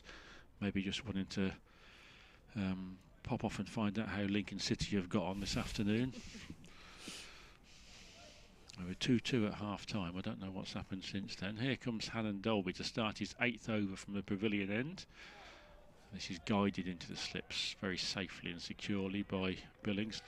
Michael Burgess now standing up to Hannon Dolby, which is a pretty decent ask for a wicket-keeper, because Hannon Dolby, as AD was saying in the last over, he's not out and out really fast, but he's sharp, and you need to be a decent keeper to stand up to him. I suppose what is an advantage standing up to Hannon Dolby is he doesn't bowl many loose deliveries. He's not going to be diving down the leg side, is he really? Yeah, that's a good call. Here comes Hannon Dolby again. This is outside off stump, and Billings lets it go by. Burgess takes. It must be quite difficult when the keeper is standing up to a seamer. First slip, must see it very, very late if anything is going to come to him, mustn't he? Because it's almost on. It would be almost on first slip before he sees it. First slip from this angle is almost directly behind the keeper. But it will certainly keep Sam Billings in his crease, you would think, and Hannon Dolby is in again, arrowing this one in towards Billings' leg stump, and it's just defended up to mid-on. The runs have dried up a little bit, haven't they? And Warwickshire will be very pleased with that, because that will just mean that even while they're not taking wickets, Kent aren't going anywhere, which keeps that follow-on figure quite distant.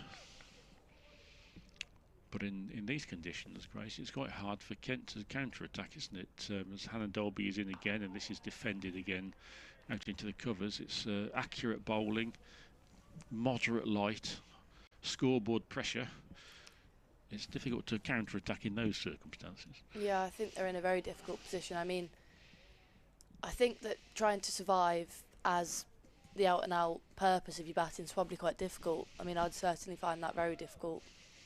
I mean, that's essentially what they're going to be doing. They're not going to be going for the win, but to play so defensively, it's hard. It's hard not to lapse in concentration as well. Indeed. Hannon Dolby, full of length. Billings strokes it pleasantly up to mid-on, but it's never going to beat Chris Rushworth. Yeah, you do get into a bit of a mindset, don't you, when you're batting defensively, that sometimes a less good ball will come along and you don't punish it because you're just into that I've got to stay in mentality. I think there was one famous session at Edgbaston, was it a couple of seasons ago, when there was, I think, 39 runs in 35 overs between lunch and tea, which was a bit gruelling. Hannon Dolby in again. This is a little bit shorter, and Billings goes on the back foot and plays it out to cover. A maiden over for Oliver Hannon Dolby, his third, none for 20, and the game has just entered a little bit of a waiting game here. Warwickshire will just keep on probing away. Ed Barnard will continue, having bowled 5 overs for 7 so far.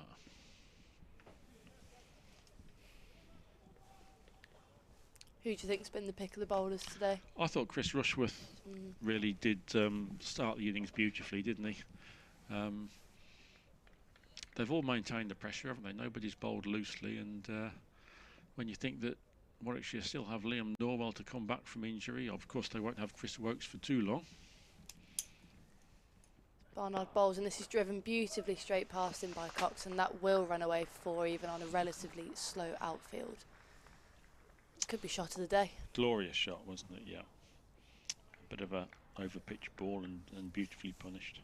But Liam Norwell, of course, injured for this game and troubled by a sore back. Craig Miles, who has bowled very effectively for Warwickshire in recent seasons, is still in the mix. Henry Brooks, George Garrett. So there are plenty of options for the Bears. It is quite a strong seam squad, which is what you need over a long season. In comes Barnard again. 3 slips still in play, and this one's shorter and punched off the back foot. A brilliant diving stop by Alex Davis prevents it from running anywhere near the boundary open. Only one run is taken. That was very athletic, wasn't it? Yep, 3 runs saved. And the luxury of having some depth to your seam attack, of course, is if Barnard tires, and there's a couple of loose balls so far in this over. He started with a half volley and a short one. Then if Will Rhodes is thinking, well, let's go for Wokes again. As Barnard's in, and this is a better delivery, beats the outside edge of Sam Billings and races through to Burgess on the up, actually. Carried on carrying through there. It's a good delivery. That was better line and length. Do you think you'd enjoy bowling on this track? Yeah, well, there's definitely something in it, isn't there, if you put it in the right place. I mean, as we've said, wickets are made for batters these days, but this one certainly has got something in it. So, yeah. Never played at Edgbaston, actually, sadly. In comes Barnard again, and tracked by Billings, and edge put straight into the ground. And interesting shot that, because he came down with intent, but didn't play at it at all, really. We saw quite a bit of batsmen coming down the track last week. Several of the Somerset players, right very early on in their innings, were coming down the track, and we were talking about whether that actually helps them or makes it think. I mean, when there's balls coming at you quite briskly anyway, to go down the track and lose a second or two to play and see what's going on, it just seems curious. But keeper is standing up now. Barnard in, and this one short and pulled by Sam Billings, and to that short boundary will be a relatively flat 6 into the stands. That was a good shot straight off the middle of the bat, and that brings up Kent's 104 for 5 off 32 overs. They trail by 349. This may be the last over of Ed Barnard's spell. A little bit slightly tired leg side short delivery there, and Billings very quickly onto it. Pulled it well over the,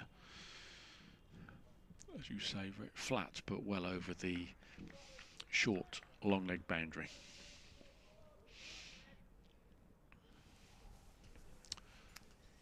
Looks like someone bowling, warming up to bowl at mid-off there.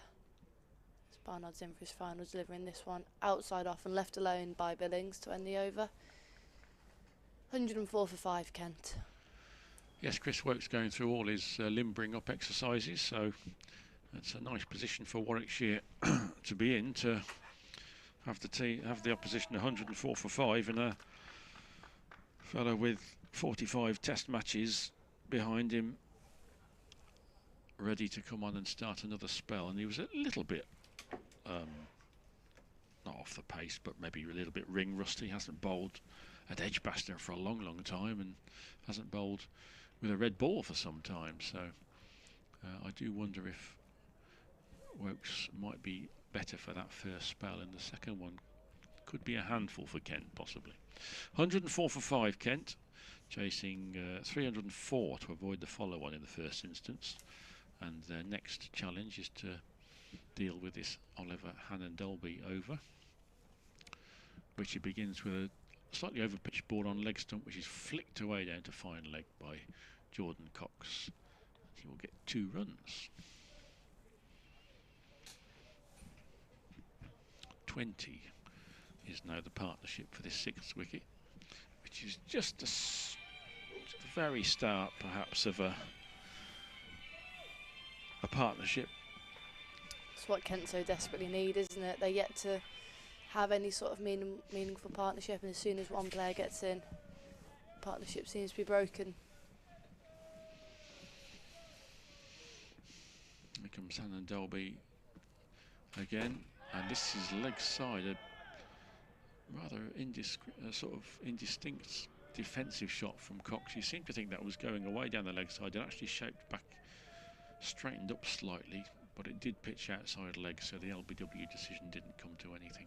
Yeah, I think it was a bit of an optimistic appeal from Warwickshire. Yes.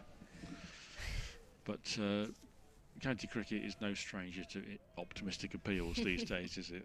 Very few balls hit the pad without promoting an appeal. Here comes OHD again, full toss, which Cox drives up to Hassan Ali, who's returned to the field at mid-off, having found out how the Imps did. I'm not quite sure how Lincoln did this afternoon, but Hassan Ali now takes the ball from Captain Will Rhodes, passes it on to Ollie Hannon-Dolby.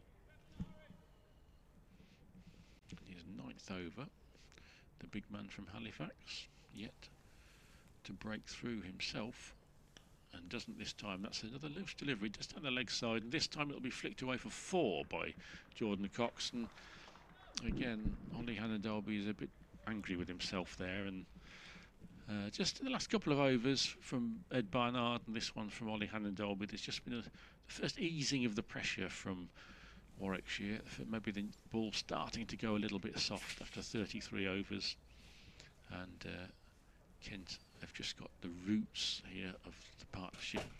They really need to get back in this game. Cox on 17, Billings on 9.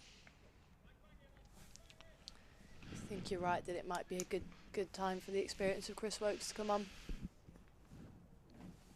Indeed. Hannon-Dolby, he's in again and he's bowled him. That's self-destruction from Jordan Cox, who has left a straight one.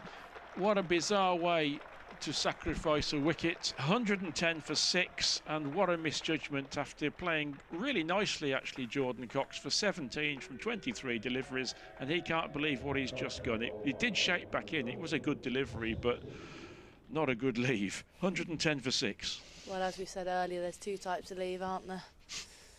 That was not a good one. Yeah, he'll be disappointed with that, Jordan Cox. He's, as you say, been going quite well, looking pretty confident, and again, just as the Kent partnership was beginning to build, they let another wicket slip. 110 for 6 now. And that was a colossal misjudgment by the batter. But again, credit to Oliver Hannon-Dolby, because as we were saying earlier on, that is what he does. He keeps on nagging away and bowling good deliveries and making the batsmen think about every delivery and forcing them into mistakes in the end. That was a careless one from Jordan Cox, leaving one that clipped off stump, and Kent really are starting to get into a bit of a pickle here. Considering this match has lost 4 sessions, they could go into the last day with an awful lot of work to do not to lose this game. Captain Sam Billings has got a lot to do out there.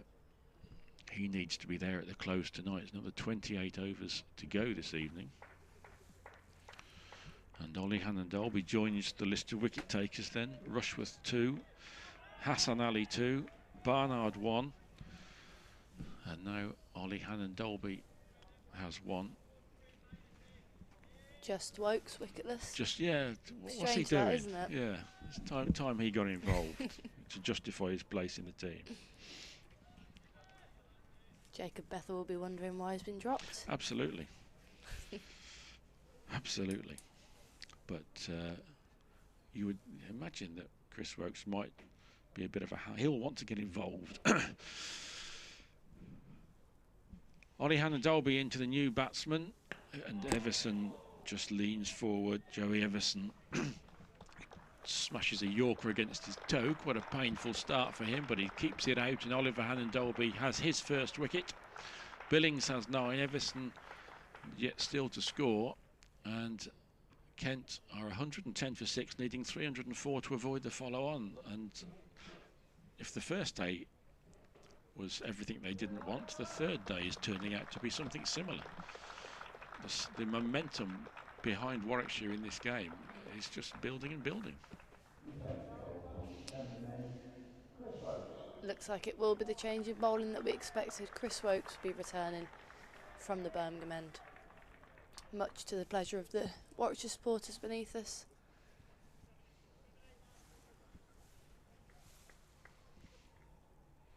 Just 5 overs thus far in the game. Chris Wokes, 5 overs, 1 maiden for just 15 runs.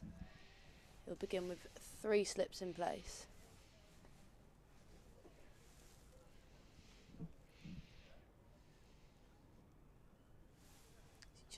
bowls a couple of looseners to Alex Davis, who finds himself in mid-off.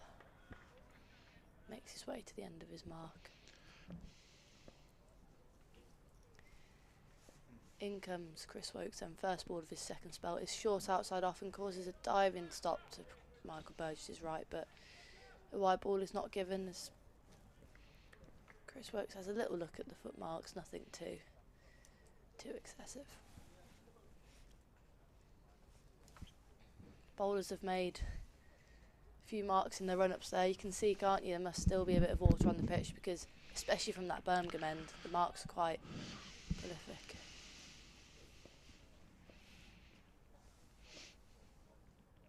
Wokes bowls to Billings. This one again, back of a length and outside off and left comfortably by Billings.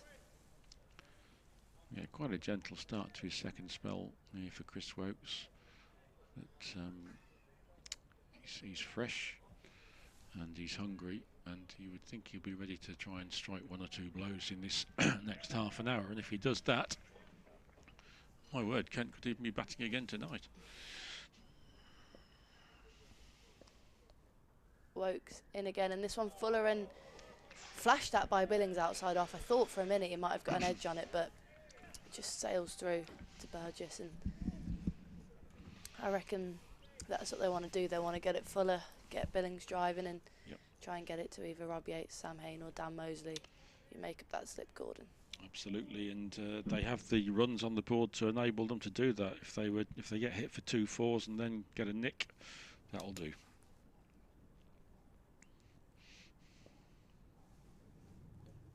Wokes in again and slightly back for length, just pushes Billings onto the back foot, who plays a secure defensive shot and shadows it once again immediately after.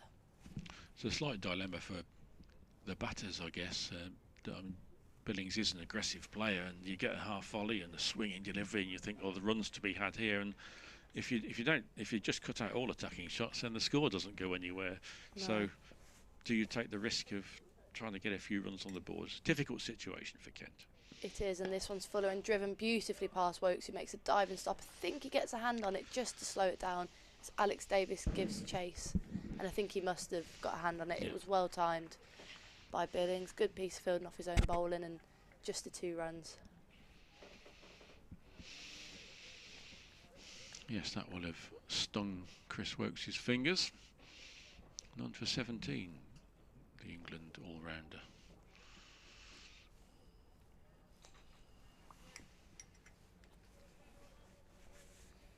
Again, encouraging signs for Warwickshire. Won't mind seeing Billings come forward and drive. I do wonder even, Grace, if you know that they could even get a 4th man in the cordon.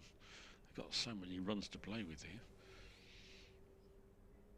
As Wokes bowls him again outside off, and he snicks it, and is it given? It is given, and Sam Billings stops to look at the umpire. He looks not convinced that could have been out, as he has to trudge off 112 for 6, and Kent are in all sorts of trouble. Just a good full ball by Chris Wokes. Looks like it might have gone away slightly from Billings as he came forward, enticed into that drive, but a regulation catch from Michael Burgess, and Wokes' first wicket of the day.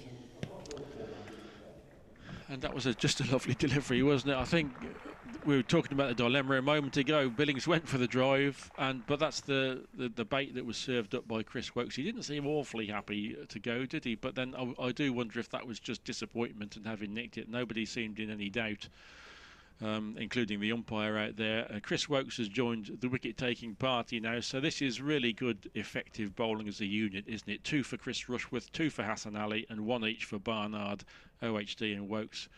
Kent 112 for 7, and that follow-on figure of 304 is looking a long way away now.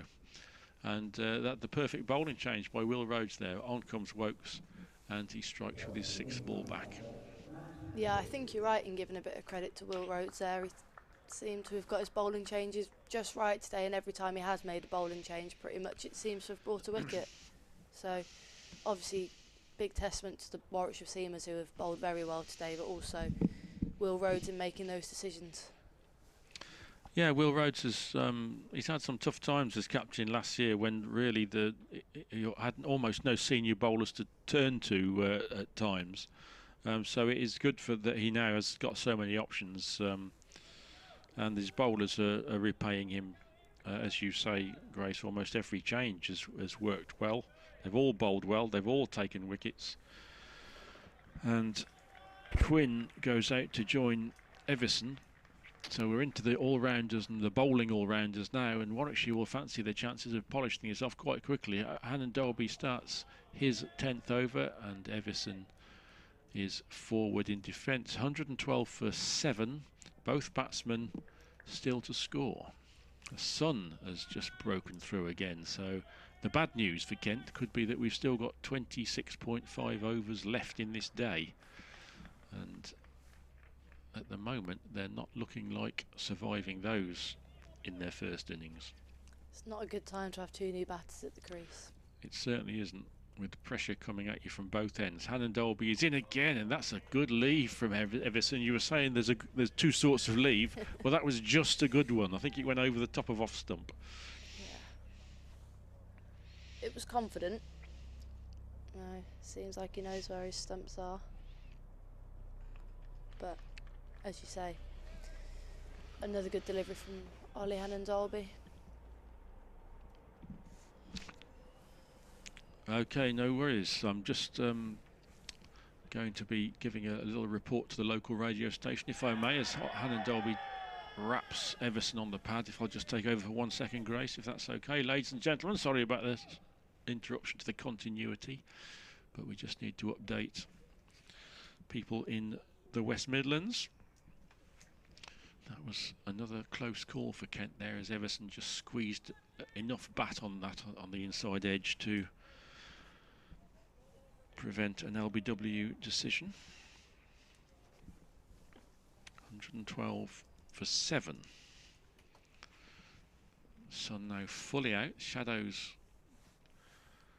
extending across the ground, and Everson meets this one with a good solid full face of the bat. Defends it up to mid-off. 112 for 7.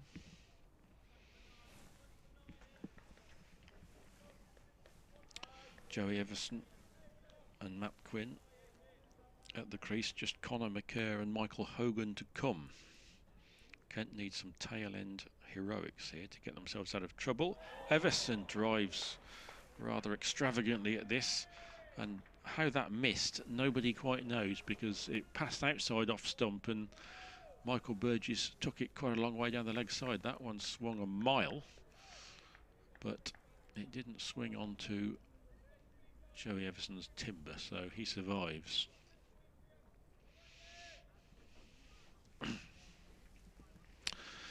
Yes, Clive, Warwickshire are pressing hard for victory despite the loss of 4 sessions to rain, having declared on 453 for 4, Sam Hain 165 not out, Dan Mosley 94. They have Kent 112 for 7. They've bowled superbly as a unit. In fact, it's now 112 for 8 as Hannon Dolby takes his 2nd wicket. So Chris Rushworth has 2, Hassan Ali 2, Ollie Hannon Dolby 2, Ed Barnard and Chris Rokes 1 apiece. This is super stuff from Warwickshire, and Kent, needing 304 to avoid the follow-on, are 112 for 8. No worries. Sorry about that, ladies and gentlemen. We managed to give the listeners to the BBC Midland stations a live wicket, didn't we? And another one for Ollie Hannon Dolby. And things go from bad to worse for Kent. Yeah, I mean, he looked like he was struggling there, didn't he, Everson? I mean, just like the skill of Ollie Hannon Dolby, brilliant bowler, was just a little bit too much from there, and just couldn't quite come to terms with the swing, and it's a slow and sad walk off there. Yes. His head's down, but brings a new batter to the crease. Yeah, he just looked the picture of discontent, doesn't he? It was a very, very difficult situation for a young player to go into, wasn't it? And 2 really good bowlers coming at you with a team under huge pressure. And Joey Everson, unfortunately, has departed for a duck. And Connor McCurr, on his first game back on loan for two-game loan spell from Surrey. Goes in to join Quinn. And Warwickshire are absolutely all over Kent now. 453 for 4, and for the first half an hour today, when Warwickshire were batting, every Kent player was on the boundary at some stage. It looked absolute batting heaven. And then Kent start batting and Warwickshire have them 112 for 8. What an extraordinary game cricket can be. Well, Quinn will be facing his first ball from Chris Wokes, who bowls a full ball, swings away and is left alone. Not an easy time for the Kent lower order to come into bat, let alone against England all-rounder Chris Wokes. 4 slips now in play. They've listened to Brian's request. Just point an extra cover as Wokes is in, and this one full and play and miss by Quinn. It's a good delivery again by Chris Wokes. I think the tone was set for the day, Grace, wasn't it, in the first couple of overs after the belated resumption, and Warwickshire's batters needing to score runs. They got off to a flyer, didn't they? Kent were bowling both sides through, the line and length was all awry, and this really is turning into one to forget for Kent with bat and ball.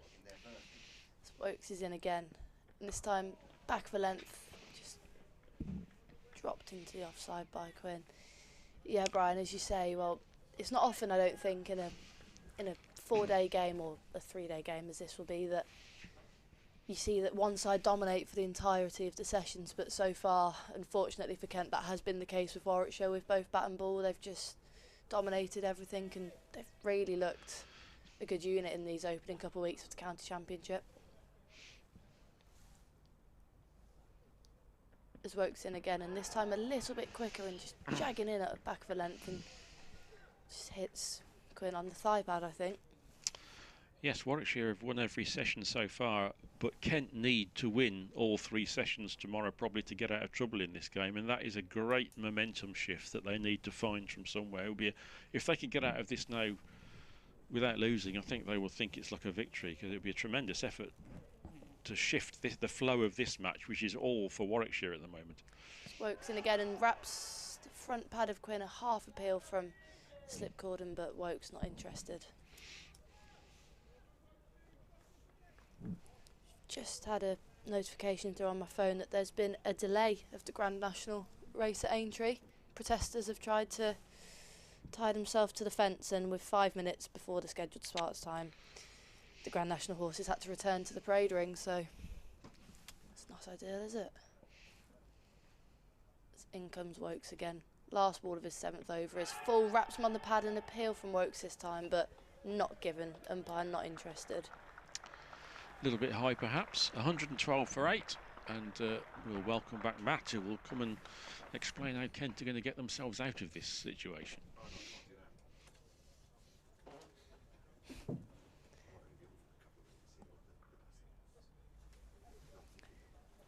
It looks like, as expected, Hannon Dolby will be continuing from the pavilion end.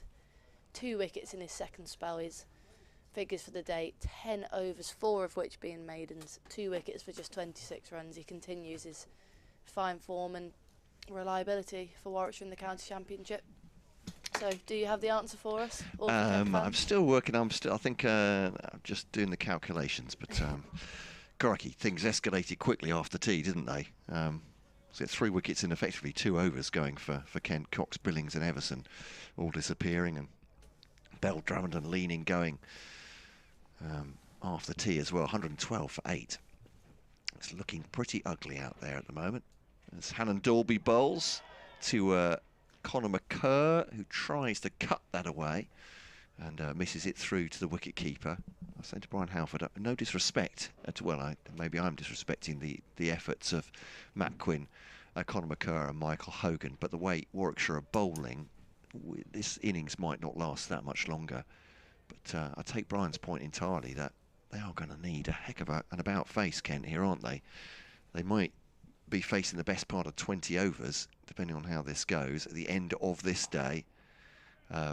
Well, I am doing Conor McCurr a disservice, because that was a reasonable shot into the offside, but he takes a single. So something's going to have to happen in that dressing room, where they're going to have to come back out and face this excellent seam attack and try and defend their way out this game. But on the other hand, Warwickshire have bowled really well. Hassan Ali has been off the pitch for a bit, has he, I think, but when he was on, he just made something happen all the time. And it was a real education watching that spell. Hannah Dalby bowls to Quinn, who defends it into the offside, and there's no run. Barnard fields.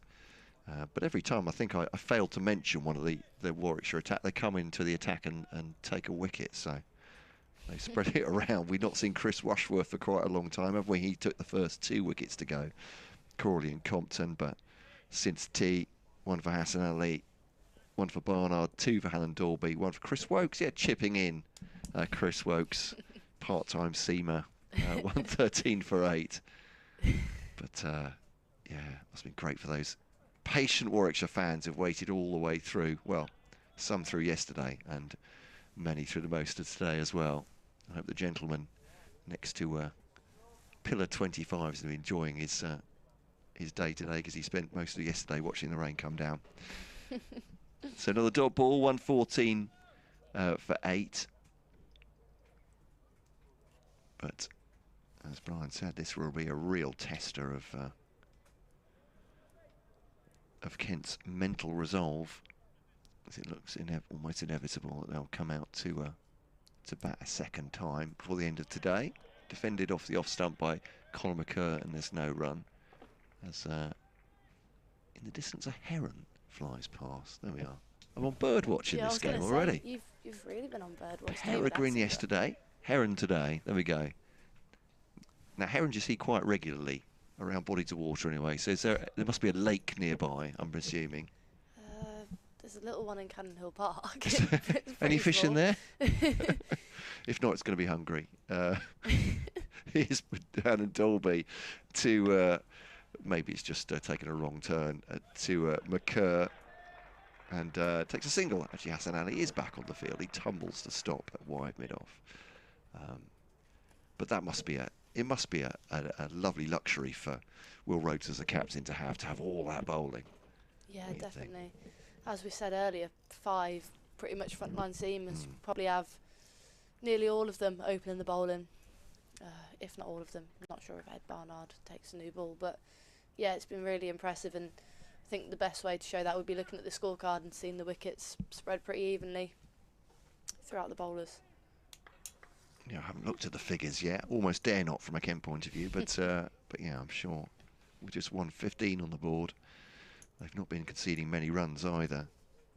When they have middled as when Warwickshire did, when they have managed to middle, the outfield is pretty quick here, isn't it? You get good value for your shots, but also good value for good bowling for Warwickshire too. Wokes in then, 4 slips in play, and this one is full outside off and left nicely by McCurr, who is 2 not out. Quinn at the other end, 1 not out. Yeah, Wokes has 1 for 17 off his 7. Rushworth 2 for 25 off his 7. Hannah Dalby 2 for 29 off 11. Hassan Ali 2 for 25 off 7. And Ed Barnard 1 for 18 so far. So yeah, that's a good quintet of bowling, certainly. Wokes in bowls, and this one's fuller and just misses the outside edge of McCurr, who plays at this one and sails again through to Michael Burgess. Elsewhere in the county championship, they are playing at the Oval. Hampshire 129 for 5, leading by 113 runs there. Nottinghamshire 102 for 4, leading Somerset by 185 runs at Trent Bridge. Lancashire, it's Stumps there, 167 for 4, leading Essex by 159. Wokes in again, an attempt at a drive from McCurr, and again a play and miss. Those 4 slips from Michael Burgess will certainly need to be alert here, as it looks like there could be a chance for snick off. McCurr playing his shots against Chris Wokes here, but one has not come off as of yet. and Middlesex, who appears their batting lineup is upside down this season because their top 6 are scoring almost nothing, but they recovered to 121 for 7 against Northants, leading by just 72 though. Works in again in this full, almost Yorker length, and McCarr attempts to squirt it through mid-on, but probably good for his sake, misses the bat. It's an ambitious shot with 4 slip. Yeah, he did his best to hit it, as you say. Good thing he missed it. In Division 2, by the way, Gloucestershire against Yorkshire was abandoned early in the day, and that's abandoned for the whole 4 days at Bristol. Worcestershire still batting against Durham. Big scoring match, that one. 3-4, 6 for 5 in the first innings, trailing by 79 runs. Wokes in again, and a very good ball. Misses everything. Wokes isn't too sure how that's missed the stumps, and you fear that McCur's days at the crease could be short if Wokes gets a few more deliveries at him. Yeah, feels like a matter of time, doesn't it? Leicestershire, Derbyshire, no play at all today. 2-4-3 for 2 Leicestershire in that. It's so very early in that game with 1 day to come. But a result not looking possible there. Here it's looking very, very likely. Wokes in again, and not sure if that's come off the bat or the pad of McCurr, as it just goes into the offside, and the single is ran and must have come off the bat, but not sure that's where he intended it to go. End of the over. Kent 116 for 8. Yeah. It's the thoughts of, I don't know, various of us thinking about who you might interview after a day's play. I'm scratching my head a little bit for Kent, but you'd be sport for choice, I think, for Warwickshire at the moment. Sam Hain, presumably, 165 not out. Yes, says Brian. Yeah, there we go. Not Dan Mosley, not good enough. That's the message he's getting? 6 short of century, should have taken it through. Brian just looked disgusted at the thought. No. But yeah, they bowled really well, batted very well earlier on as well. At the moment, they are giving Kent a comprehensive thumping. Just a few months ago, Kent were winning here at Edgbaston to help keep themselves in this division. But Rushworth does return. It's been a while. No ball to start with. Kent will take every run they can get at the moment, but he's not bowled since tea, I think, Rushworth, has he? I think he just bowled that opening spell. No, I think this is his second spell, yeah. But he did a job, didn't he? He got rid of both openers, Crawley and Compton, 35 for 2 at that stage in that opening spell. So yeah, I think he just bowled 7 on the bounce. They got the luxury of bringing him back very well rested in the sunshine. He needs his floppy sun hat now, but he's taken off to bowl with. And outside the off stump, that's a lovely shot from Conor McCurr. He's just teed off on just outside off stump on that one. Decent length delivery, but he's just driven through that, and that is 4 runs. He goes on to 7, 122 for 8. That will do his confidence some good. That was, as you say, brilliant shot. Looked like easy could have come from someone in the top order. Well, he might be pushing to open very shortly. Who knows? He might be back in again. I just see, yes. Half an hour. Keep me out there, Skip, he'll say. I'm in form. It's Rushworth to McCurr. Leaves that outside the off stump. Through to the wicket keeper, and there's no run. Bright sunshine now. And I say we've got 22 overs remaining. At the moment, it looks like only shadow on the ground might stop us from getting all those bowled. Quinn 1, McCurr 7. They came together 10 runs ago, but every run might be important for Kent, and every ball expended for them as well towards a possibility, looking like quite a remote possibility of saving a draw here. But Rushworth, that's clipped away neatly by McCurr as well. He goes from 7 to 9 there. Does he want to come back for a third? They ran those in a fairly leisurely fashion. 124 for 8, McCurr on to 9. Again, it's a nice little shot into the onside. He takes 2 off that. It's the brightest it's looked all day here, isn't it? Looks quite nice now, looking out onto Edgbaston and the Birmingham skyline, which actually has a lot less cranes than normal. That's okay. That's fewer than normal, is it? So there's a lot of building going on in Birmingham. There often is. Yeah, must be. Here's Rushworth to McCurr. That nips back. is that missing down the leg side? Can't really see from the angle we are here, but there was no appeal at all. Don't think he got any bat on it. I just chatted to Alan Donald. He's left the box here, and I said, oh, I hope he gets some. He's after a game of golf, and obviously the rain has stopped him. And I said, well, I hope it improves a bit for you. And he said, oh, it's nice to be in the cool. He said. So I got him to explain that. As Rushworth bowls to McCurr, plays in a miss outside off stump through to the wicketkeeper. And he said, because he's been coaching in Bangladesh, the last series they played there, about 35 degrees with 80% humidity. He said it's pretty punishing. So they've gone now to Sri Lanka, where I gather it's not much cooler. So he said he was quite happy with the relief of a chilly spring day. I said to him, well, I can understand that. Here you could put a coat on. There's not much you can do when it's that hot with that humidity. It just in a sauna. That's just past his stumps by McCurr. He's dropped the bat on it, and it does bounce past the off stump, and he's safe for another over. 124 for 8 Kent.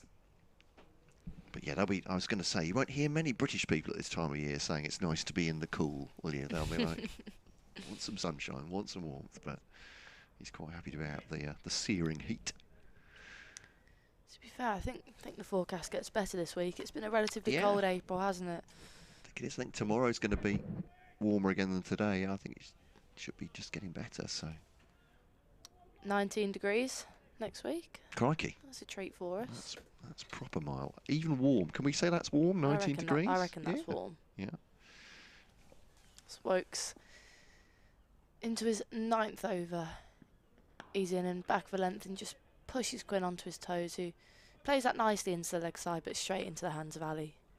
No run taken. So yeah, it'll be proper warm.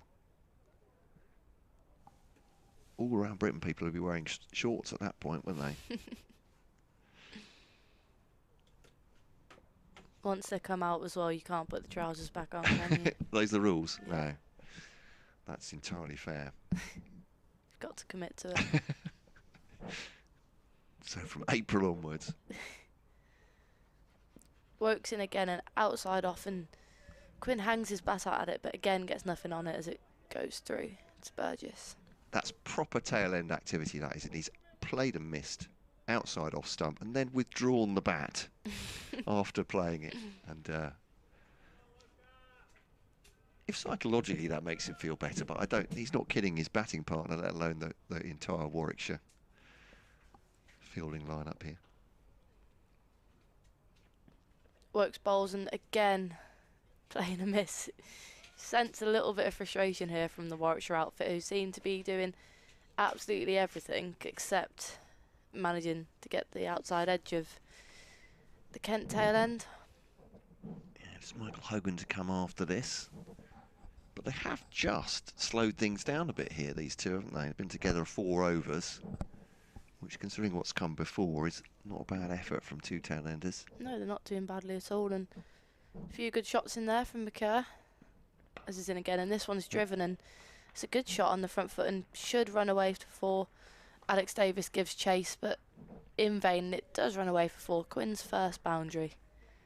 Good shot, well timed. Maybe we're not giving them enough credit that they deserve. Well, I feel entirely responsible for that, because I sat down saying, well, we're nearly done. They're going to have to think about how they're going to bat in the second innings. But yeah, they're making a fist of it, at least these two. Quinn on 5 and McCurr on 9. So conditions as good as they've been all day, to be fair, and probably for quite a long time in this match. So the sun is out at least for them, but Warwickshire just striving for these 2 final victims. As Works is in, and this one outside off, and this time left by Quinn.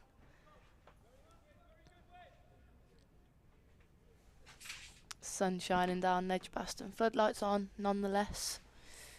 Not sure if they're needed right now. They certainly were earlier. Yeah, there's a bit of cloud around, isn't there? But there's almost no wind, so we've got a bit of sun now. We'll keep it for a bit, it seems like. Final ball of the over then as Works is in, and this one on the stumps and just, again, beats the edge of Quinn. And that's the end of Chris Woke's 9th over. Kent 128 for 8. Yeah, coming, well, what would be the end normally of a county championship day, but we've got a good hour to go, I'd say, here. The bowling are overs in reasonable time as well. Warwickshire, despite an all-seam attack, they're over 8's level, so there's no need to put the emergency spinner on to get through overs quicker. They're going at a decent rate. Looking around here, and actually the number of spectators is very similar to where we started, and sat patiently until 1:30 to get this underway. Rushworth to McCurr turns that into the onside, and there's no run. 3 slips in behind the batter, next to wicketkeeper Michael Burgess.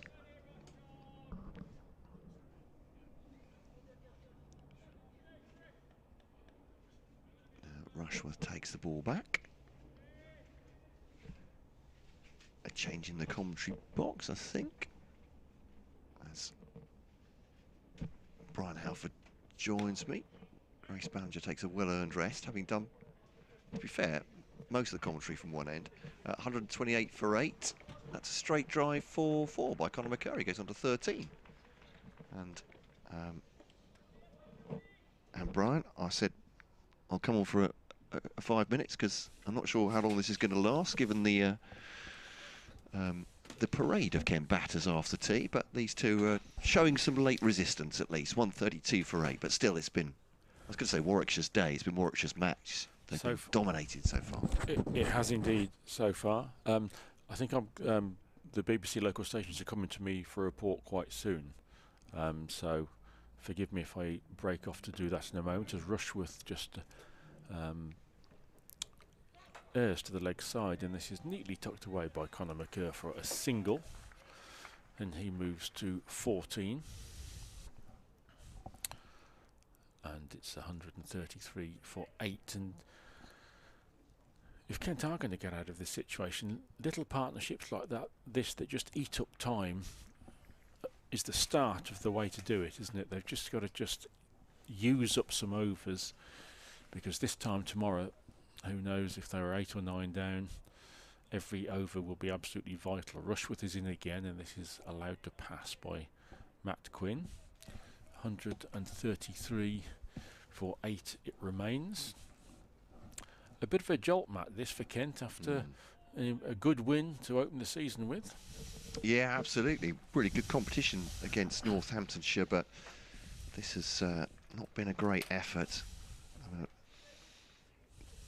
Having said that, you know, you've got to give credit to the opposition. There are 2 sides playing this, and Warwickshire have done very, very well indeed so far in all departments. Rushworth is in again, and there are cries from the slip cord, and as the ball just leaps into the air off bat and pad from Quinn, but it doesn't go to short mid-wicket. It just dies in front of him, and McQuinn is safe.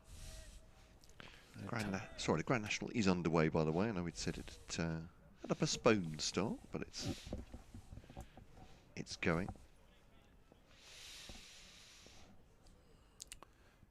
In comes Chris Rushworth to finish his 9th over with a straight delivery, which Quinn plays very comfortably off the middle of the bat, and this 9th wicket pair must be thinking, well, I don't know what all the other chaps were making such hard work of. It's not too difficult out here. The sun is shining.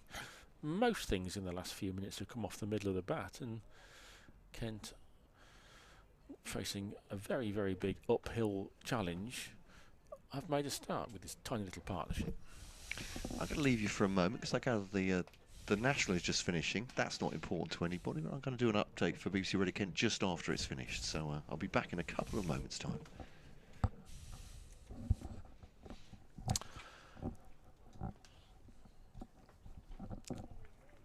Chris Wokes will continue.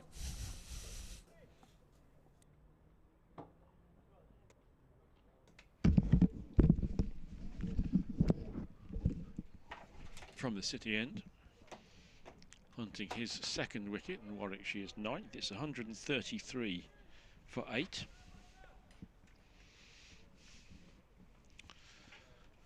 And Kent face their own Grand National here if they're going to get out of trouble. But Conor McCurr, on loan from Surrey, has started doggedly.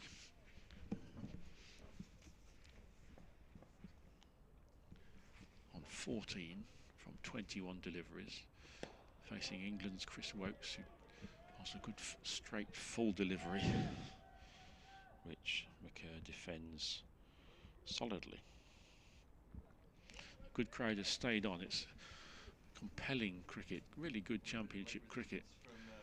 The best championship cricket, of course, is a really evenly poised game, and Warwickshire fans won't be complaining about this, of course, because there's been some really good bowling, but it is excellent watching for the Bears fans here, most of whom are Bears fans, and there's more joy for them there as Chris Wokes traps Conor McCurr, LBW, a little bit quicker that one, and McCurr was playing slightly across the line, and Chris Wokes has his second wicket, and what a luxury it is for Warwickshire captain Will Rhodes when he has his side 6 or 7 down to throw the ball to Chris Wokes, who's been grazing for a couple of hours or an hour and a half, and Wokes has done exactly what Warwickshire wanted him to do. That's his second wicket. McCurr goes for 14, and Kent needing 304 to avoid the follow-on, or 133 for 9. McCurr cutting a pretty disconsolate figure as he wanders off.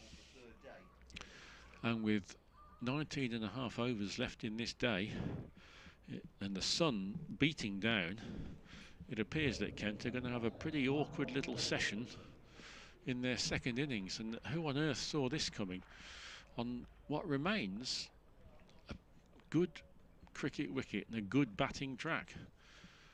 Warwickshire 453 for 4. That suggests that the track is pretty good. But Matt, Kent have found it a difficult wicket to bat on. Yeah, indeed. It's hard to know again whether that's just psychologically from the point of view of the scoreboard pressure.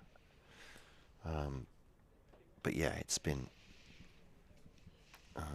pretty dire, hasn't it, in terms of a reply, and Kent losing their 6th wicket after tea now. 2 for Chris Wokes. I mean, credit obviously to what Warwickshire have done, but the bowling looks a completely different class, or I don't think the batting's making it look a different class, but you know, Hassan Ali, for instance, making balls leap off a length, and Wokes at such a tight, consistent length and line. Quinn on 5, Hogan on none, 133 for 9. They'll be batting again this evening. Wokes has 3 balls left in this over to try and conclude this innings. The first one doesn't conclude it because Hogan meets it with a good straight bat. To be fair to Kent's batters, you look at the dismissals and there aren't many that you would say, oh, that was a shocking shot, was there? I mean, there's been some good bowling. I'm just looking down the list. Sam Billings edged an attempt to attack, but then you know you can't just not play any attacking shots. I mean, there really haven't been. It hasn't really been poor batting, I don't think. No, I think Denley chased a bit of a wide one from Hassan Ali, maybe, but yeah, I think otherwise you're right. Wokes into Hogan, who stands up straight and plays this one back to the England bowler, whose footballing skills let him down. He fails to control that one and has to walk across and collect it, bend down, pick it up and throw it to mid-on. But a bit of polishing goes on. A real spring in Warwickshire's step.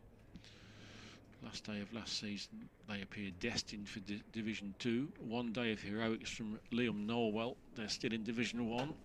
And now look at them, having dominated their first 2 games. Wokes is in again, and slower delivery, which Hogan fences at but misses. Wokes has 2 for the scoreboard defeated me as it defeats you. It's just rather quick off the mark to change the bowlers, isn't it? Wokes has 2 for 22 from his 10 overs, and the bowling figures tell a story of the collective impressive work from Warwickshire. 2 for 22 Wokes, 2 for 38 Rushworth, 2 for 29 Hannon Dolby, 2 for 25 Hassan Ali, and 1 for 18 for Ed Barnard. So they really have all done their bit, and now we have Hassan Ali returning at the pavilion end. Yeah, and Donald was explaining the conundrum we're facing, Hassan. We noticed it. He knew about it already, but noticed it a number of times with the Pakistan quick bowler that he just hurries batters. As this one just goes outside the off stump through the wicket keeper. Ball just getting big on them, just get skid life off the pitch. And the one that dismissed Daniel Drummond, fabulous delivery, was just a jack in the box on the length, perhaps just outside off stump, and Drummond fending it away to Barnard to go for 40. And that time 80 for 4. That was a really important wicket to break through. Swing and a miss from Matt Quinn. That almost went baseball style, that, didn't it? Almost flat batted through the wicketkeeper. Matt, you'll know a lot more about me about the batting pretensions of Quinn and Hogan. Have they got a bit of tail wagging in them? Well, I think it's fair to say that any batter in the county championships wants to score runs, but Matt Quinn's had 1 or 2 important knocks for even since he's been at Kent, but not prolific, I think it's fair to say. 3 for 9, and Hassan Ali it's a play and a miss from Quinn through the wicketkeeper, and there's no run. He will be a real test for them, but again with Hassan, there's not another bowler in this match like him, is there? I mean, he's a really good overseas to have. Yeah, he's a good pick-up by Warwickshire, as was Chris Rushworth. I mean, to have those two guys coming in, Ed Barnard, I mean, that really is refurbishing your seam attack in a bit of style, isn't it? Yeah, those 5 would comfortably sit in any attack in the country, wouldn't they? And a drive by Matt Quinn into the ground. Hassan, with a little skip, takes it on his follow-through, chest high. And as you said, you've got the rotation, you can keep them fresh. So Rushworth bowled 7 on the trot at the start of the day, albeit that at 1:30, and didn't bowl again till about 20 minutes ago. So they're all vying for that position of getting wickets. Good length delivery, that one, straight back at Hassan, and he sort of feints as if to throw down the stumps at the far end, but Grace was saying they changed the rules about that. It used to be an outlet, didn't it, for fast bowlers, particularly on their follow-through. If it's hit straight back at them, they would just angrily throw the ball towards the stumps at the striker's end, but it has to be a legitimate attempt these days for a run-out, otherwise penalty points, possible suspensions following as well. It's a good ball from Ali. Decent from Quinn as well. I don't think he timed that particularly well. Looked low on the bat, but that's 4 runs. Perhaps using the bowler's pace against him. Quinn has 9 now, 137 for 9. Kent staving off the inevitable, it feels here, but their opening batters will, I'm sure, be very grateful for any extra time and extra runs they can put on here.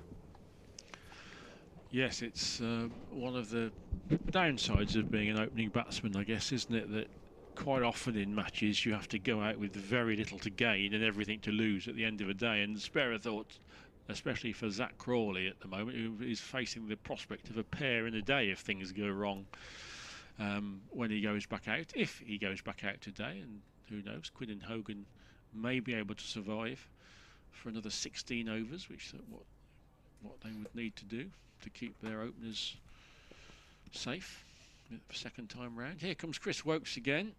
Woakes against Hogan. Hogan plays this perfectly solidly off the back foot. You wouldn't think that's a fair fight, would you? Woakes against Hogan, but no.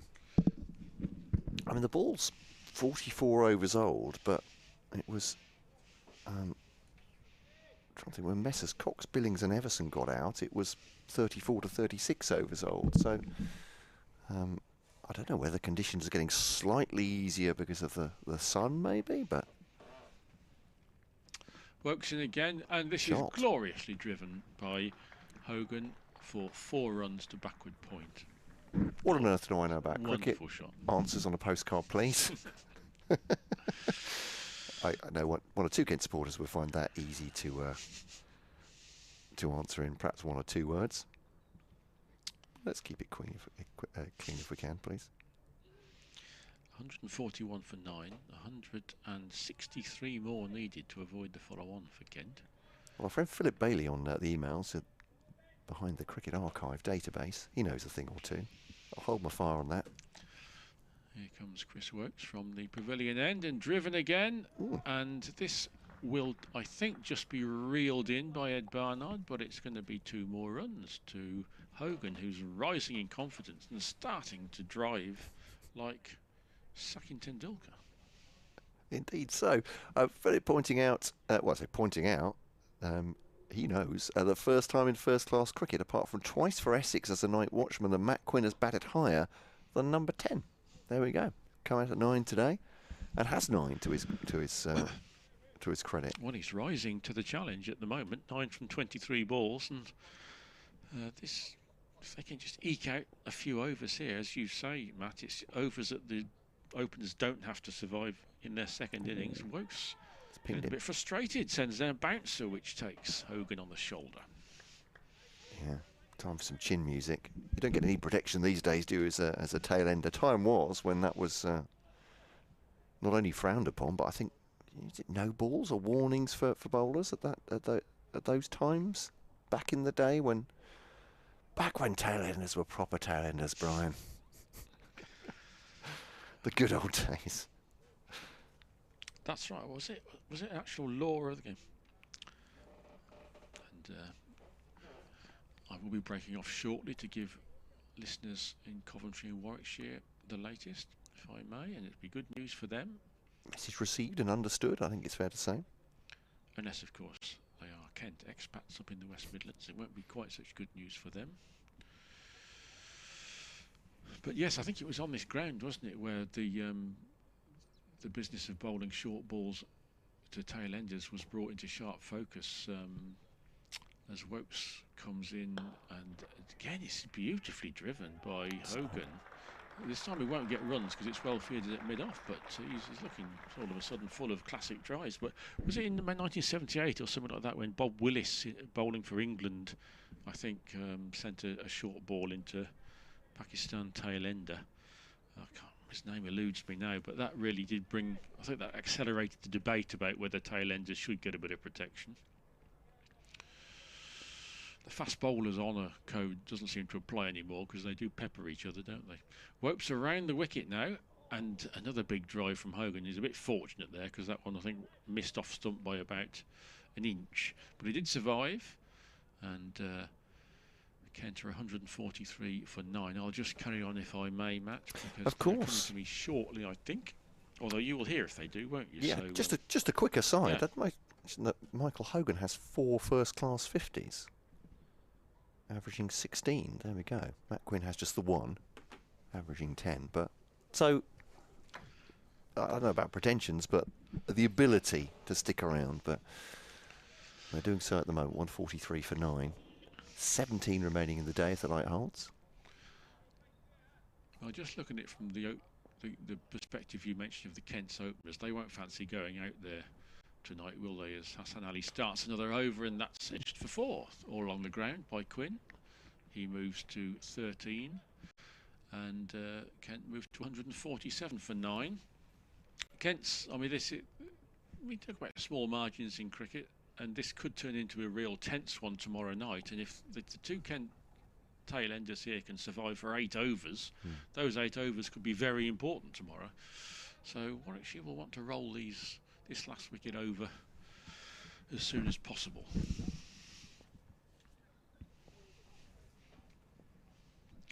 Just about to go to listeners in Coventry. Yes, despite the loss of 4 sessions to the weather, Warwickshire are pressing hard for victory at Edgbaston. After piling up 453 for 4, they have Kent in desperate straits at 147 for 9. It's been an excellent collective effort from the seamers, with all 5 taking wickets, and Chris Rushworth, Ollie Hannon-Dolby, Hassan Ali and Chris Wokes taking 2 apiece. Kent need 304 to avoid the follow-on, are 133 for 9. It could be a very interesting day tomorrow.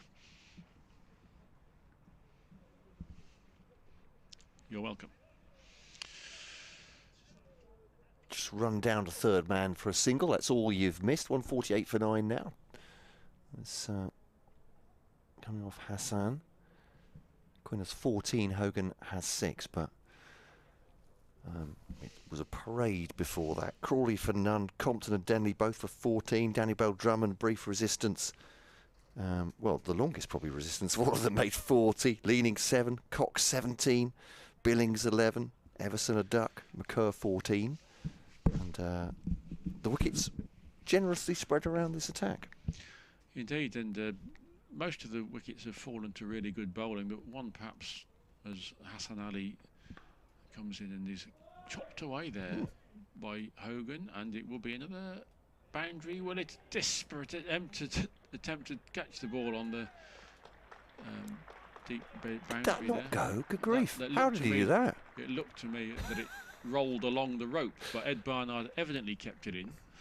And it's a couple of runs.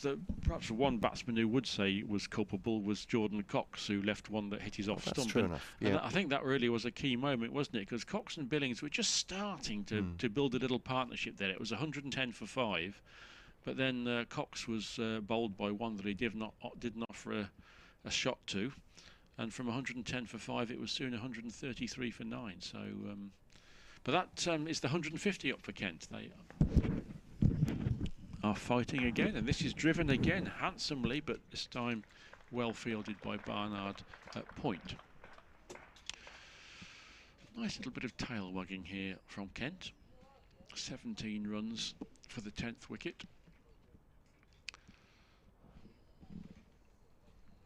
14 to Matt Quinn and 8 to Michael Hogan.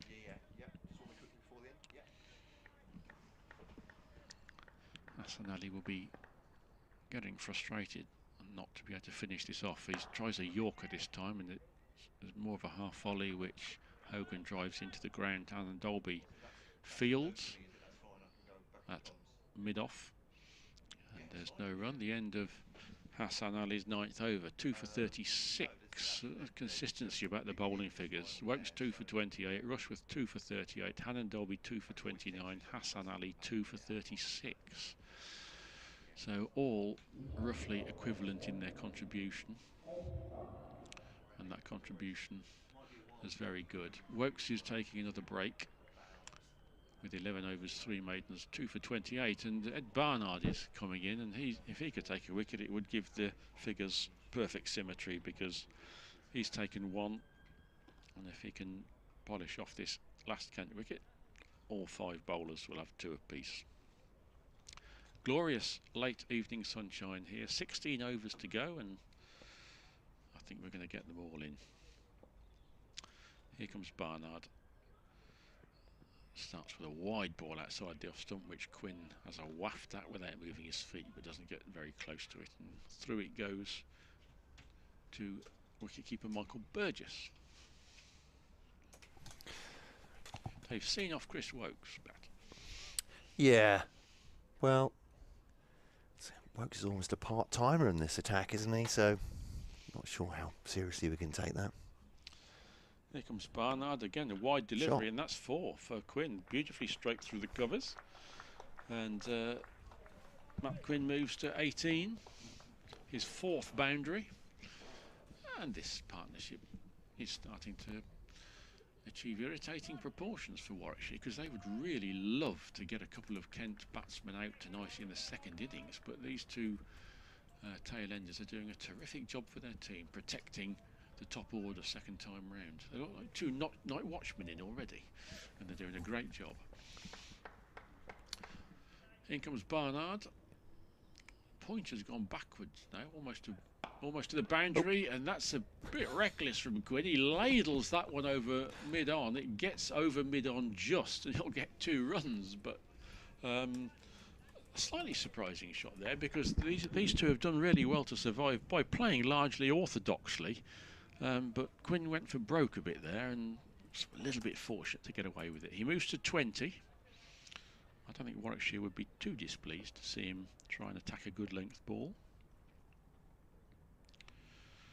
Here comes Barnard again, and he's attacked another good length ball, and he's smacked it over long off.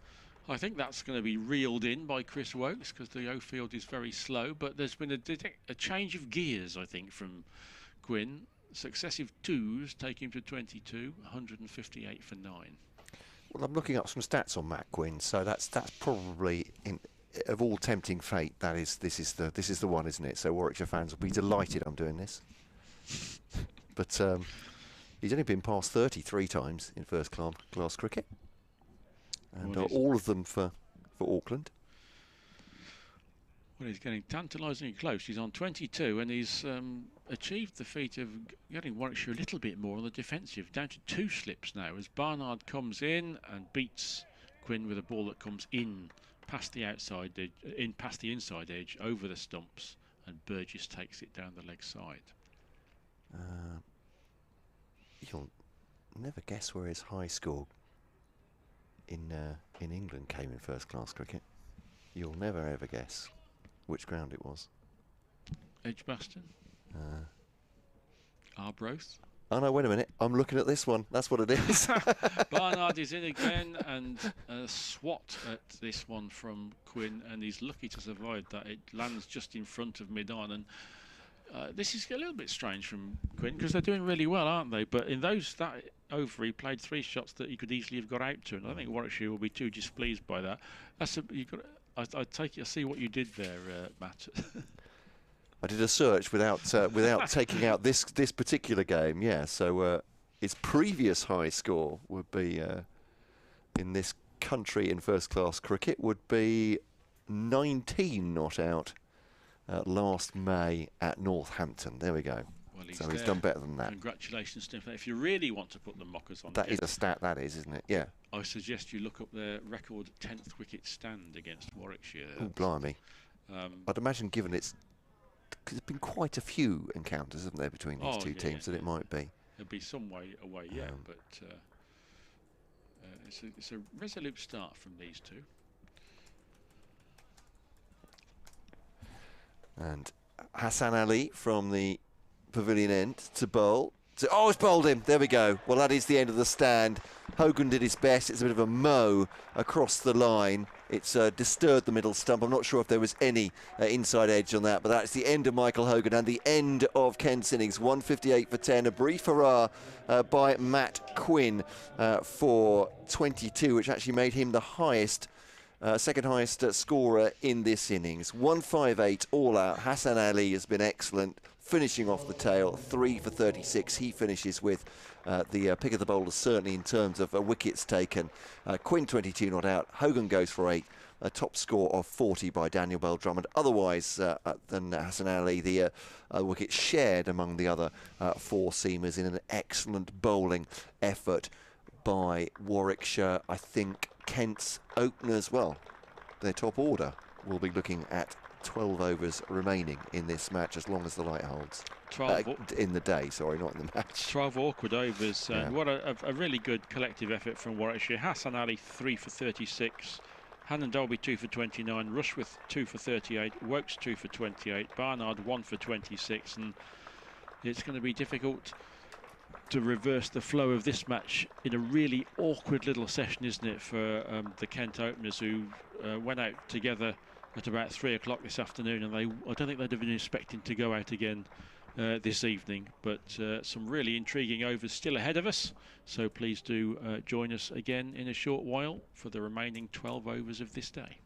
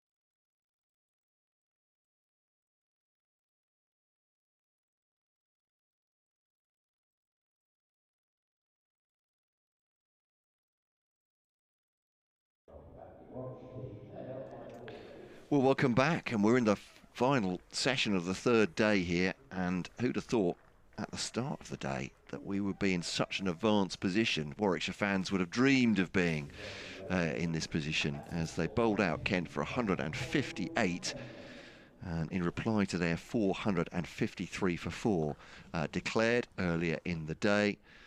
And the Kent openers come out for a second time today and a second time this afternoon, I would say, as well, as we only started at 1:30. I don't have a time on the Kent start of innings, but Zach Crawley staring down the barrel of a pair in an afternoon.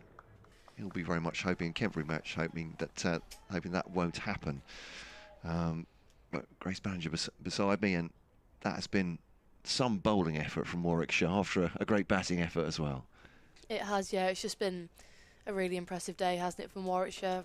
Saying earlier to Brian that you don't often get a county championship fixture where all of the sessions are dominated by one team, and not just all the sessions, but to be honest, all of the play. And yeah, I mean, all the teamers bowled really well, shown by how the wickets were split through. But the Kent openers certainly got a job on their hand here.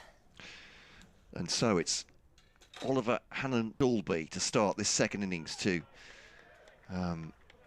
Zach Crawley left through to the wicket-keeper.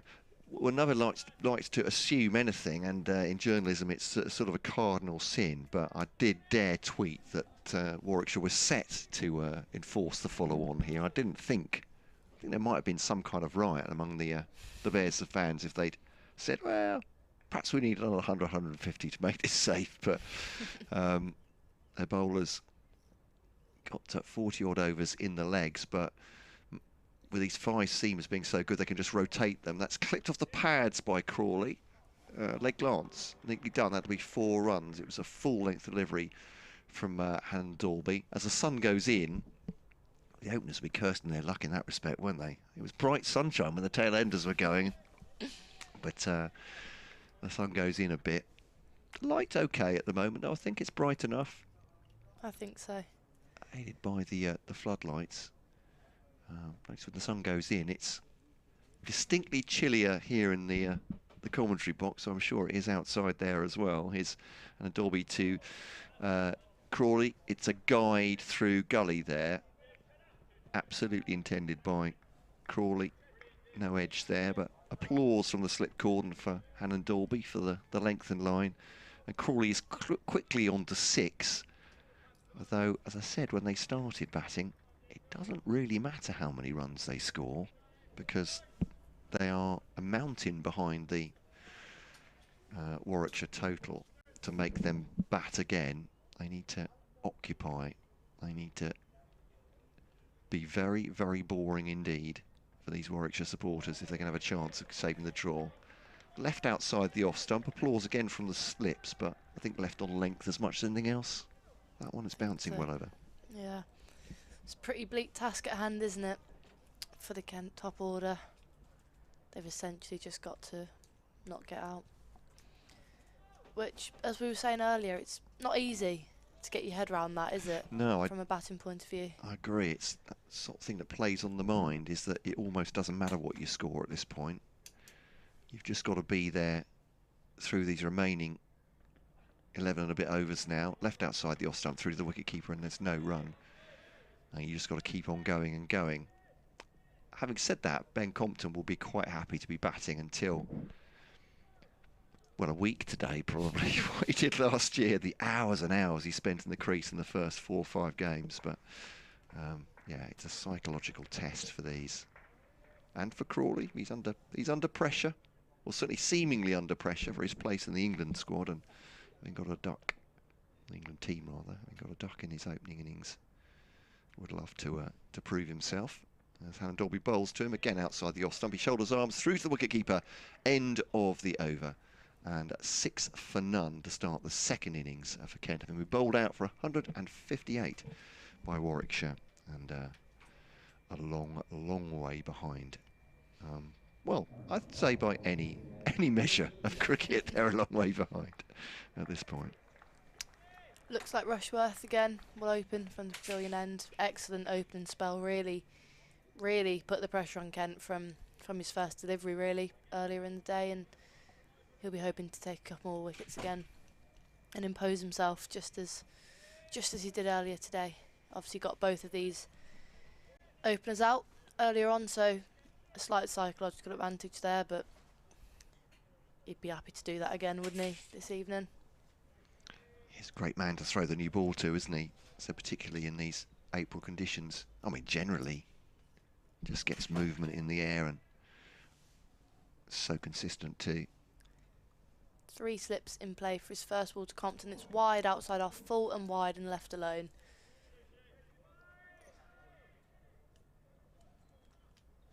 Three slips in play. Point, an extra cover, mid-on, a wide mid-on, mid-wicket and a deep square, quite far behind square, as we've seen employed by the Warwickshire seamers pretty much consistently throughout the day today. Yeah, quite a lot of chat out there, as you'd expect from the fielding unit. Rushworth in again to the left-handed Compton, wraps him on the pad, and there's a big appeal for LBW, but all in vain. Umpire doesn't even look slightly interested there at that shout. And there was a question over how he was out in the first innings, whether he just pitched outside the line, but yeah, that would have been... Oh, crikey. There's a firework display in the distance there. I'm not sure it's to do with the cricket, is it? But no, there's something's being celebrated today. Can't quite remember what it is. As Rushworth in again, and it's good. It's just a bit too straight as it's turned round by Compton off leg stump out to Hannon Dolby there at that fine leg position. That's what it's only. Whereabouts is that in the city? It's about 2 doors down, isn't it? Just is there. Some fireworks going off. Oh, I thought it was a bit. Oh, that's my eyes. I thought it was a bit further. Yeah, I reckon it's no, literally right. about 200 Oh well, it's metres Edgbaston then in that Yeah, case. it's definitely not very far away. Edgbaston. It's a bit early to set fireworks off. You'd Yeah. think they'd have a bit more dramatic effect later on. You're wouldn't right. you? You don't really get the full effect of them when it's sunny out. That's for sure. Rushworth in then, his first ball to Zach Crawley, and it brings him forward into a defensive stroke, a strong stroke from Crawley. There was no doubt in it, even though he hit him quite high on the bat, and good areas from Rushworth again.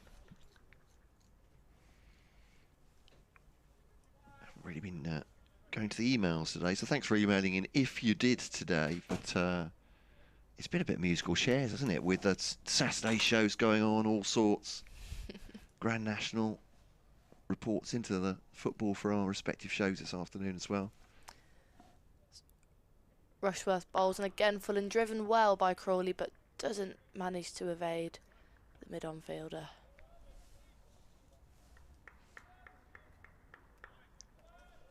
It's a start for Kent at the moment, but there are plenty of overs to go. 96 available tomorrow. Crikey, I'm getting daunted by that task now. That's a lot of batting to do, isn't it?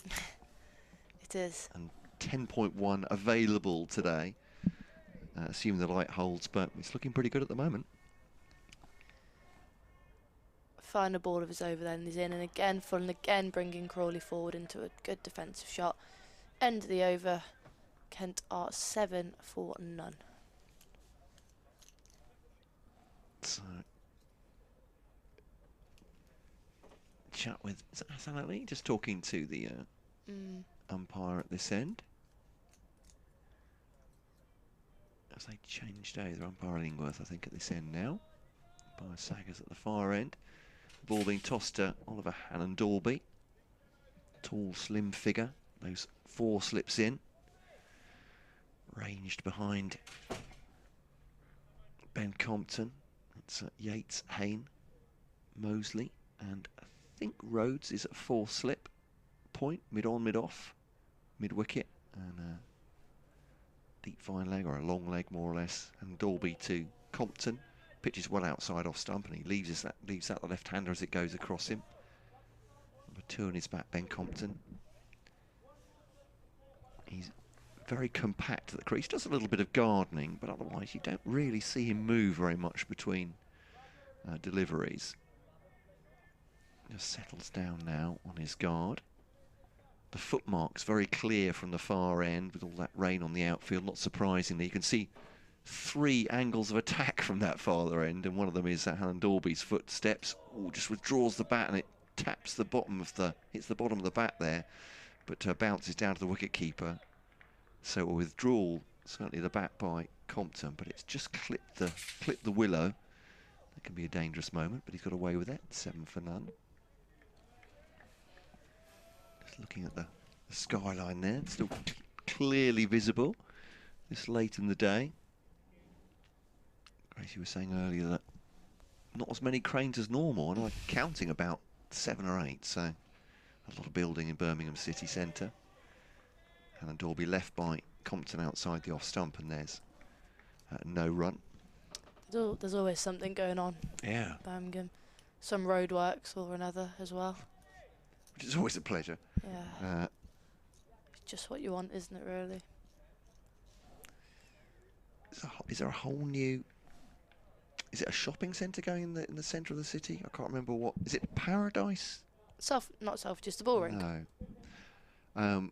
Maybe I got it wrong. There's a new development going on in the centre. I can't remember what it's called. Mike Taylor was telling me yesterday. I'm not sure, to be honest. Through to the wicketkeeper and Snow Run. I think it's called Paradise Park. I might have dreamt that. Who knows? Sounds all right though, doesn't it? Paradise Park. I was going to say. Sounds good. If not, you can have that idea for free, Birmingham City Council. That's on me. It's BBC Radio West Midlands and BBC Radio Commentary in Warwickshire, BBC Radio Kent.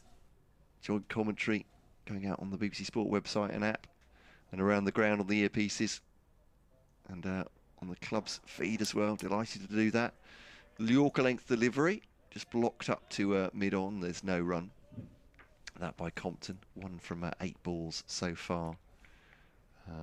He actually said when he joined Kent last year, before we knew quite how prolific it could be, Ben Compton. I asked him, what's your style? What can Kent fans expect? And he said, I like to be the boring one. I like to be the one that is wearing the bowlers down. So that would be perfect for Kent if he can do it. He didn't last too long in the first innings. Perhaps was 14. And Dorby to Compton, back in his crease, sees that off into the offside. And there's no run. Zach Crawley is out, leaning down, just sweeping away whatever he can find on the top of the pitch. Chris Rushworth comes, takes his cap off. He has dispensed with the white floppy hat. I think Grace had advised him that it may not be quite the temperature or the conditions to do that. Hands his short sleeve jumper to umpire Illingworth, and he'll get the ball very soon. Off to a slightly more convincing start here, aren't they? The Kent openers. They haven't looked as I'd agree. The first 10 overs or so all looked a bit scary, didn't they? Not quite so much now. In comes Rushworth, and Crawley drives that beautifully straight past him, and that should run for 4, and it will. Brilliant shot, so well timed, just pretty straight through mid-off, and it's a good shot, and it's encouraging signs for Kent, who need to settle in here, to say it the least. Yeah, it's very Zach Crawley, that, isn't it? He loves the straight drive and timed it very well indeed. On to 11 for none, Crawley on to 10. Do you like Zach Crawley? I like his batting, and quite like watching him in the white ball stuff as well, actually. I think people think just because he opens batting for England that he's a red ball player, but not exclusively, as Rushworth's in again and brings his lengths back a bit, and Crawley comes forward, plays and misses, and that's a good ball from Rushworth. Yeah, I think he's such a clean, hard strike of the ball, isn't he? That makes him, I would say, an ideal candidate for short order cricket. Certainly he's shown that for Kent. He'd like to do more in the 100, I'm sure. Force his way, if he can, into the England setup in one of the one-day or T20 sides, but that's quite a tall order for anybody, even Zach Crawley at this point. Rushworth in again and full, and again bringing Crawley forward into a defensive shot. Yeah, I seem to remember in the 100 last year he got off to a few starts. He batted well, he scored quickly, but never made, or not that I can remember, a big match-winning total as such, but contributed to every game, I think. It's his task to see off Rushworth now, and taking a slip out for Zach Crawley at this point, but man on the drive quite close at mid-wicket. Rushworth in full again and brings Crawley forward. This time, not as convincing, just comes off the outside edge and kind of trickles to point. As Rushworth has a little look at the footholds that have been created.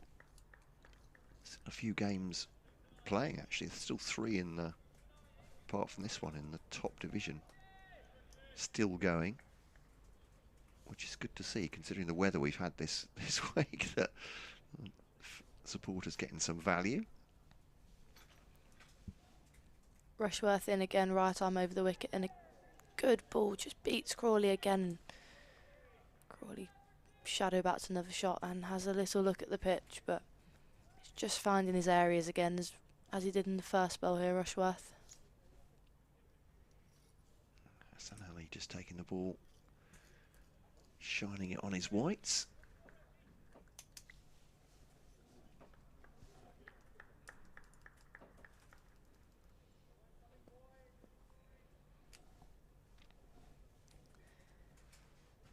As Rushworth bowls, and it's an attempt of a few balls go dry from Crawley, misses but wraps him on the pad, but going down comfortably, and that's the end of the over. Kent 11 for 0 with 8 overs remaining in the day. He might even got an inside edge on that onto his pads, but there's no appeal, was there? Absolutely.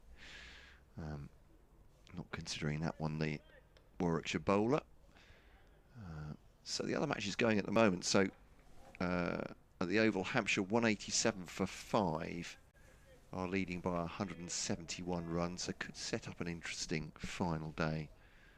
Surrey have yet to bat a second time. Nottinghamshire, as Hannah Dolby comes in, bowling to Compton, leaves it, doesn't even move the bat, just leaves it through to the wicket-keeper. Nottinghamshire 161 for 6 now against Somerset, not far away at Trent Bridge, and they've got a 244 run lead, so they really could set Somerset a challenge on the last day. It's Stumps at Chelmsford with Lancashire 167 for 4 in their second innings, leading by 155, so that one's in the balance. Northampton are chasing a total now at Northampton against Middlesex to win. As all playing a miss by Compton. That's a great delivery. He's just drawn him forward there, Hannah Dolby, hasn't he, with his length. And it rears off a length through to the wicket-keeper. And Compton looks like he's played and missed that. So Middlesex were all out for 167 in their second innings. Northamptonshire 6 for none. Need just 113 more to beat Middlesex, who haven't started the season well after their promotion. I'll do a couple of second division scores in a second. Compton nudge into the onside. It's fielded at mid-wicket, and there's no run. 11 for none still. Kent following on here. So Gloucestershire against Yorkshire has been abandoned, the whole match there. Early in the day, it was called off at Bristol for the entire 4 days. Higher scoring affair between Durham and Worcestershire. Durham 39 for 1 in the second innings, leading by 98 at Chester Street. That looks headed for a draw. No play today. Leicester against Derbyshire. Leicestershire 243 for 2. As Hannah Dolby comes in to Compton.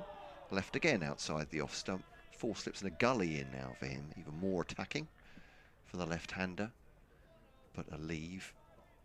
And I was talking to him the other day about his century against Northamptonshire. They were a bit of trouble when Jack Leading joined him.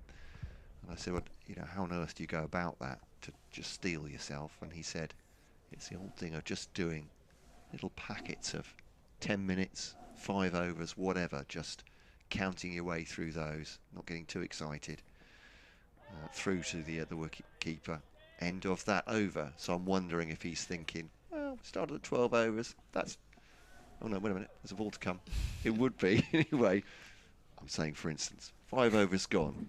Okay, let's count down another 4, and we'll have 3 overs to go, and then there'll be, and then perhaps the end of the day. But Warwickshire will have a say about that. And Dolby, I'm sure he can count for 6 balls. I always find it 1 too many. I think it's just that's where the 100 comes in good for me. Here's Hannah Dolby bowling to Compton. Good shot, that one. He's guided that one out, a full-length delivery. Just opened the face slightly and threw square on the offside. And he scores 4. Compton is on to 5. Crawley has 10. It's 15 for none, Kent, then, of 5 overs. 7, I say, remaining. Certainly available in the day. I think the light's going to hold. I think we'll get through them as well. Going to nearly 7 o'clock here. And Rushworth to continue from this end. Interesting light, I'd say, at this stage of the day. I don't know if it would affect the batters at all, do you think? In terms of it's getting not exactly dusk, but certainly it's not quite as bright as it was before.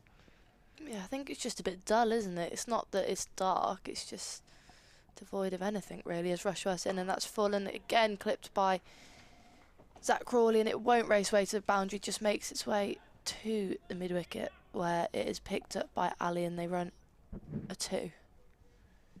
Certainly going full here, Rushworth, but Crawley is capitalising when it gets a bit too full. Just needs to bring it back slightly.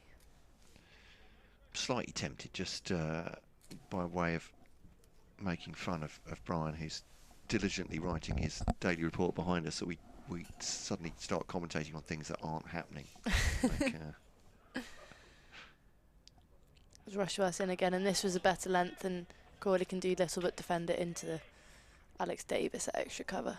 For instance, I think it's the first time I've seen a lion on the outfield at Edgbaston this season. I'm not sure it's a regular thing. He's concentrating far too hard to listen to that. That's just ignoring me, which is the right thing to do. It's not his first rodeo, is it? No, it's certainly not, no. Rushworth at the end of his mark. In right arm over the wicket to Zach Crawley, and slightly leg side. Crawley tries to flick it round, but doesn't quite get enough of it, and Michael Burgess prevents any runs being taken. Yeah, was it back and pad there? But yeah, just a deflection down the onside. When Brian was asking about football and you said City, I thought, oh, another Man City supporter. But of course, you're talking about the Blue Noses, aren't you? Talking about the best Birmingham. City side in the country, Birmingham City. Another 2-1 loss to Sunderland today. So Rushworth is in and brings Crawley forward. Looked like, did he get a bit of bass on that? Yeah, Maybe I a bit think of so. pad, but it was a sort of strangled appeal, wasn't there? I think they would have been more encouraged, perhaps, if there wasn't. But yeah, nothing convincing. Yeah, we've struggled along again this season, Birmingham City in the Championship, but it's that point in the season where a lot of teams have got nothing to play for, isn't it? And I think we'd do well to get relegated from here, but... New owners, though, as well, is that right? Yeah, I think so. I think so. Manager's done well this year as well, Eustace. He's been good. Rushworth in again, and good nagging length, a big peel for LBW, and given Zach Crawley looks back at the stumps, but he will have to walk off. 12 runs scored, and that's a big breakthrough from Warwickshire. 17 for 1 Kenton. What are your thoughts on that? I thought that looked like it was going down a little bit. It did and from I here, think didn't it? Zach Crawley does as well, but we are at an angle, to be fair, so it's but yeah, he took a look back at his stumps, but he's gone cheaply once again. As you say, he's got to go. The umpire's given him. Oh no, this is the wrong ball. There we go. I'll try and catch up with the live feed, but yeah, absolutely, he's got to go, and the umpire is in line, which we are not. Yeah, that's the. Just showing a replay of that, seeing if I can get back there.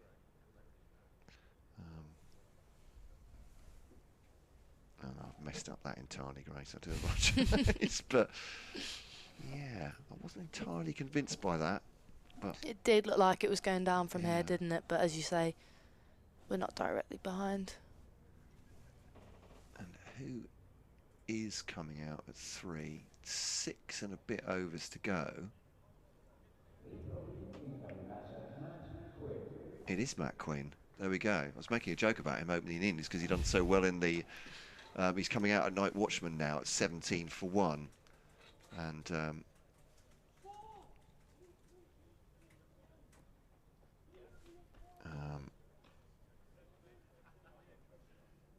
so a wicket down now, 17 for 1. Zach Crawley goes again, obviously massively disappointed on 12, and Kent have just 9 wickets to save this match now, and they're going to have to bat through the best part of 100 overs, it looks like, to do it. The rest of today and tomorrow, and Warwickshire surely I mean, if they could nick another one out here before the end of the day, preferably for them, Compton rather than Quinn, but they'd probably take either, I'd imagine, at this point. It really would top off what's been a fantastic match for them so far. Members have got a bit lively beneath us as in comes Rushworth, and that's a good length delivery. Just left alone. There's some very, very supportive fans down there, isn't there? And a brilliant over for Rushworth. Kent 17 for 1 with 6 overs left to survive in the day.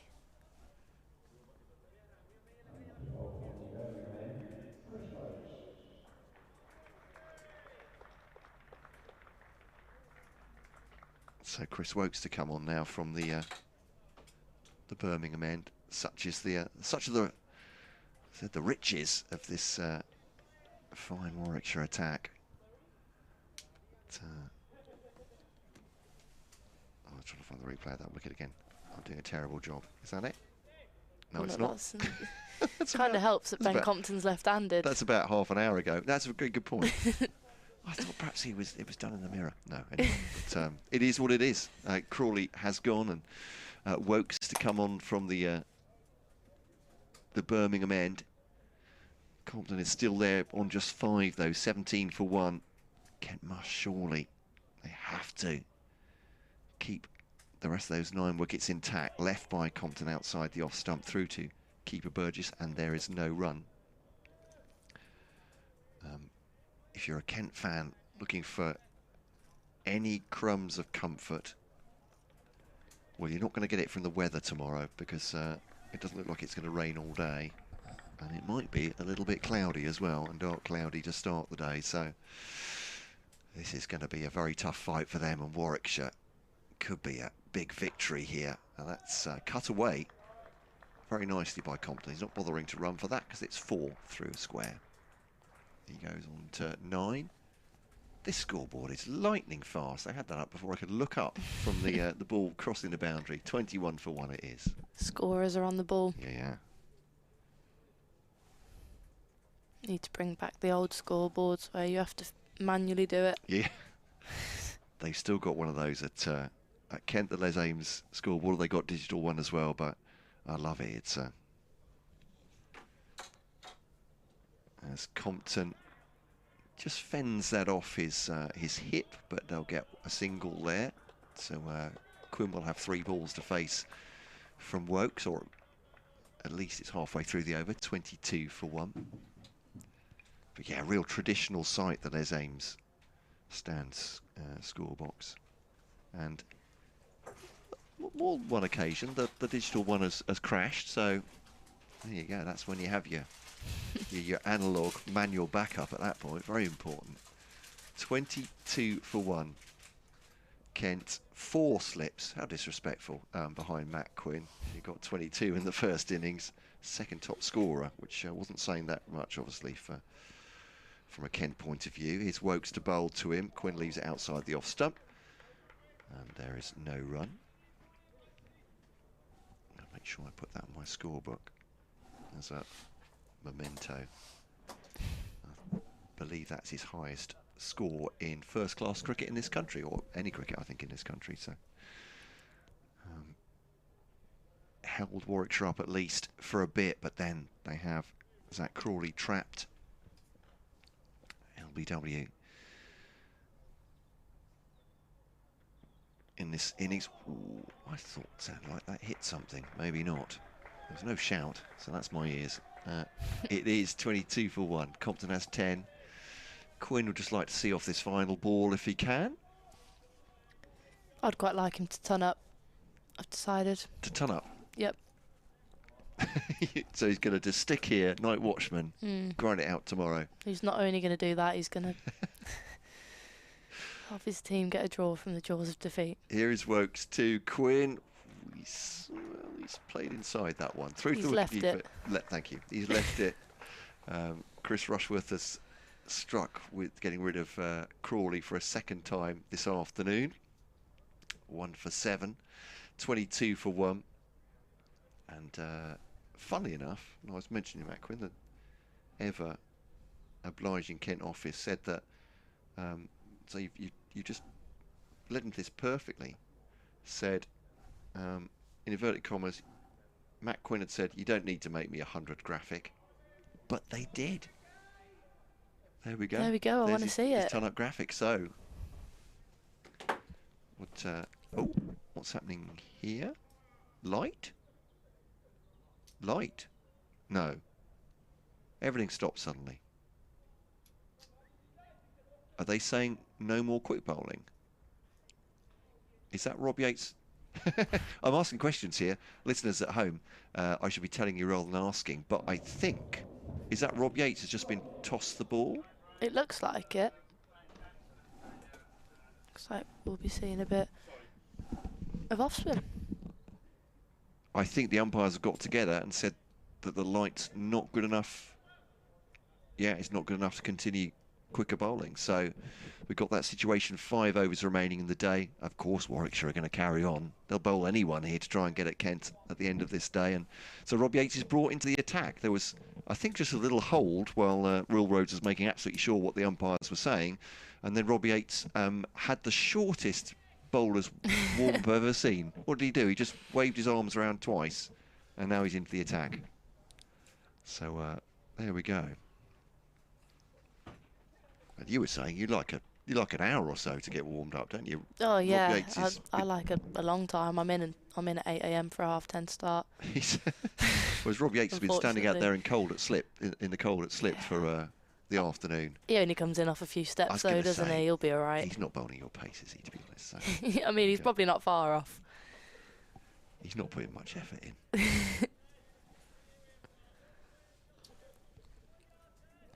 So, yeah, I'll be bowling from this pavilion end, and we have 5 overs remaining in the day. Well, we might stop short of 7 after all if the spinners come on. And a bit of prodding around by Ben Compton. He's taking time to settle. He's got a short leg and a silly mid-off to contend with, as well as an orthodox slip to the spinner. And Yates comes in. Yates bowls and that's short and just cut through the gap, and it will race away for 4. I think that could be that loosener that we spoke about, but we might be able to let him off. I don't think he was quite expecting to come on to bowl today, was he? Yeah, it did seem all the body language was of some surprise from the Warwickshire team out there, but the umpires come together, and the light has certainly decreased out there.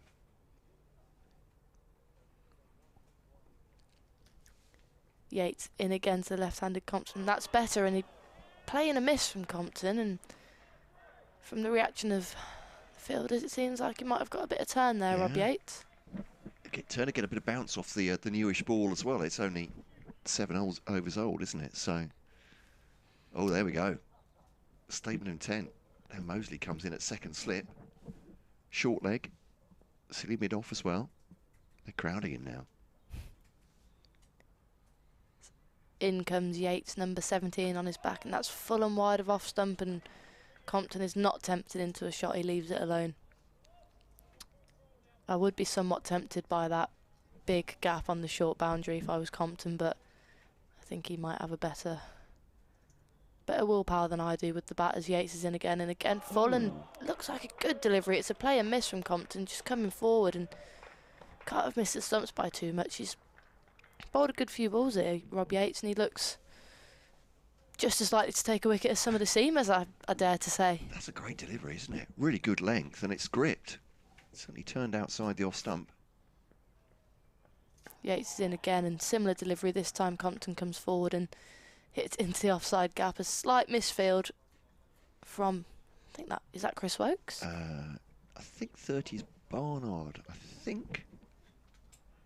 I'll just check out. But yeah, we don't want to accuse the wrong player of misfielding, do we? But a single nonetheless.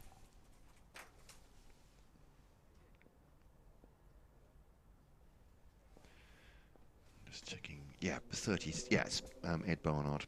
He's a guilty party. Yates comes again, and this one just down leg side. Might have got a flick of the pad, but it's a dot ball nonetheless, and not a bad over from Rob Yates, and with maybe exception to the first ball, and Kent 27 for 1 with 4 overs left to survive. Yeah, 4 remaining, 27 for 1. Oh, now the umpires, are they saying it's too dark even for spin? I'm not sure what they're saying. Everyone's standing around. I think Matt Quinn's decided he wanted to go off, but I don't think he gets to decide that. Oh, taking a light reading. And is it too dark? Has the light decreased? This looks like we might be at Stumps here. I think so. And we are indeed. Well, unless the light improves, I suppose. But I'd say that was very doubtful at Get On With It. There we go. It's our first Get On With It of the day, which is considering we didn't get started until 1:30. That's a big surprise. Umpires just checking. Have they? So it's bad light stops play at the moment. It'll have to improve for the umpires to come off. They're not coming off just as yet. The players are, though. 27 for 1. Quinn has none. Compton is on 15. My gut feeling is this will probably be it for the day. And if it is, what a day it's been for Warwickshire, finishing off their innings at 453, I should say. Let's get the decimal point in the right place. 453 for 4 declared, with 165 for Sam Hain, not out. Dan Mosley finished on 94, a combative knock from here, and then quickly got among the Kent batting to bowl them out for 158, enforce the follow-on as well, and Kent 27 for 1 on what could be the end of the third day here, with Warwickshire in a fantastic position, just needing 9 remaining wickets in the whole of tomorrow, effectively, to win this match. Kent need to bat it out tomorrow to try and save the draw. Ground staff all on. I mean, this very much suggests to me that this is Stumps, but... Looks like the umpires could be walking off. Yeah. So, with that assumption, ladies and gentlemen, I think it's probably time to say a fond farewell. Grace, thank you very much. Well, for both days. I know yesterday was mostly a feet-up day, but Grace Ballinger has been joining us all today, the Blaze Seamer. Well, good luck for your season. Thank you. If I don't see you again. And, thank you very much. Great to have your company, your great commentary as well, and insight. And Brian Halford's been here as well. So I was just using that as a joke, but he's not listening again because he's actually working really hard.